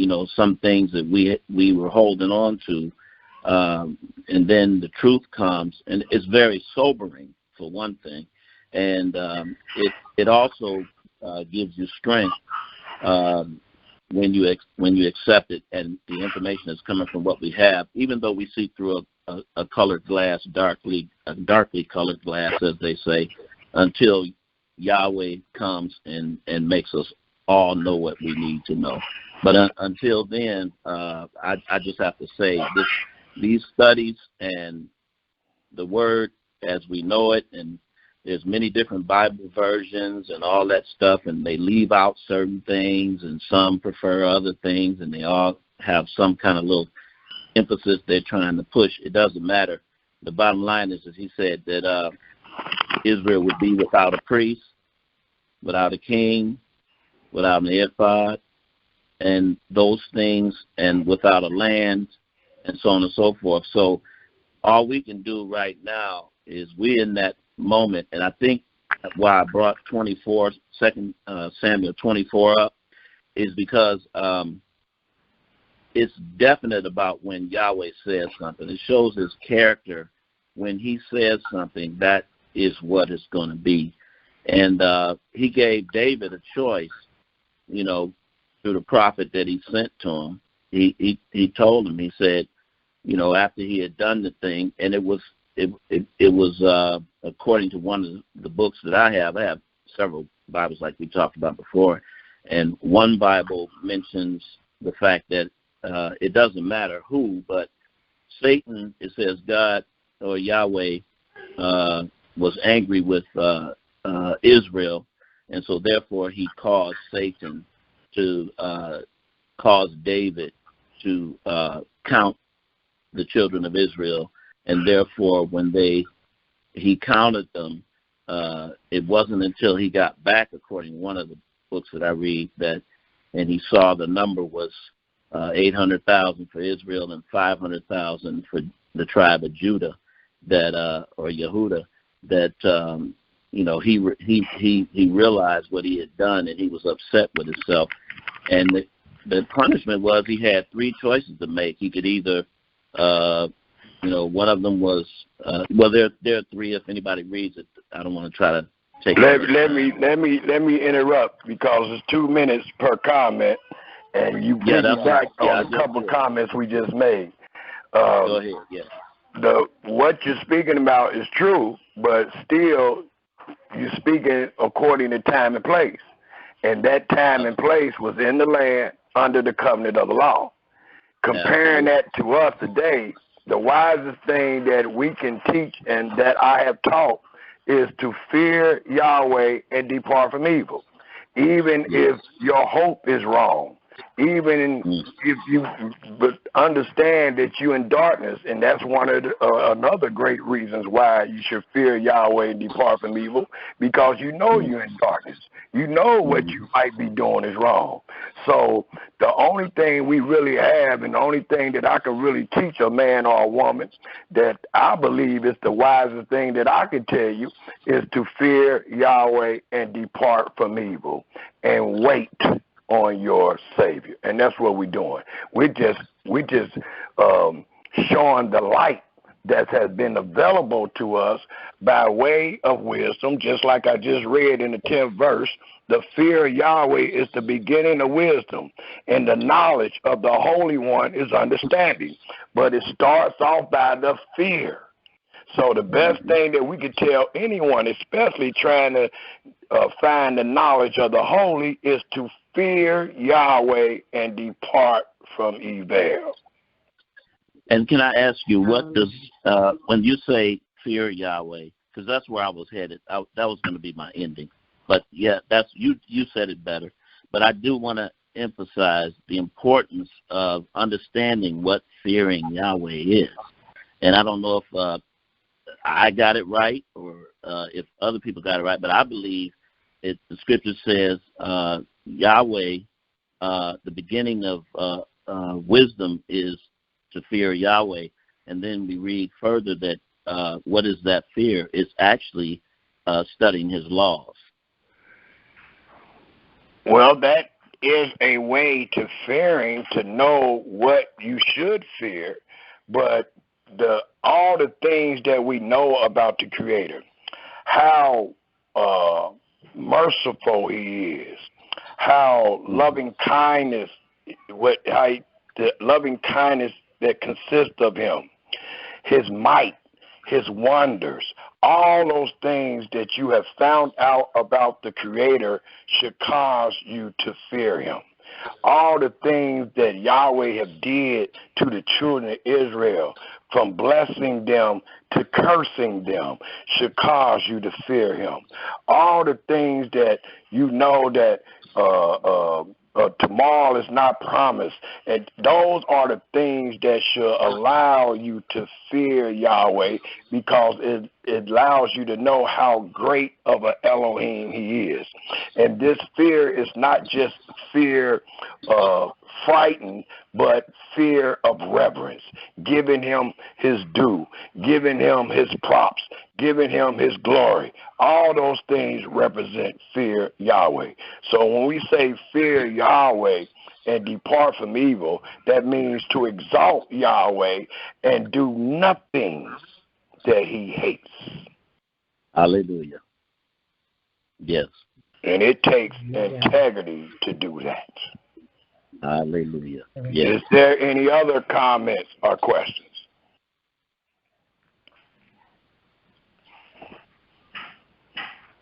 Is there any other comments or questions?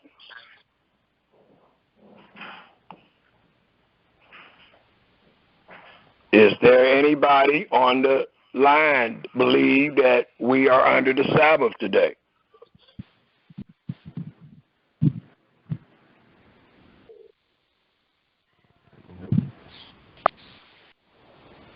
Is there anybody on the line that believe that we should go to Washington and confess our iniquities? No. Is there anybody on the line that believes, according to Leviticus, the 26th chapter, the 40th verse, is talking about us, where we're supposed to confess our iniquities? Do we understand what the iniquities are? That's probably what I should ask. According to the presentation today, do we understand what the iniquities are, or what the iniquities is against? Yes. I think I heard somebody say yes. Yes. Yeah. Hallelujah. must understand these things. The Almighty allowed us to be a recipient of light today. We're not talking with our own spark, as it reads in Isaiah 50. We're talking with the light that the Almighty provide by way of law and testimony. We didn't add anything, nor did we take away anything. We don't take away Leviticus 26. We acknowledge it. We just acknowledge it according as it pertains. And it pertained it to some people that was freed from Egypt, placed under the covenant of the law, that was among their creator, and they was commanded to do these things in the land that they possess, which does not denote you and I. And that's all we was trying to bring forth. A lot of times when we bring our information, people try to cut it down. But they don't realize when they bring their information, we don't cut it down. We acknowledge it and then show it in its proper perspective. We don't cut it down because it's written. We refuse to add or take away. So we're going to confirm and acknowledge everything that's written, but we're going to confirm it and acknowledge it in its proper perspective. And that's all we did today. Hallelujah. Is there any other comments or questions?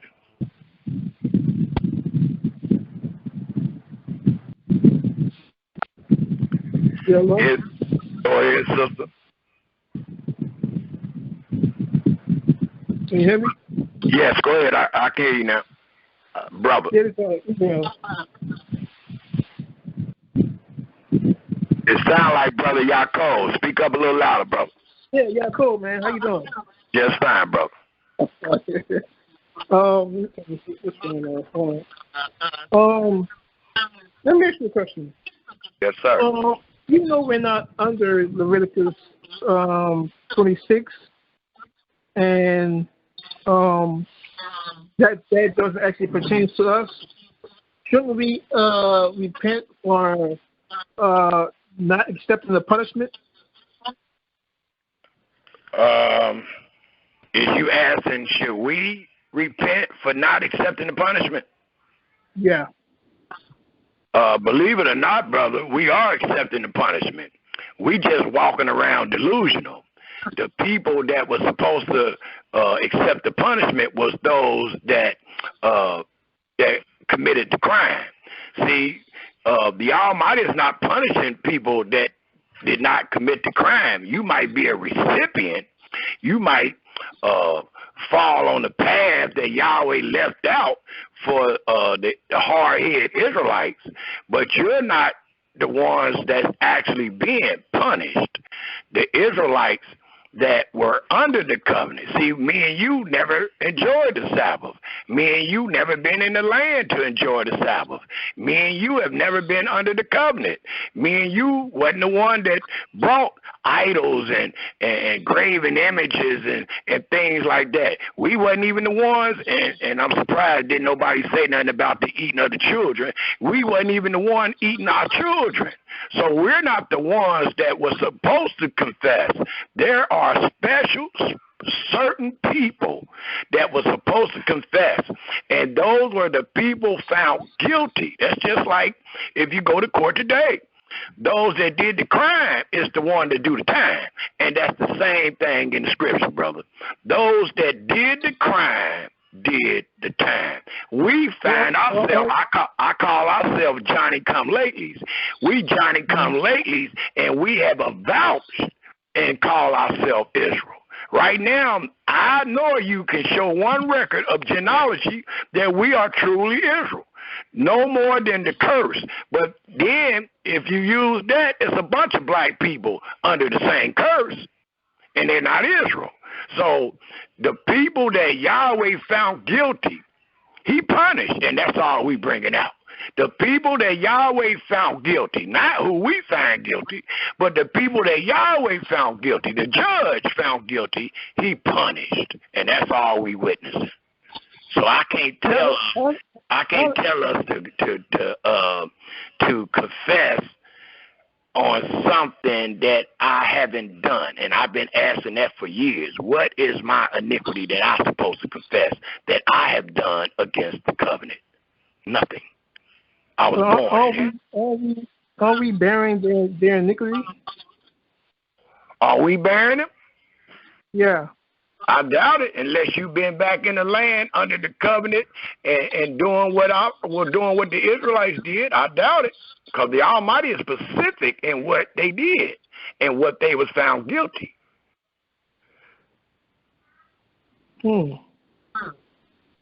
Okay.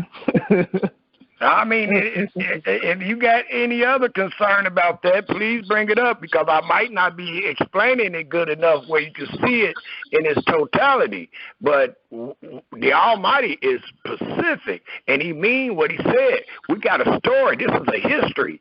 And if it's a history, then that means it already was done with some people. History is not done with the present. History is not done with the present. I understand that, but I'm saying that we're outside the land. So even though we was under the cover of the law, we still bear the iniquity of our fathers, or not? To say that we will have to apply every black man and woman. Most people, you know, like I tell my brothers and sisters all the time, for every one person that you show me that they Israel, I'm going to show you 100 that's not. But they're going to be just as black. They're going to look just the same.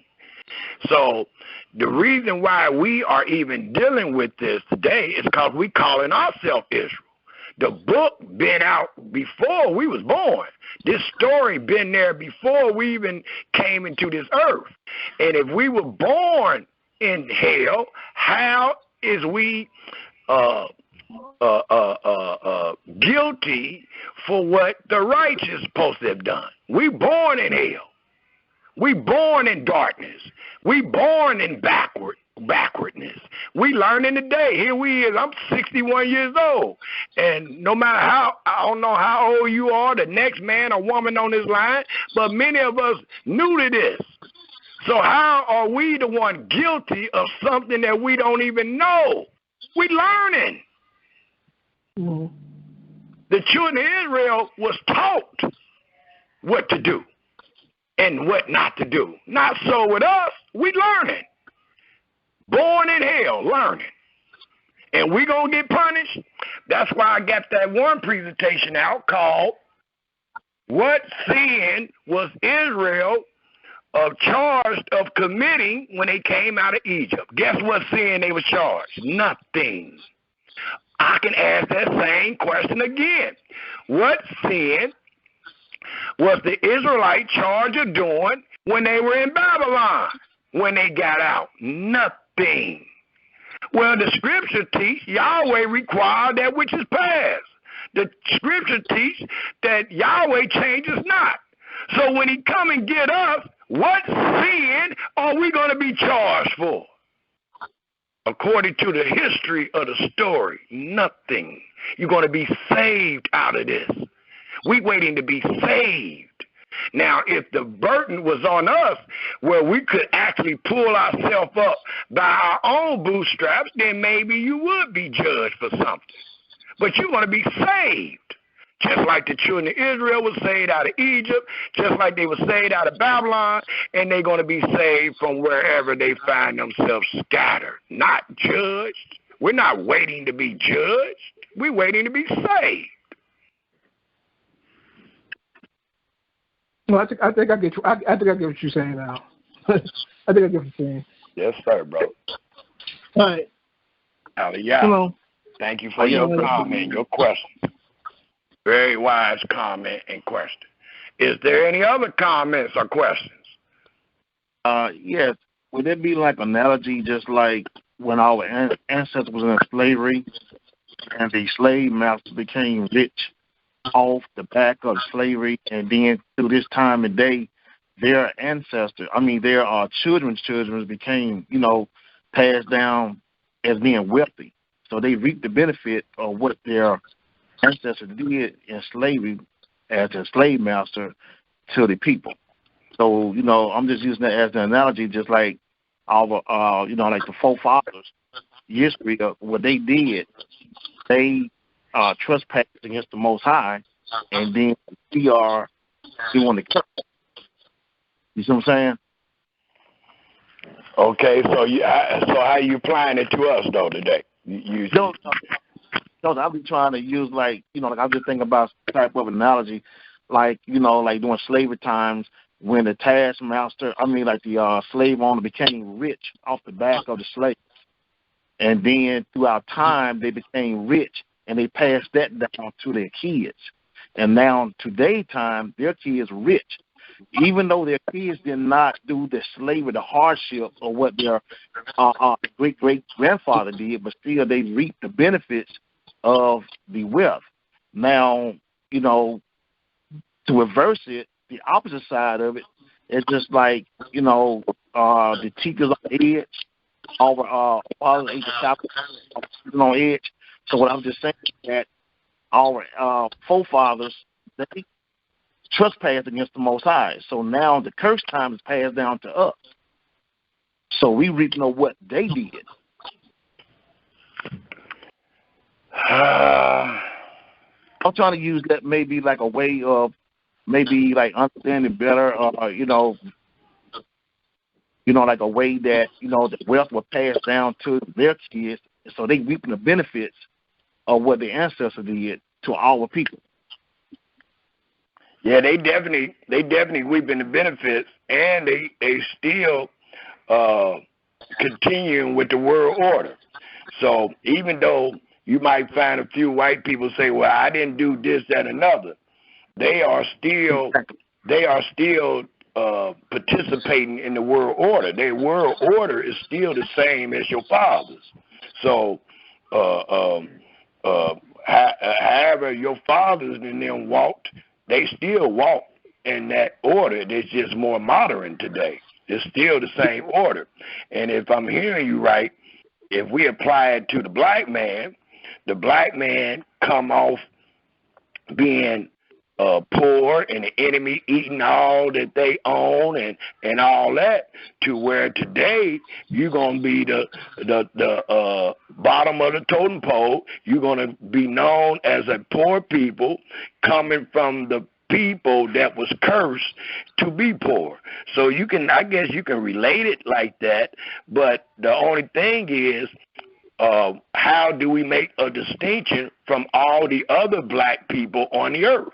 Israel is not all black people on the earth. Israel is a nation of people when there was other black people on the earth, but today all the black man is inferior. The superiority has been taken from all the black men on the earth, and they all are noted as inferior to the white man today. So that's what I'm saying. I really, if I say yes to that, I don't have the answer of how to decipher or how to distinguish this black man from Israel. Okay, so basically, like what I'm saying is that we are to accept our punishment in this day of time. We did not punishment with the Most High, but we are in the cursed time of being punished, even though that we did not do the time. I mean, like, we doing the time, but we did not break the cover of the law. But we are reaping from that from what our forefathers did.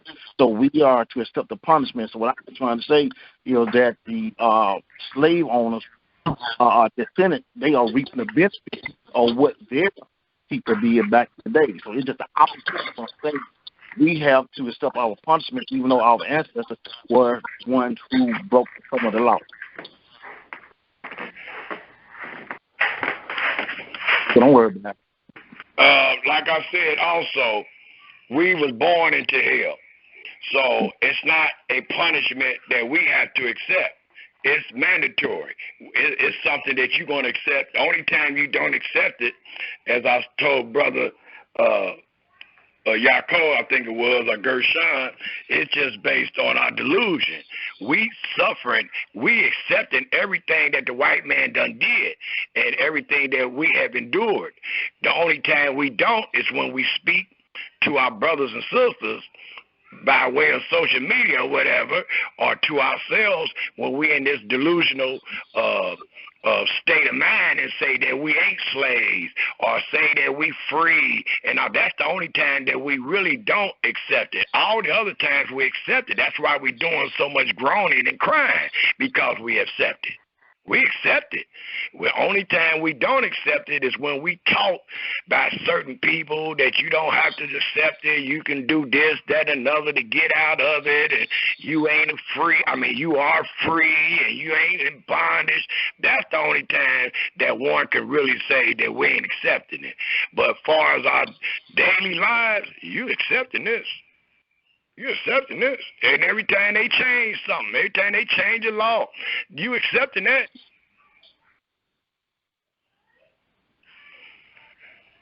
When they talk about accepting, just like I said, I don't know if I've stated this, it says, let me find it. It says about accepting.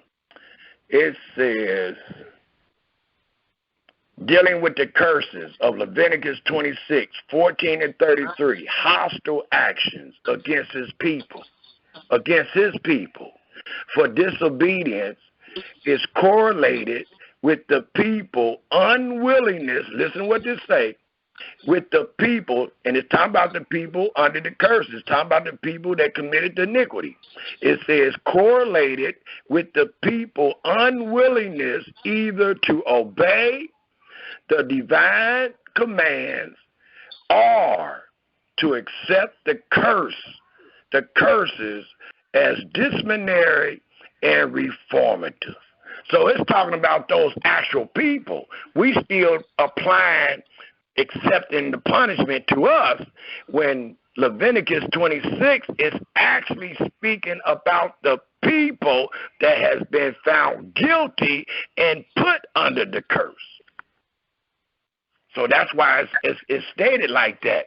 It says again, hostile actions against his people for disobedience is correlated with the people's unwillingness either to obey the divine commands or to accept the curses as disciplinary and reformative.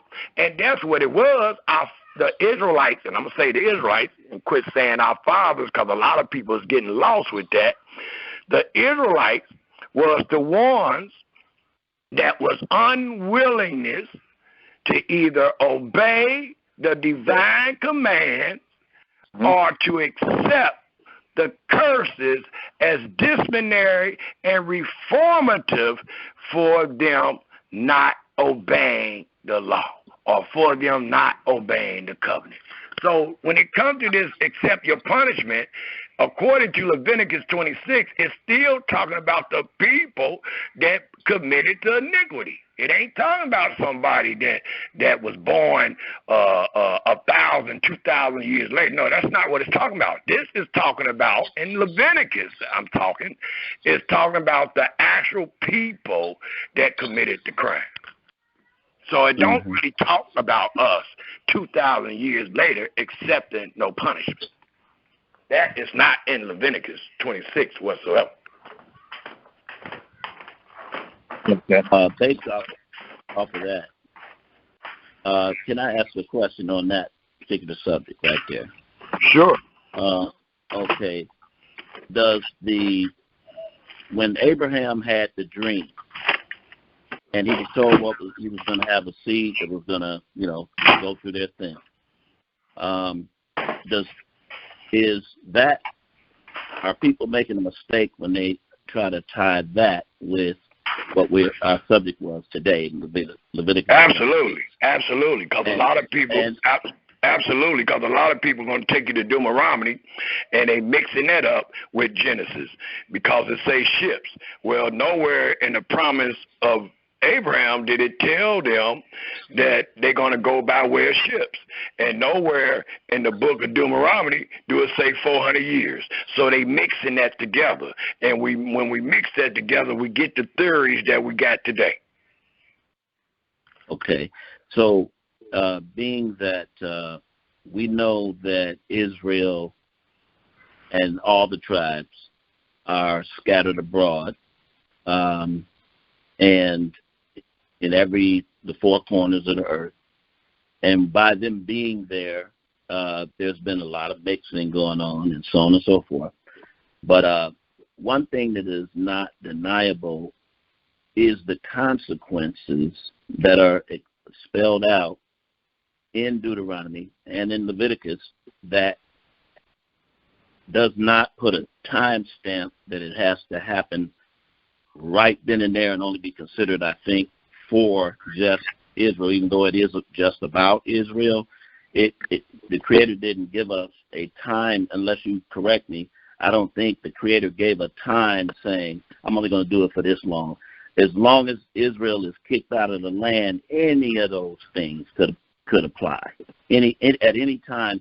And if you look at history, which is what I got all these videos lined up for anybody that wants to look at them, I think it helps to shed some light as to through different times and eras after their expulsion and after the destruction of Jerusalem, you can see how the enemy has been different groups, and the children of Israel being in various nations and so on and so forth, including America or what have you, South America, the Haitian Islands, any of the islands, the Philippines, whatever. The thing is that while Israel is kicked out, anything can happen. And it said that Israel would be this relationship that they have with the Creator right now would be for a very long time.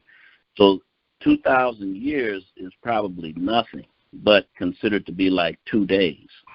And from if you go by the scriptures where it say a day is like 1,000 years in man's time. My thing is, I don't know whether or not that's true or not because I wasn't there, but it does say it.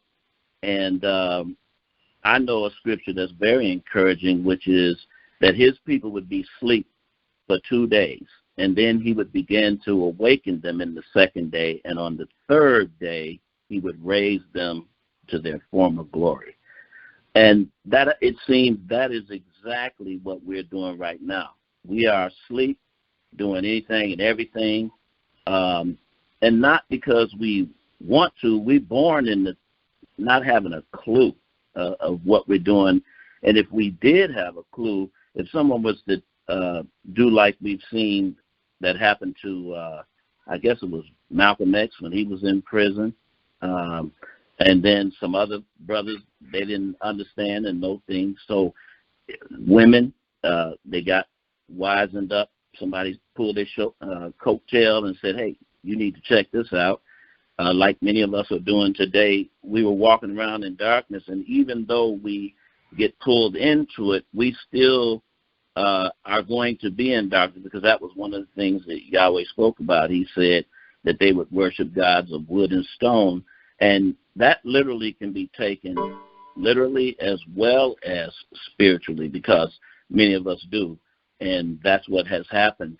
And we're without a king, we're without our own land, we're without a nation, and we're hated and oppressed. And, the family is torn to pieces, and everybody jumps on the civil rights movement to use it to advance their own agendas, and we always get kicked to the curb later after they get our support and get where they need to go. We're the stepping stone. So he said that that's another trait, that would be another sign of his people, was that everybody, the heathen or the foreigner would get very high up over them. That's not in the land. That's not talking about in the land. That's talking about in the land and everywhere else that he scattered them. So there were some. You just said it wasn't talking about the land. It was talking about the land, but it also talked about in enemy's land. If the Almighty send you in the enemy's land, they already over you. You in their land. Yes. So your holiness and all that glory that you had in your land no longer exists. It don't exist. But the enemy did get over you in your own land, which should be a no-no because they in your land. But exactly. I understand all that you're saying, brother. I just really don't know how to correlate it with all the black men on the earth. And also in Isaiah 24, I think it says that the whole earth is cursed. So it's kind of hard, again, to make a distinction between the so-called Israelite and the rest of the black men on the face of the earth. So understanding that the whole earth is cursed and all those black nations sipped of that cup is kind of hard today. It's kind of hard, or at least I don't have the understanding right now to be able to show and make a distinction between Israel and the rest of the black men from a 2,000-year period. I don't have that understanding right now. I can't really show that. I can show you what history shows. I can show you the routes that history displays, but I can't really, when it comes to you and I, individual, I can't really show that. I got the. I'd like to offer to you and everyone who is interested an opportunity to check out the links and the videos for something that I think will help to ease the pain because not everybody black feels like they even want to be Israel. I mean, some people may think that, but that's a phenomenon that you'll understand that just happened here recently with the Yehudim, the Ashkenazi that's in Israel today, who went around the world and started telling everybody they Jews. That was because they saw Israel awakening. Well, we got some. We can go back a little farther than that. We can go back a little farther than that, the 2,000-year period. We can go back way farther than that, brother. Yes. Well, and like I brought up something a while back. I just haven't found the source again. But it was showing, it's like one of those National Geographic channels. It was on something like that. And they were showing all the people in the world that thought they was Israel. Not black people, not just black people, but all the people in the world that thought they was the lost tribes of Israel. So it's kind of hard. Like I said, we from the Bible speaking, after the book of Malachi, you got over 3,000 years of darkness, obscurity. That's why men got these stories, because they started placing their stories in this 3,000-year open space where light is not shown. That's where the men got their stories at. But after the book of Malachi, it is dark dealing with the Israelites, brother. It is dark. It is dark. All the way to 2022. We're at 2022 now. Right. Yes. They call it the year. I think it's like they say it's the year 5,500, something like that. I heard that. I heard that, and it might be. But look how they got to bring that to you, because how dark it is to you. How dark it is to us as a people. I'm saying how dark it is to us as a people. Oh, absolutely. I understood what you're saying. And that's why I because my heart was torn. I have cried and cried and cried, and I know I'm not the only one that has shed tears over things that was happening to our people and the fact that we so messed up and blah, blah, blah, blah, blah. And I cried out to Yahweh and said, why, what is going on, in my younger years. And, he's healed my heart through the knowledge and things that he brought to me in understanding this through history, through maps, through, meeting incredibly interesting people along the way that had information to share for me to dig and research. And it started something with me. And some of that I'd like to share. I'm not the only person. I'm not looking for any glory or none of that. I'm just supposed to be like you, brother, a blessing and a benefit and a help to my brothers and sisters who, I would say, if you feel like you Israel, then you might be. That might be in your DNA. And your job is to find out the truth. You know what I'm saying? So, yeah. You know, so if anybody wants it, I don't know. I guess, Shemuel, I can talk to you about how to, anybody. My line is open, or my email, however they want to do it. They can text me. I prefer text because I'm able to keep up with, I get so many emails, but it's easier for me if people that want these links, I got them all bundled together in my notes on my Apple, and I can just put them together and send them to those that would like to check them out. They might be already familiar with some of these people, and then they can continue their own research as we continue to study through the pages, you know, of Yahweh's Word.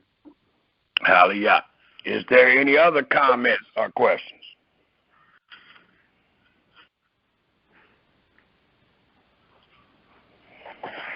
Oh, I'd just like to end it with one thing, brother. It was the reason why I said that about is a lot of melanated, dark people that don't even want to associate with being Israel.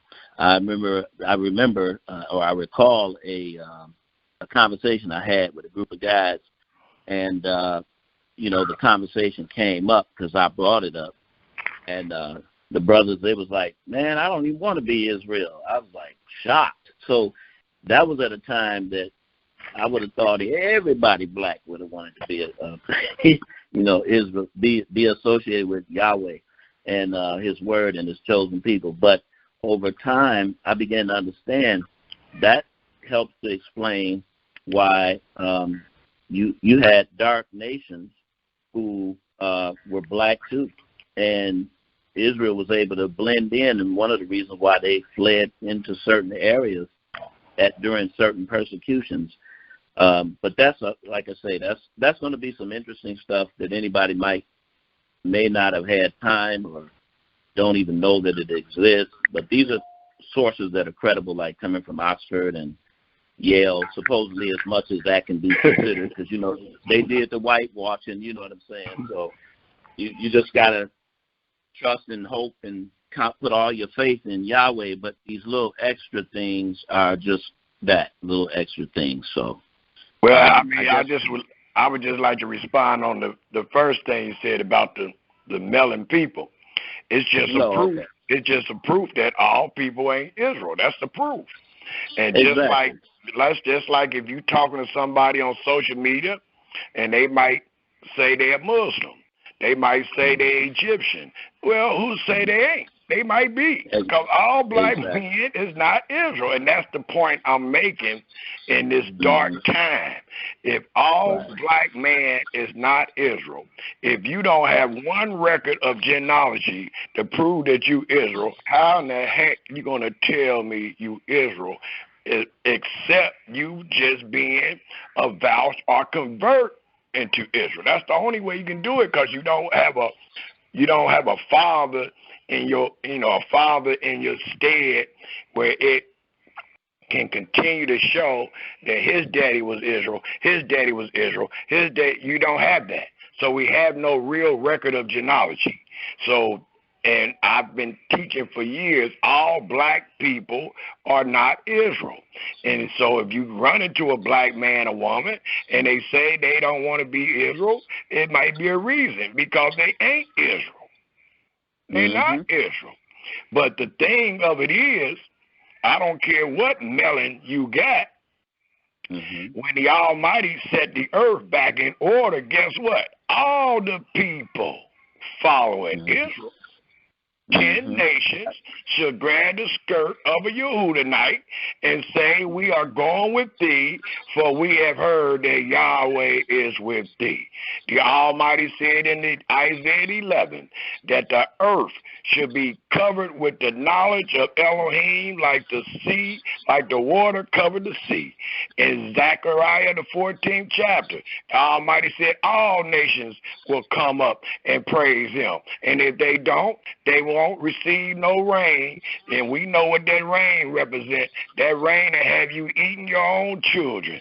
So it lets you know that all nations is going to bow down and serve Yahweh once Yahweh set the earth back in its order and his will is done. Don't forget, the whole earth was supposed to serve him at first. So all this story is about is that he selected some children to do it, and they failed. Well, when he bring them back, because he already gave an unconditional promise to Abraham, Isaac, and Jacob. When he bring them back and set the world back in order, the whole earth is worshiping Yahweh. The whole earth understand that their blessings come by way of Israel. Right now, the whole earth don't know that because Yahweh ain't put the earth back in its place. Yes, and you're going to find in the videos that I have, they're very entertaining and very, very, very informational. But you will find exactly what you said. It's going to be some videos where you're going to hear other people claiming to be Israel. You're going to hear people lifting blacks up as the tribe of Judah. Or you're going to hear other people doing that. But listening through the whole thing, will be entertaining, educational, and enlightening, I'm pretty sure. And as Yahweh guides you while you study his word and keep his word as the head of everything. So, and I have an email or my number. You want me to give it now, brother, or you just... You can give it if you like, brother. We're supposed to be talking about Leviticus 26, but you can go ahead and give it, and that way if somebody interested, they can contact you. Okay. Yep. Okay, then. I think it all relates to Leviticus 26. No, it ain't going to relate. All that you done said so far do not relate to Leviticus 26, but go ahead and give your link out, and okay, and then we can move forward. All right, I accept that. That's good. Okay, well, the easiest way to just think of my email is just discerner truth, and or you can use discerner truth, which you just spell discerner truth, 2 words, DISCERNERTRUTH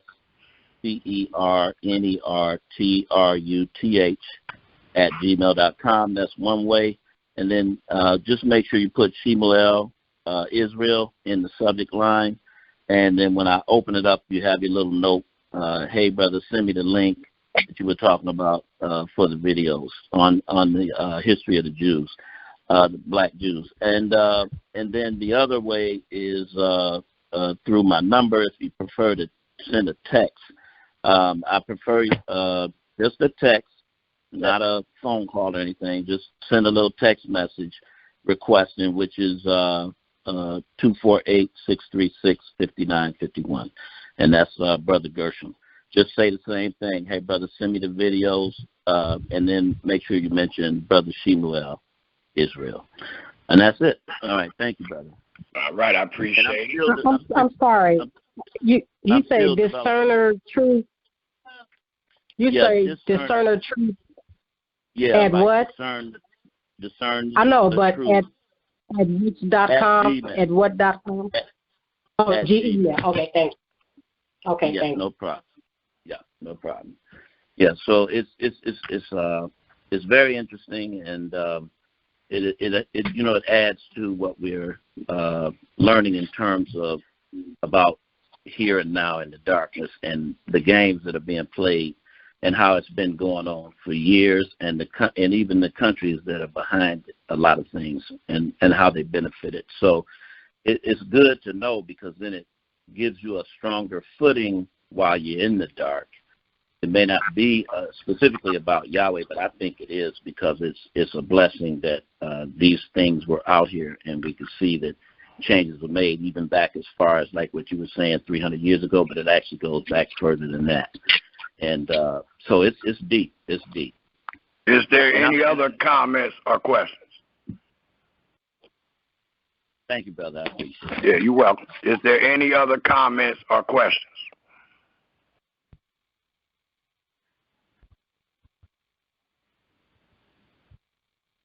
If there isn't any other comments or questions, it's now 10:15. We're going to go ahead and end the presentation with Psalms 38. I asked again, is there any comments or questions for myself or Brother Gershon? If not, let us all please turn our Holy Scriptures to Psalms 38 in closing. Psalms 38. And I would just like to thank the listening audience for lending an ear that you may hear, and that you may fear Yahweh and depart from evil. Hallelujah.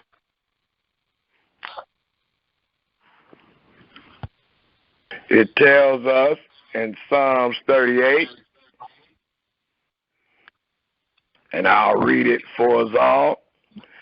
Yahweh, rebuke us not in thy wrath, neither chasten us in thy hot displeasure.